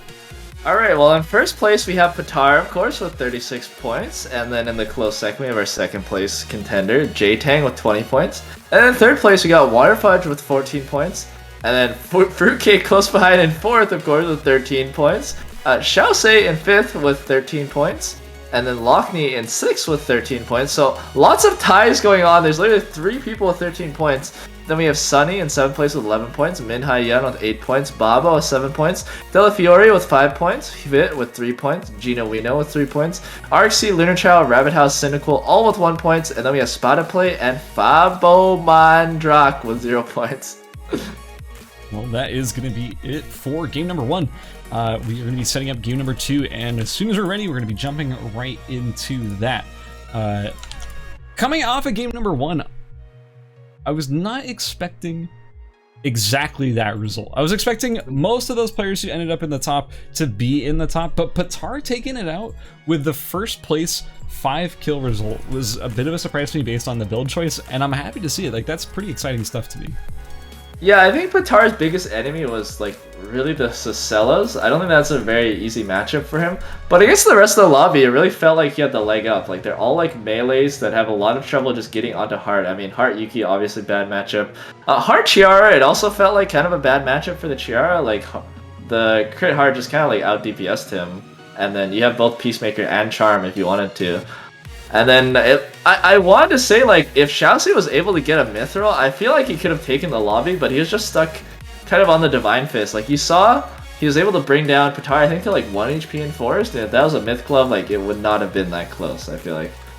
Yeah, for real. Honestly, I feel like Xiaoxi was one of those one of those players who had such a strong presence in the end game there, but wasn't really able to do anything with it. Wasn't able to find that pop off right there at the end and take the whole thing home. And I'm not really sure.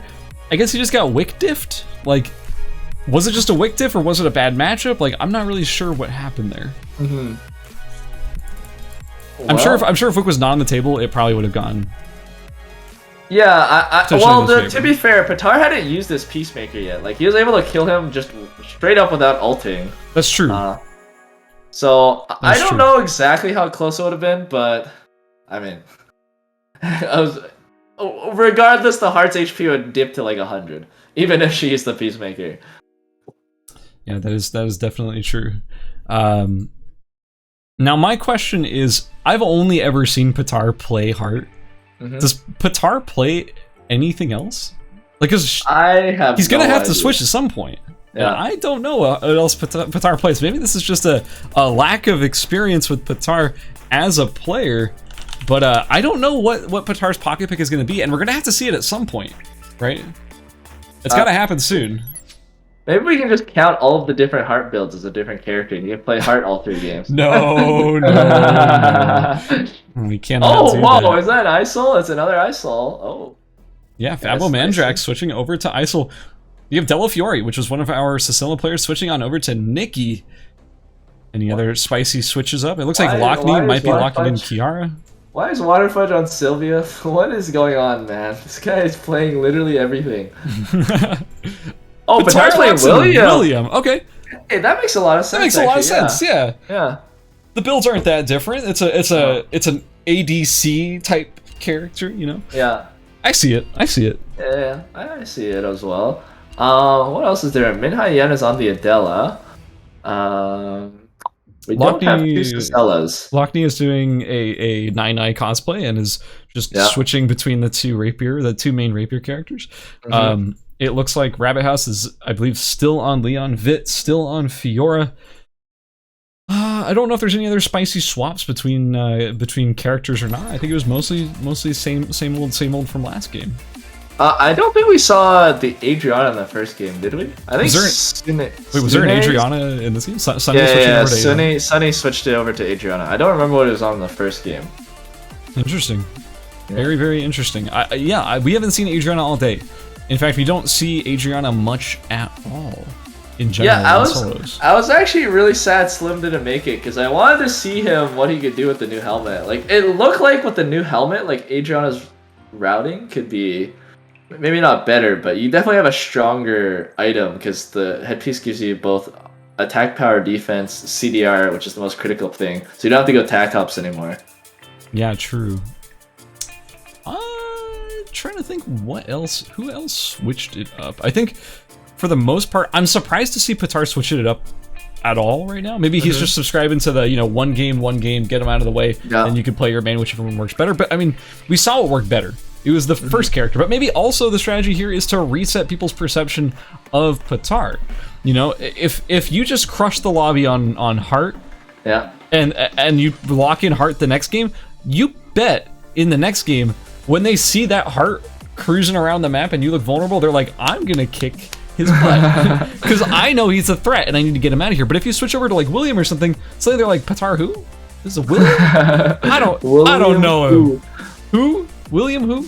Yeah, so it's I think part of the strategy might also have been that, like, because both the Cicellas played in the first game, maybe he's thinking like both of the Cicellas were gonna play again and then he'd be able to dodge them in the third game, perhaps. Maybe. Yeah, I don't know. Maybe he just rolled the dice. Just monkey went to RNG.com or something. But yeah, so for the most part, I think a lot of these picks are pretty predictable. It's mostly stuff that we were kind of expecting to see. I do find it funny to see these rapier players just ping-ponging between Kiara and Adele. We told you to pick 2 separate characters and you picked the same one twice. It's kind of weird. Yeah. What were you gonna say? You were gonna ask a question? I don't. What build is Waterfudge gonna run on Sylvia? Like, No idea.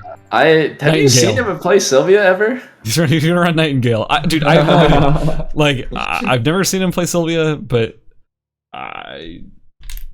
he could build a Nightingale, and I'd be like, yep, okay. You know, that's Waterfudge. Right. I trust his decision making. I'm gonna rename Group G the group of the slowest computers because yeah, what is this loading time, man? 2 games in a row. I only had so much time to fill. I'm hungry, boys. We gotta go. Let's get it going. All right, game number 2. It's up and ready to go. Patar's playing William. Lockney's playing Kiara. We have an Adriana. All of this is unprecedented. Let's get right into it. Oh, we have a Hyunwoo as well. Right away, there is a big cluster in hospital. I think Waterfudge is just gonna go elegance. You could cover up the left side of your screen right now, left side of the map, and you would see the vast majority of the people in this game within those 5 zones. There's only 4 people missing. So, yeah, it's pretty clustered over on that right side between Temple, Hospital, Cemetery, and Factory. I think we might actually be seeing a deep, dark Sylvia coming out. I feel like he's gonna be going for like the Amazonas or something with an elegance off of Waterfudge. I'm gonna put my money on that because we have been seeing quite a few tank Sylvias recently. It sounds cursed, but I believe you. I 100% believe you, honestly. Let's see. What build is our Dylan going for? I think he's.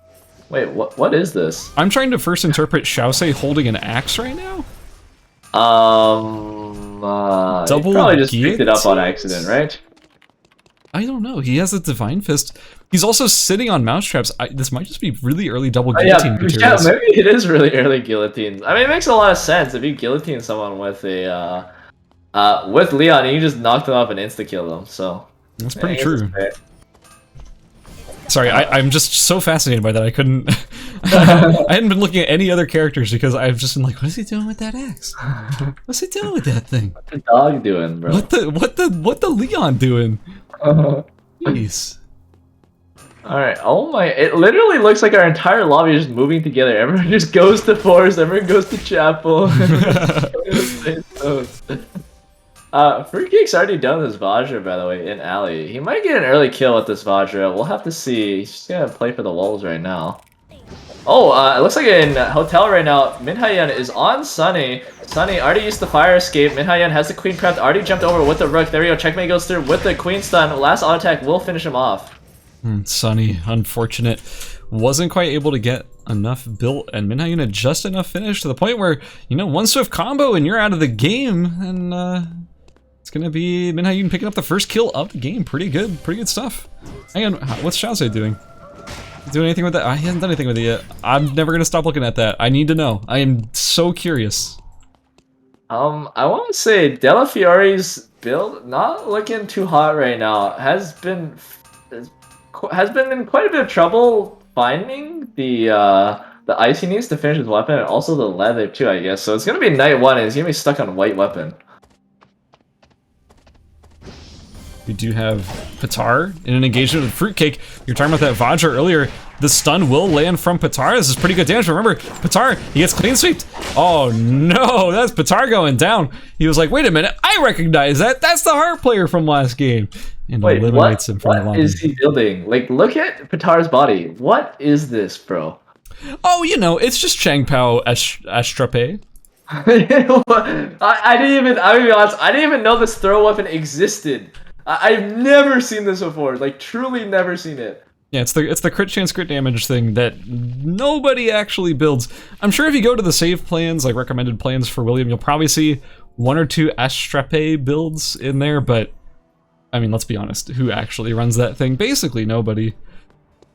Yeah, so I don't know. Really likes crit. I don't know. It's curious. In Alley right now, Waterfudge and Lockney are fighting over the meteorite right now. Lockney in melee range now, but Waterfudge very tanky with the deep dark technology. Waterfudge going out with the front flip, doesn't quite hit it though. Now Lockney pops the ultimate, dodges the tire, but now not in range of the ultimate anymore. Doesn't have the last judgment, or doesn't have the Sigma stacks to reactivate last judgment. But he might have pushed Sylvia away far enough where he'll be able to get the meteorite. Do you know what's really cracking me up? If you look at Waterfudge's build, this is a Kiara build. Like, Yeah. He's wearing the Kiara build, and Lockney is wearing the like Fiora build. I just don't like this, man. Evolution has gone too far. Right there, getting hit by the snare right there though as well. Oh, but he gets rooted before he can turn to his bike, and then he's just gonna get the meteorite actually. It's actually beat for beat the Kiara build, by the way. Like, this is so bizarre to me. Everything but the missile lane is missing actually. Yeah. I'm just running Elegance instead. This truly is some deep dark technology. He's gonna take this meteor and build a meteor claymore because he's forgotten what character he's playing. I swear to God. Yo, another bike combo goes out from Water, but he has to turn around, loses all of his momentum, he goes back to human form, hits the radar gun, hits the tire onto the chicken, getting a bit more fuel, but Chiara is gonna be able to get away. The bike CD a bit too long in the early game to allow him to keep chasing. Okay, has he done anything with the axe yet? The axe is gone. Oh, and Avenue right now, Arxie about to go on Spada play, yeah, doing so much damage to him. Spada play using a coup grab, missing Arxie though, and Arxie just hitting him down with the free electron laser ulted. I think Spada play was having trouble getting the items together. Unfortunately, still stuck on the Florentine.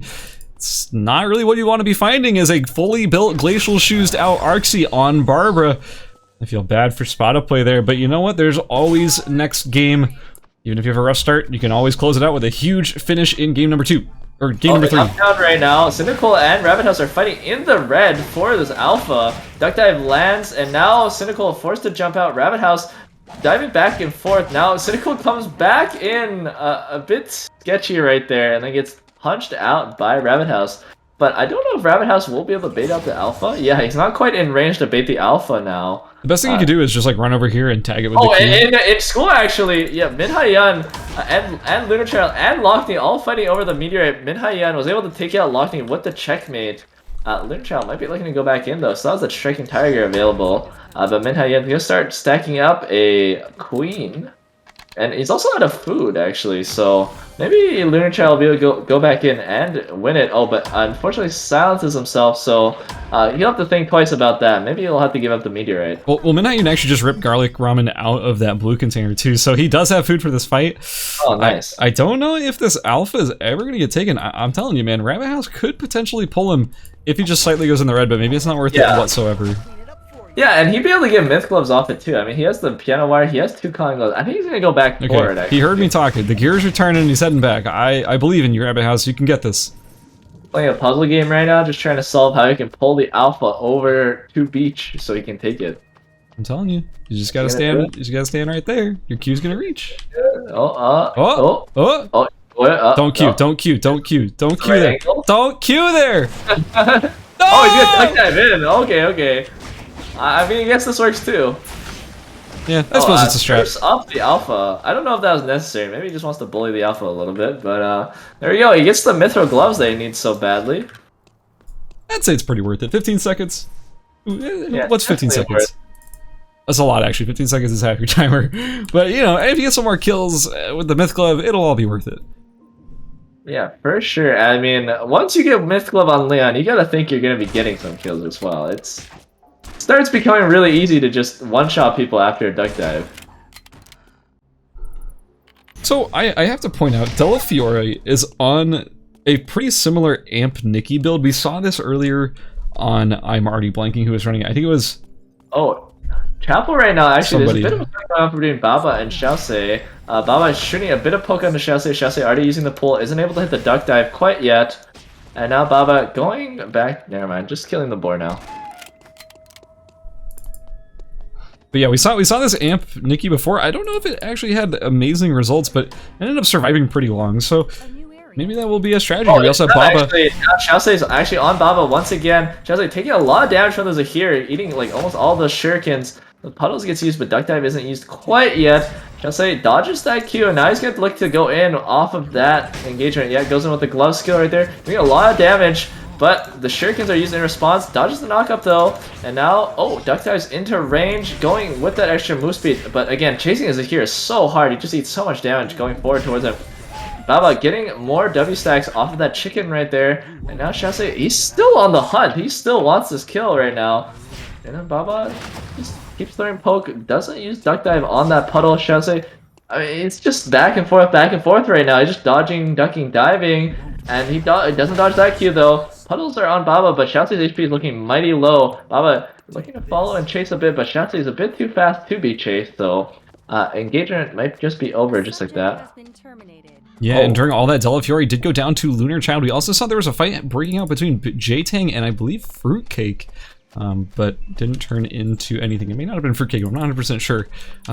It looks like Xiaosei... Oh, and Beach, actually, Water Fudge is all ending Rabbit House right now, but Rabbit House is doing a lot of damage. Gets stunned by the boar, actually. Now Rabbit House uses the Surfs Up on the boar, and he took quite a bit of damage from Water Fudge on the backside of that, but his Duck Dive should be back up soon. Gets slowed by the finish line. Oh, the tire gets eaten by the boar, but the knockup hits in the bike form. And Water Fudge just goes in with the radar gun and just finishes him off. Oh, back in Chapel, though, Gino, Wino, and Baba once again fighting. Baba, maybe gonna chase after this. Yeah, gets the extra move speed from the passive right there. Almost in melee range of the Hyunwoo. Gets more stacks of his W. Gets the CDR reduction right there. Throws down the Gandiva. Oh, that's spicy.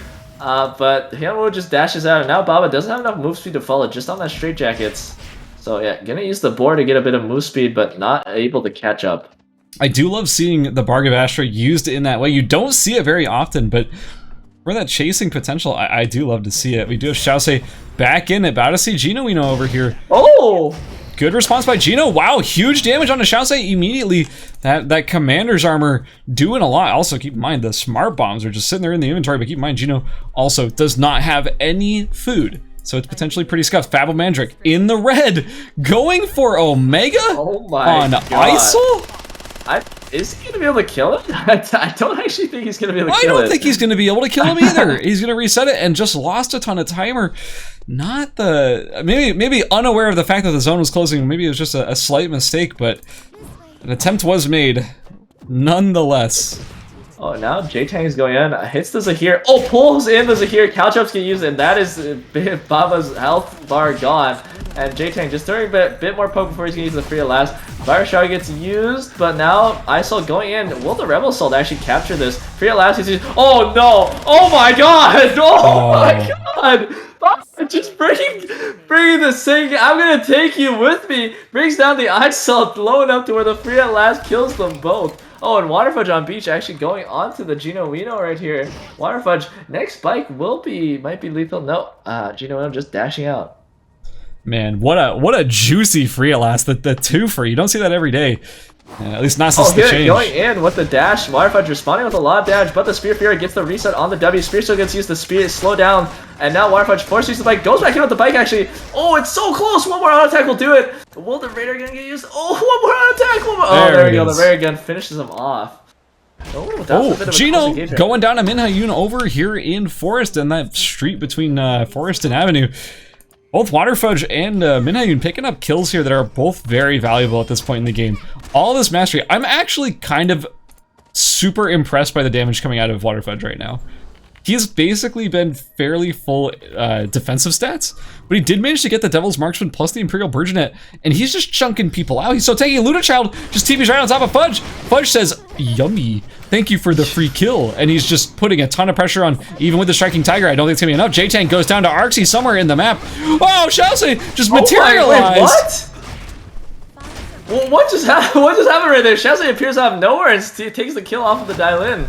And Water Fudge doesn't have any fuel left anymore, so he's not going to be able to fight Xiaosei. In fact, if Xiaosei decides to go on Water Fudge, he won't be able to have a good way to get out, because he doesn't have enough fuel to even go into his bike. So here we go. Xiaosei goes in, gets knocked back by the tire, but once again, yeah, Water Fudge still doesn't have enough fuel. But Xiaosei just going to take that Mythril String to build his Mythril Gloves instead. Press down one of those Mythril String on the floor, and now Water Fudge is just going to take that opportunity to loot the Cabana off of Lunar Child's body. But now Xiaosei's up and ready. He has the Mythril Gloves on, he has the Butler Suit, he has the Mavs, and he has the Mythril Shield. So, I mean, I don't know, Water Fudge. This is looking kind of scary for you. And here we go. Xiaosei's going to go in, uses the Glove skill, doesn't quite auto-attack reset correctly, but it's okay, still does quite a bit of damage. Water Fudge has enough fuel now after he built it up off of the radar gun, and he's going to do a long-range tire to get more fuel from that bat right there. Xiaosei, once again, just ducking, diving in. Okay, Water Fudge goes in with a full combo, not doing quite enough, taking so much damage. Surf's Up gets used to knock him against the wall. Duck Dive gets used. Now he gets knocked up, gets knocked away from the tire. Water Fudge, just barely takes it with that front flip. Oh my word. Leon Haters in shambles right now because Water Fudge just picked up that kill, and that was beautifully done, beautifully executed at every point in that fight. It looked like it was actually going to be going in Xiaosei's favor, but with the knockback plus the slow and the healing, Waterfudge made it look pretty easy. I'm not going to lie. Wickeline is fairly uncontested at the moment. Only Min Hyun in the area. Doesn't realize that he may have been able to take Wick this entire time. Finally gets the aggro, but Fudge ain't far away. And what's his name? Fruitcake is also on his way over from Avenue. Looks like Fudge, I don't think he's going to opt to bike in, and Wickeline's going to reset. This is going to be a weird Wick fight any second now.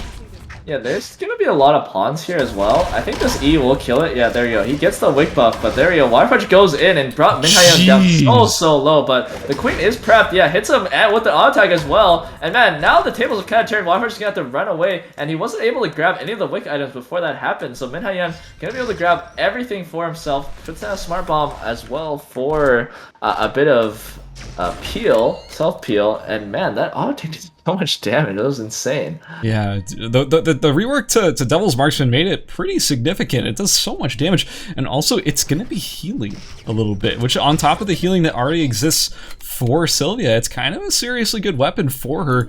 And additionally, also moving on to that Cabana, Waterfudge has basically transitioned from this full tank build into something a little bit more damage based, and you're seeing that major damage coming out my God. every time he is getting that last auto attack on Devil's Marksman. Yeah, I'm surprised every time I see the Sylvia build for how much damage it does while going full tank. Like, it feels almost illegal to me, but hey, what do I know? Okay, Fruitcake's gonna try to go in onto the Sylvia right there. Oh my God, so fast. Oh, but Fruitcake dodges it, but eats so much damage off that one bike tire spin. Fruitcake tries to use his ult. Oh, actually does use it. Hits the clean sweep as well, but Human for Sylvia. Oh, he's gonna follow actually. Probably gets used. Get dodged by Fruitcake though, but Fruitcake not enough damage to follow it up. Doesn't have the clean sweep. Someone is consecutively eliminating survivors. That was so clean played by Waterfudge. Honestly, let's roll that back. I want to check that fight out one more time to see how that all went down. I almost thought Fruitcake was gonna take it at the end with once he dodged that front flip, but just not enough damage to follow up after dodging the front flip. Yeah, right here, right? Yeah, I thought that was actually Fruitcake's fight to win in that exact moment, but no. The turnaround and that heal, that swing from the heel from the radar gun is so significant. And you really wouldn't think it's that much, but man, their health goes down, your health goes up. It's such a powerful tool to have in this game. Like, it swings the fight so significantly. Yeah, for sure. And Min Hyun finally able to start building the items he got off of the Wickeline with the Prominence, with the Taproots, has some Smart Bombs as well. And that's looking pretty scary. Like, the one character in the game I feel like that will take out the Sylvia. Oh my God, Waterfudge put on a Nightingale. Oh my gosh. What? That's gotta be... This is some illegal behavior. I don't listen. If anyone's ever building Nightingale, there's something wrong. Okay. Okay. There's something wrong. So I kind of get it. Here's what I kind of get. Look, you have healing on your radar gun. You have healing on your Devil's Marksman, right? That's all getting amplified by the Nightingale. So I do kind of get it. Attack power, HP, and it affects it, but like it still doesn't feel right. Like Nightingale is just, it's not much of an item. Well, I mean, he did heal for like 236. That is pretty crazy, but. Man, what world are we living in where Nightingale is actually viable? I don't know. it's a world I want to live in. I think that item's cool. I'm down. Bring on the Nightingale meta. Actually, you know what? Don't. Whoa, Min Hyun ripping remote mines out of a box. Now he's got Smart Bombs and remote mines. Oh, Waterfudge kind of lying in wait inside this bush. Let's see if Min Hyun checks it. Yeah, he does check it. See some. He immediately goes in with the front flip though. Doing a lot of damage to Waterfudge. I mean, dude, a lot of damage to Min Hyun. Min Hyun dodging the human form combo though. Queen goes out, but Waterfudge goes in, gets knocked out by the Queen, and now the checkmate. Will it be used? I don't know. Oh my God, he's just saving the checkmate. Going down to 50 HP with the checkmate up. Oh my God, so much confidence right there that he's gonna survive the combo. And I mean, he's just gonna run away and heal there. That is psychopathic. I can't believe he didn't use checkmate right there. That was crazy. Like, nerves of steel, man, for real. Wow. Well, ERCS coming into the zone. Look, we just saw how powerful both of those players were, but you cannot be counting ERCS out either because he's on double glacial items. You have Bracelet Scotty and a glacial shoes already finished, plus a mithril armor, which is going to be very good against the Sylvia. It's going to be good against both of them. They're both very skill-based characters, so that mithril armor is going to do a lot. But you also have to remember, Min Hyun, with these 5 giant golden traps, Going to be very powerful in these split final zones. Waterfudge gonna need to be doing this fight. Oh, no, Minhai, you do not want to be setting up your traps this early unless it's simply a defensive zone to fall back to. But that's one less trap to fall back to now. Yeah, it'd be really ideal for him to be able to get in the bottom file zone because there's less surface area to actually cover with the traps. But now here we go. Radar scan goes through. Both players now know where ERCS is. So he's going to start walking down towards this bottom zone, yeah, like we said, and ERCS is going to go towards the other one with Waterfudge. Waterfudge is going to look to poke down ERCS with his ranged abilities before ERCS can come in, throwing down the tire, throwing down the finish lines, but nothing quite hitting ERCS, playing it slow, not looking to get poked down at all before the zone starts, and Minhai is actually just going to run straight in here, oh my god. Yeah, some serious aggression from Minhai. I would have just taken my free zone and been happy with it, but no. He wants to fight as long as he has this wick buff, and I respect that decision. Ooh, yeah, ERCS going in, kind of pressuring with the turret, not expending his ultimate quite yet though. Now Waterfudge has the bottom zone, but keep in mind, there's a sneaky little smart bomb on the backside of there. So maybe that'll be able to do something. ERCS rested up now, might be able to go on to Waterfudge, we'll have to see. Eating a bit of his auto attacks. Oh my god, Waterfudge's attack speed is crazy with that Mythic Armor. ERCS throwing a bit of burst down with his turret. Oh, it steps onto the smart bomb. And here we go. Minhai takes that as an opportunity to walk into this final circle. Let's see who he goes for. He's gonna go for Waterfudge. Hits the queen. Hits the full combo. Oh, he doesn't hit the full combo. Waterfudge jumps back in with the bike, but doesn't quite do enough damage to Minhai. Raver's gonna get his checkmate against used, but he's not in range. Waterfudge uses the front flip. Beautiful juke. Pawns do not get hit right there. Oh, and ERCS coming in! He gets both kills! And he wins the game! ERCS with a beautiful third party, picking up a double and winning the entire game. Actually, no, it wasn't a double. It was actually Minhai getting the kill on to Waterfudge, but then ERCS cleaning it up afterwards. Wait, really? He did that much damage? I see it in the chat right now. Minhai is slaying Waterfudge Sylvia.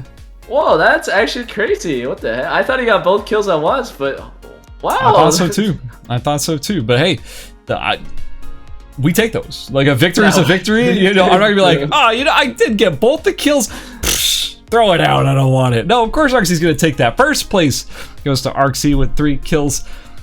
Second place goes to Waterfudge with 2, and third place goes to Minhai with second place goes to Waterfudge with 4 kills. My bad, I didn't mean to lie.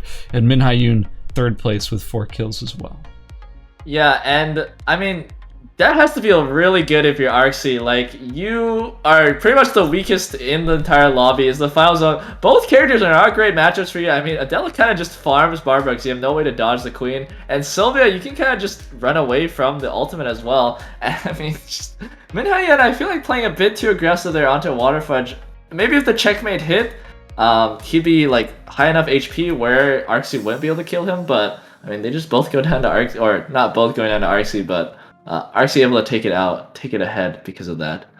Yeah, I'm curious if that was a bit of an overextension. I mean, with hindsight, we know it is.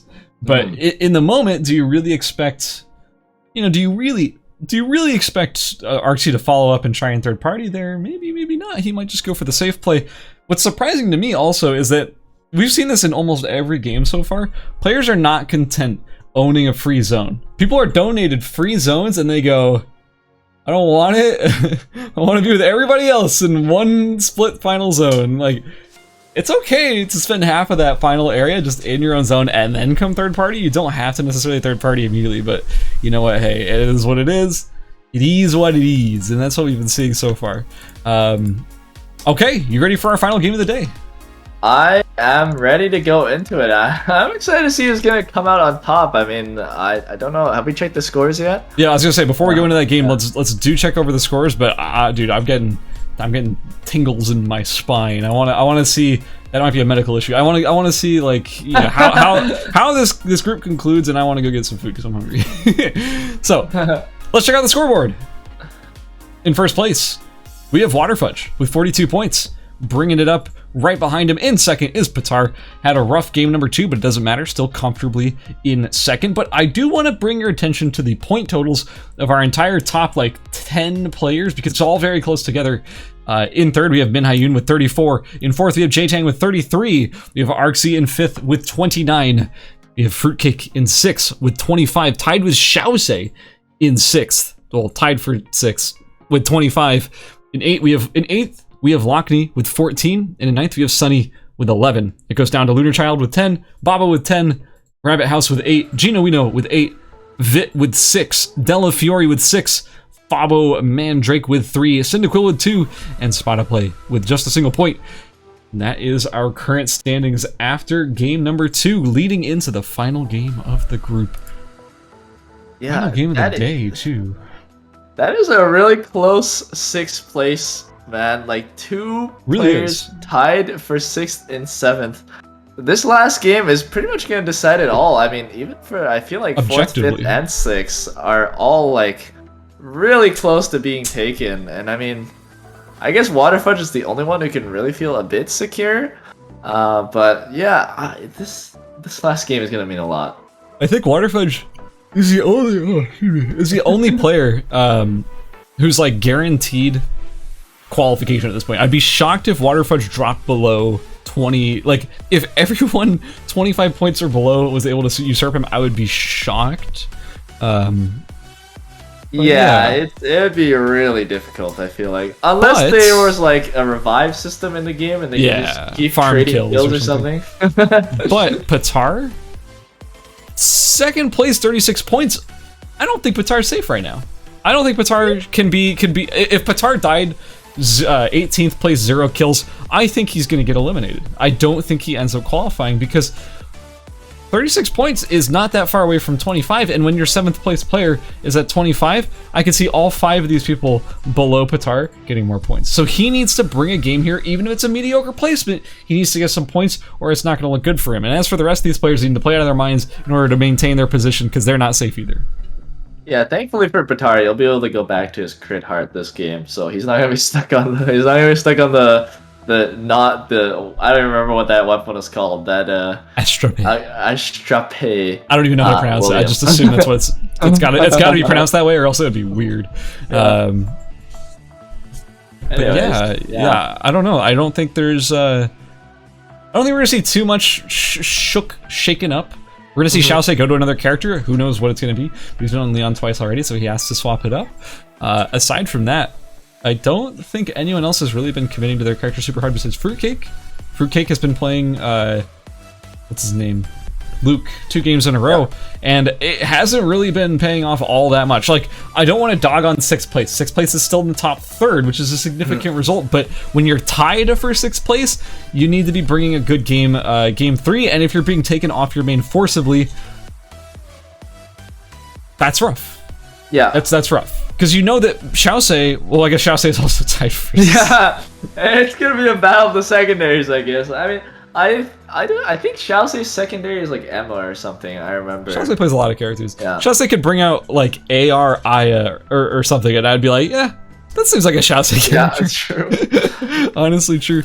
Also, curiously enough, J-Tang, Sis Enjoyer cannot play Sis for the next game. So that is those are like the significant ones I can think of who cannot play the same character twice. But we're almost ready to go into this next game. We're gonna have a long load time anyways, so we got time to relax, chill, and hang out with each other. Once we're all good, I think we're all good. So let's get going. You know what build I haven't seen yet that I want to see? Tell me, what do you want to see? Grimoire AR Aya, man. Like, true. Where's our Grimoire AR Aya players, man? Like, is that actually a thing? That can't be a thing. No, I was like, there's no way.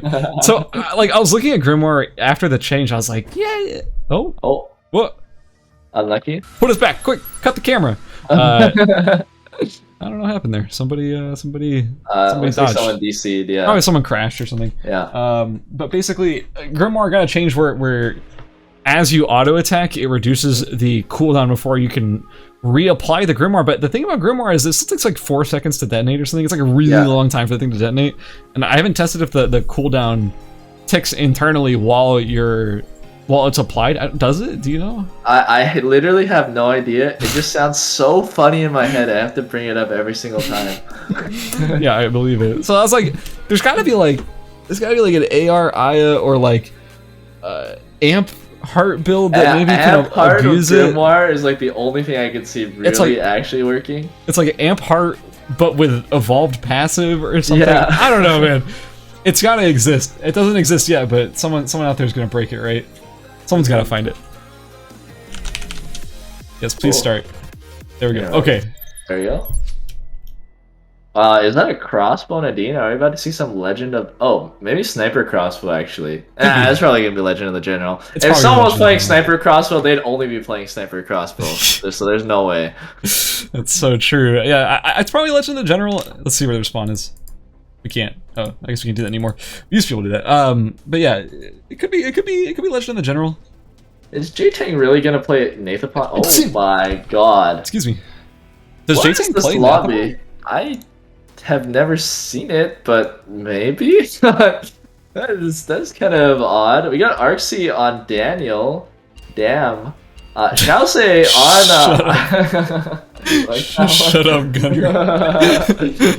Shousei's on the Air ISOL. I mean, it's something he was really well known for before. But, okay, I said Air, but I meant to say Air ISOL when I said it, so I'm glad I was kind of right. Yeah.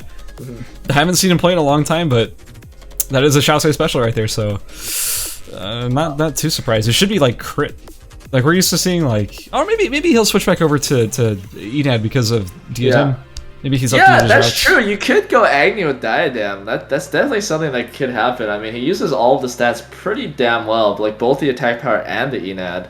And I mean, Agni, I remember the build path. It still was like pretty quick. You could finish in Chapel in like 3 zones, and then like I think like the entire build would be like 5 zones for like the full Enad build. Yeah.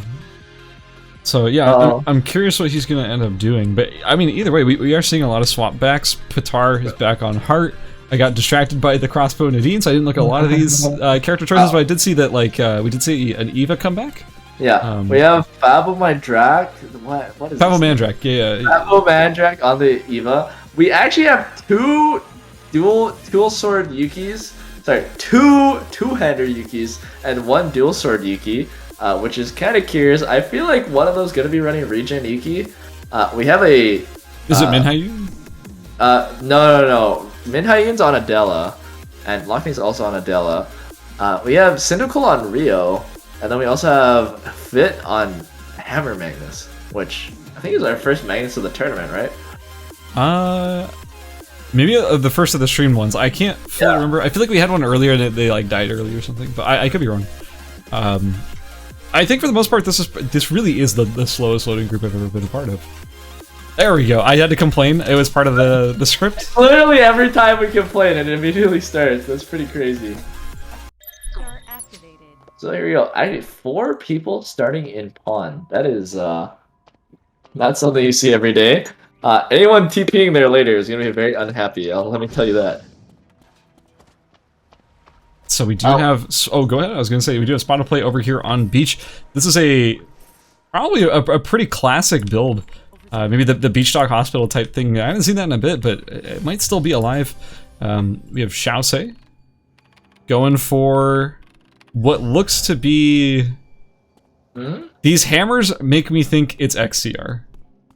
Yeah, it's XCR. I'm thinking it's like XCR I'm pretty sure Diadem? this is the route. It was like Alley Factory Sam Chapel, I think. Can you fit a Diadem on that route?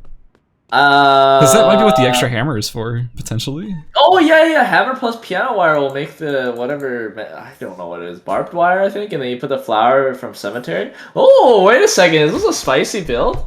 This could be the spice right here. Hot off the presses, new Enad AR ISO build. You're gonna see it here first. We're gonna check back, and he's gonna have like a crown or something. It's not gonna be a diadem, but that would be spicy. Yeah, that would be very spicy. We do also have ERCS switching over to Daniel. It's the first Daniel we've seen, I think, all day. So that's pretty exciting stuff as well.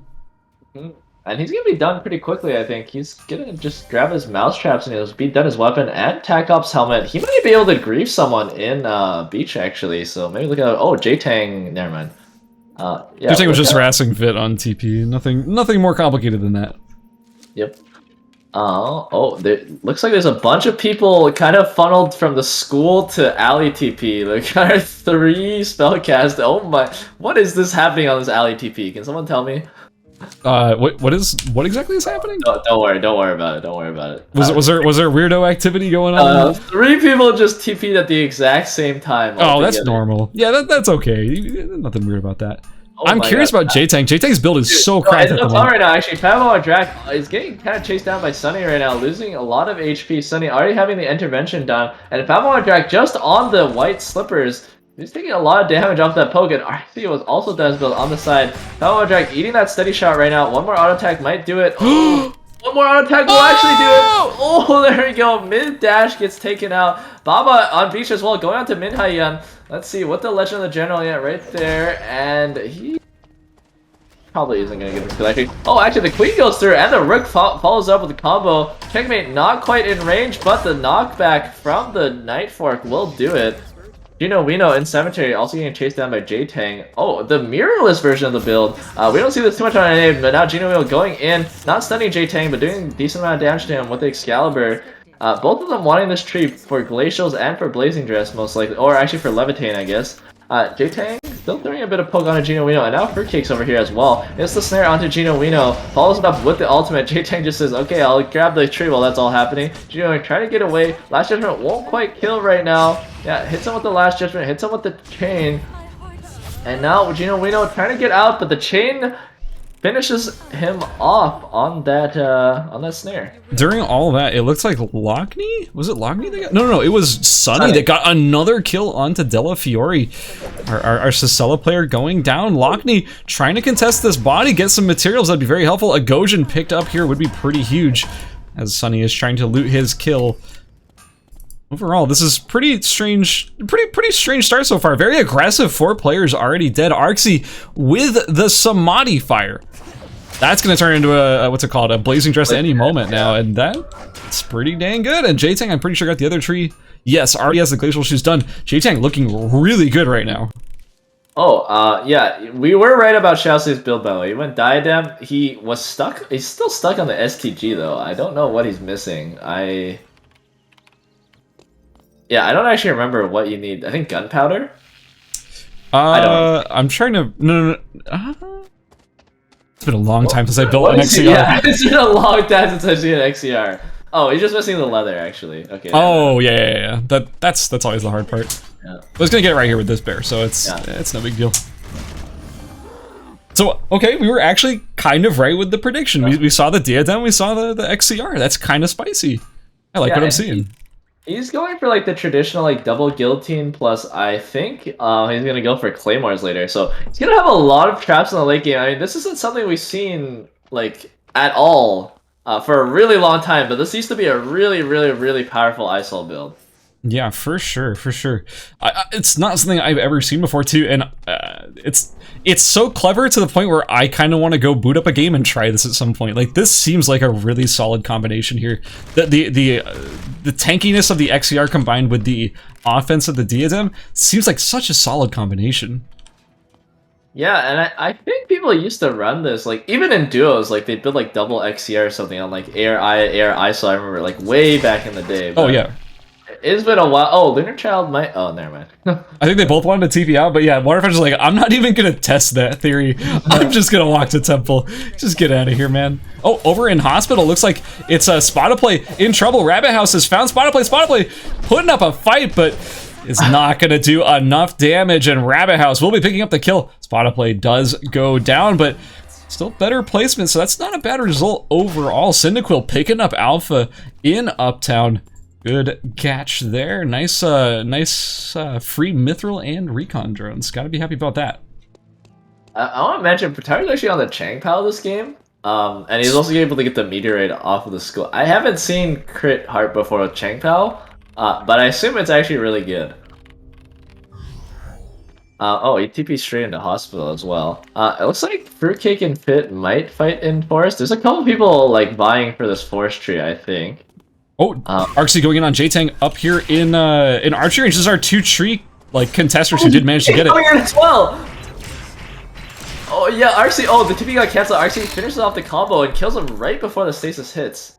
Quite unfortunate right there. Back in Forest, Cyndaquil got knocked against the wall and gets spun on by Magnus, but the Chiara is following up, hits the chain onto Huvit, who has no motorcycle, and that Last Judgment probably gonna go through. Yeah, finishes him off with the Last Judgment, and that's quick kill, 2 kills I think for Fruitcake. Oh wait, did he get 2 kills there? I think he got 2 kills there.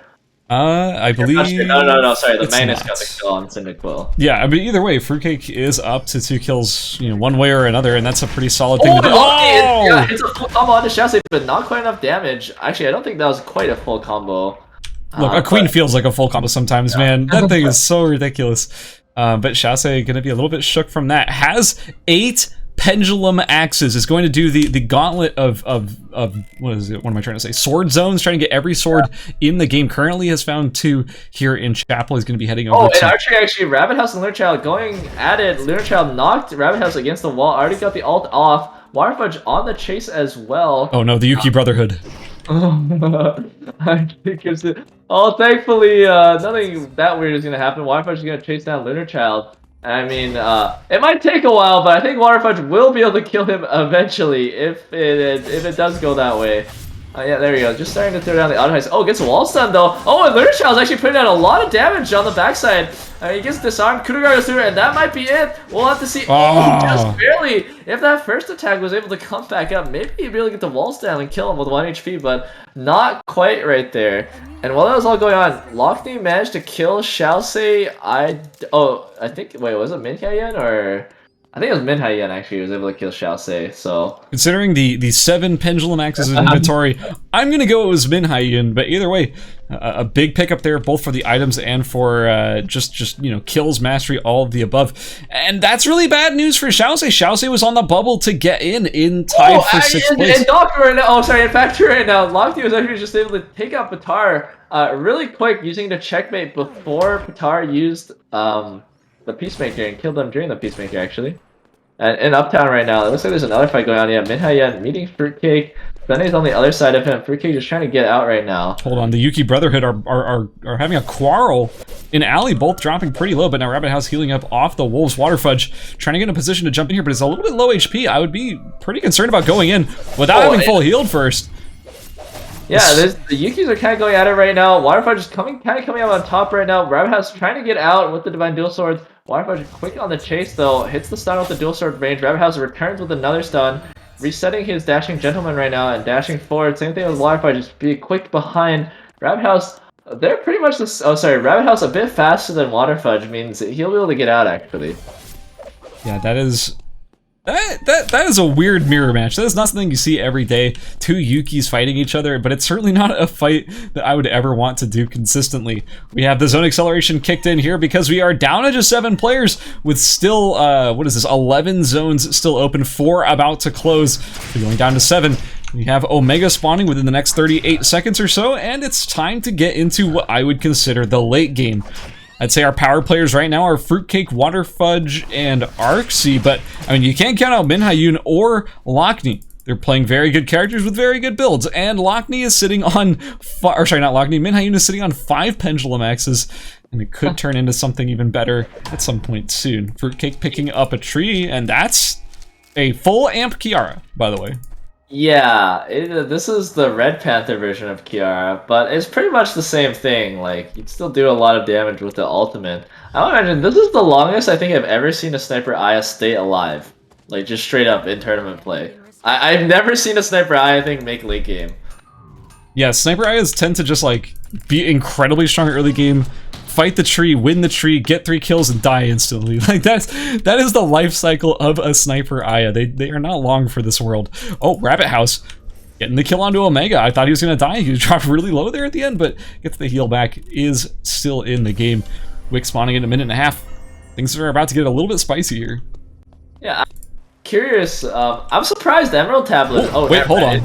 Right now, yeah, Fruitcake and Minhai going at it. Fruitcake already in melee range with that Chara ultimate, just ticking down onto him. Minhai actually stacking a bunch of pawns on top of him. Yeah, huge damage from the Rook right there, hitting so many pawns to finish them off with the Rapier skill before the last judgment can go through. Wow, I mean that was 4 pawns worth of damage, I think, off of the Rook, and it just almost one-shots him. Let's see that again real quick. Look at this. It looks so favored for the Kiara player in this scenario. I like really thought Fruit King was going to end up taking this. Look at that HP difference. And then suddenly, one huge combo, one huge checkmate, and an auto attack to follow it up did like 3,000 damage in just one swift combo. That is the power of Adela and Meteor Claymore. You have to respect it. Doesn't even matter that you think you have the advantage there. You have to respect that damage. You cannot be standing on those pieces, or else you're going to get bursted. Yeah, and it looks like Waterfudge ate a couple sniper shots, and Lockney, I think, saw him, so he's running over with the queen. Oh, Waterfudge just barely able to get back up and not get queen. But Lockney is stacking another one while that all happened. I'm surprised about our final contestants, honestly. I mean, the Adelas kind of make sense, but I don't think you usually see the Yukis and the Sniper Aya and the Daniels make it out this far. No, I expect the Yukis. The Yukis are really mobile. Like, it's really hard to pin down a Yuki because he just like dashes away, resets, and dashes away. The Sniper Aya is surprising to me, but the Yukis, I expect them to make it this far, honestly. Makes sense, yeah. Lockney is stacked up a queen now. I mean, a lot of poke goes down onto Rabbit House. Queen used just for a bit of zoning right there. I mean, there's still too many zones up right now to really force in a fight. And there you go, Alley Temple starting to close now. Wickeline has spawned in research, and I think Waterfudge is the only one set up for it. But Lockney's not too far behind. Yeah, looks like Wickeline actually taking an unorthodox exit from research. Actually left the left side of research.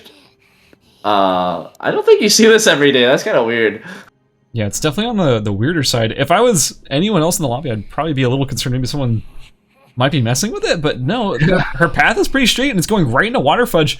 But Waterfudge should be cautious. The entire lobby is starting to converge on this position. There's only ERCS who's not sort of in the area, and he is being cautious. He's playing it very safe. But Rabbit House, very well done. Checks the bush with the EMP. Knows that there's somebody there and doesn't decide to overcommit. And it looks like the Adelas are the ones who are rotating onto Wick's actual future destination. It might just go to Min Hyun for free if the Yuki Brotherhood end up fighting each other over this.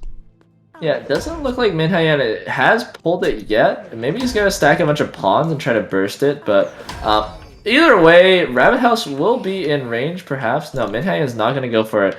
Probably already has the cam. Okay, there's the queen out, so Rabbit House knows he's here now. Lockney on the other side also knows, I think, that these two are here. Okay, Min Hyun grabbing the cams before he decides to start this. And I think Sunny and Waterfudge are actually going to go at it. Yeah, here we go. Waterfudge goes in at Forest. Sunny dashes back, uses the blank cartridge, doing a lot of damage to him.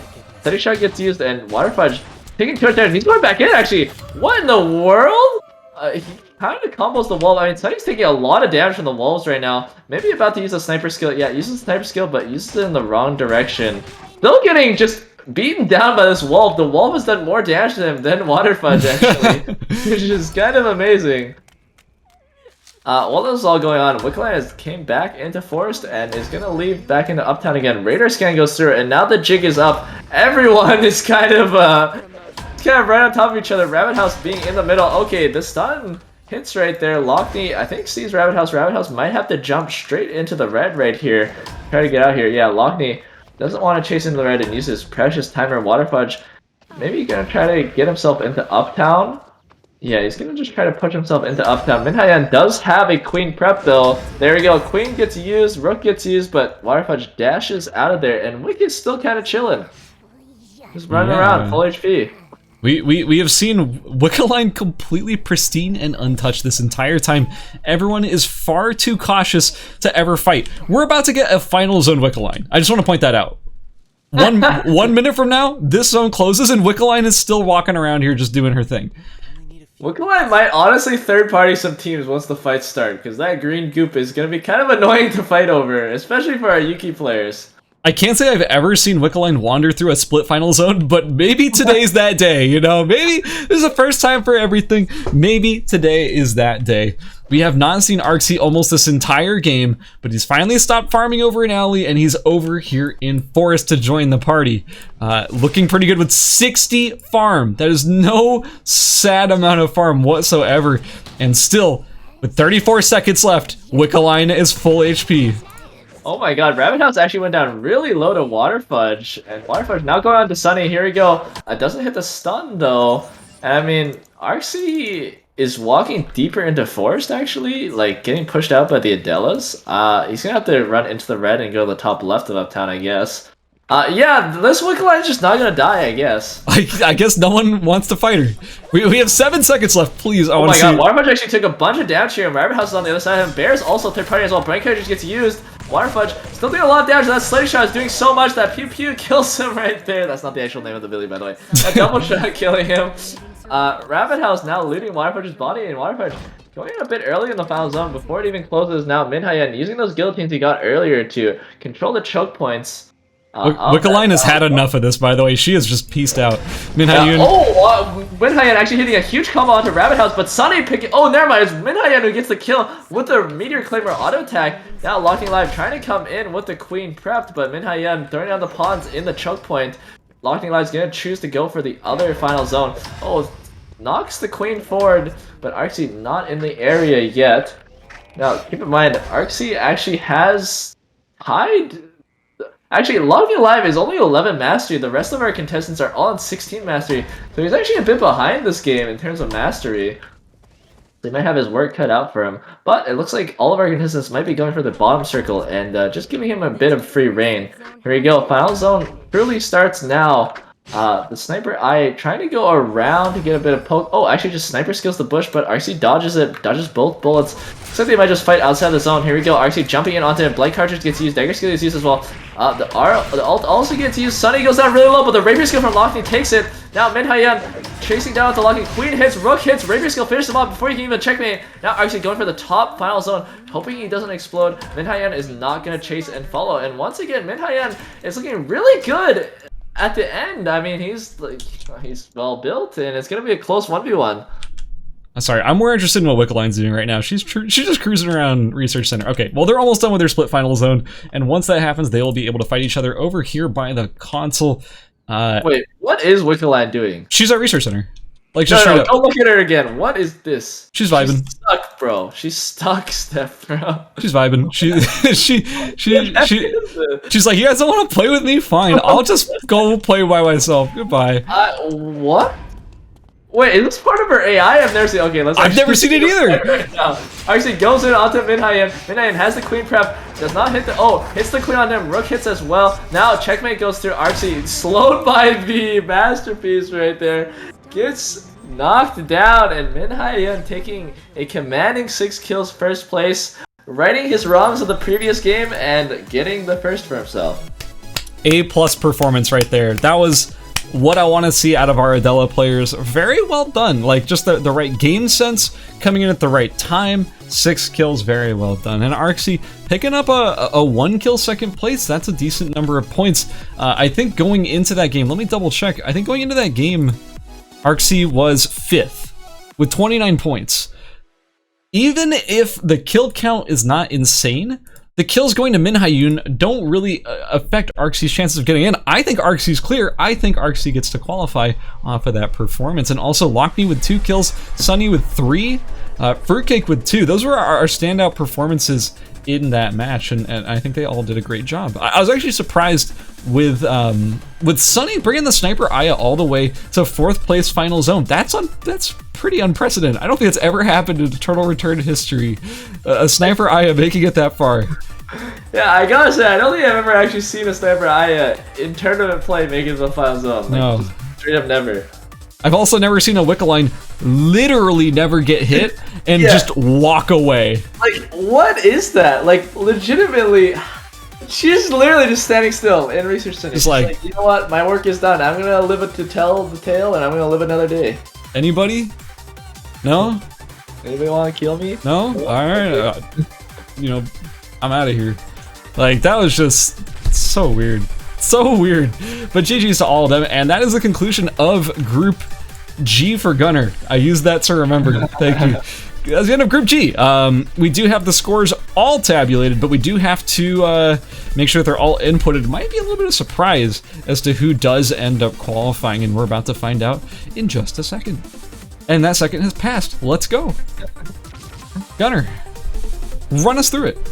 Well, in first place, you guys probably all expected this. We have Minhyan in first place with 74 kills off the backs of the second and third game. In second place, we got Waterfudge with 51 points. In third place, we got Arxie with 45 points off that last game. Just super consistent, all 3 of them. and able to put himself in third. We got Patar in fourth place with 41 points with that crit heart. We got Fruitcake in at 38 points in fifth, doing very well for himself in that last game with the Chiara. And then we got J-Tang making it in sixth place with 34 points and just barely not making the cut. We got Lockney with 32 points, Sunny with 31 points behind him, Xiaoxi with 28 points. Then we got Rabbit House with 20, Lunar Child with 13, Hibit with 13, Babo with 10, Gino with 9, Delafiore with 7, Cynical with 5, Fabo Montrack 3 points, and then Spada Play with 2 points finally. And that is, that's going to be it. That's going to be our conclusion for Group G. That means our top 6 coming out of Group G. Min Hyun, Waterfudge, Arxie, Patar, Fruitcake, and J-Tang will be the ones advancing onto the semifinals tomorrow. And on top of that, we do actually have some results for the other groups as well. Let me make sure that we have them in front of us, because I don't want to be, I don't want to say we have it that we don't actually have it. So just give me 1 second to make sure we do have it. Results. Okay, coming out of Group I, in case you were curious, coming out of Group I, we have in first place Passant, followed by 11, Absolute Terror. I always say that wrong. It's Aelvin, not 11. Aelvin. Third place Absolute Terror. Fourth place Souza. Fifth place Zorse, and in sixth place we have Parallax. That was a pretty stacked group too. There's a lot of names in there that didn't actually end up qualifying. So. Pretty surprising result. And also, let me double check on the next group as well. I think we have the Group H final results. Coming out of there in first place was Deus XM, with actually a commanding lead of 97 points over second place of 56, which was Spy. In third place we have Damon CA. We also have in fourth place 200 MS, fifth place Bandit Bagel, and in sixth place Pistachio King. That is another pretty huge result for our players over here in Group H. And that is going to be the conclusion of the qualifier stage. We know everybody who's advanced on to the semifinals tomorrow. It's pretty exciting stuff, right? Yeah, I mean, that was pretty crazy, man. Deus XM with 97 points is insane. Like, that is points, man. that's a ton of points. Almost double the team or the player below him. Like that is really certainly something. Make some for the rest of us, man. For real. If you're curious about the results here, if you want to see them all broken down group by group, head on over to the ERCS Discord. You can find them all in the announcements channel. They have all been sort of collected and posted right there, so you could check them out. Additionally, for you at home, if you're interested in joining future events like this, if you want to be in a future ERCS event, come join the ERCS Discord as well, because everything is hosted through there. All announcements are posted through there. So if you want, more information on when these are going to be happening, keep your notifications on, join the server, and I'll be posting about it whenever the next event is planned or being, put up for signups and all that other stuff. But that's going to be it for the qualifiers. We've concluded day number 1. We have the semifinals tomorrow, starting at 4 p.m. PST. You're not going to want to miss it, because if you thought the action today was insane, all the top players from today are going to be meeting up tomorrow to duke it out for the final few positions in the final. So you're going to want to be there for that. But as for us right now, we're done. Gunner, any final words before we send them off for the night? Dinner time, baby! I get to eat some food, and we get to eat some food. I'm so hungry. I'm so excited. Anyways, yeah, it was great casting these guys. I'm excited to go into the semifinals. It's been a great day. We've seen some historic moments happen today, especially with that Wicca line. The Wicca line, I'm still thinking about Mr. Hurricane in Group A, or the first group of the day. Also, Drooly's like insane geometry, all that stuff. Anyways, I just want to give a couple quick shout outs before we sign off for the night. I want to give a huge shout out to Alteris over there for running the broadcast behind the scenes. I want to give a huge shout out to our staff who are working tirelessly to make sure that this event runs 9 tournament groups in less than 4 to 5-ish hours. Like, that's an insane precedent to try and like pull that off is insane. So thank you to all of our staff. You guys are wonderful. I want to thank Gunner for joining me here as the caster. As always, it's a lot of fun casting with you, and I can't wait to do it again tomorrow. Yeah, same with me. Thanks for having me on. It's always a pleasure, and I'm excited to I'm excited to see you tomorrow, and I'm excited to also go drinking tonight again. Sounds good. All right, I'm Scaz. Thank you so much for joining us here at the ERCS, and I'll see you guys tomorrow.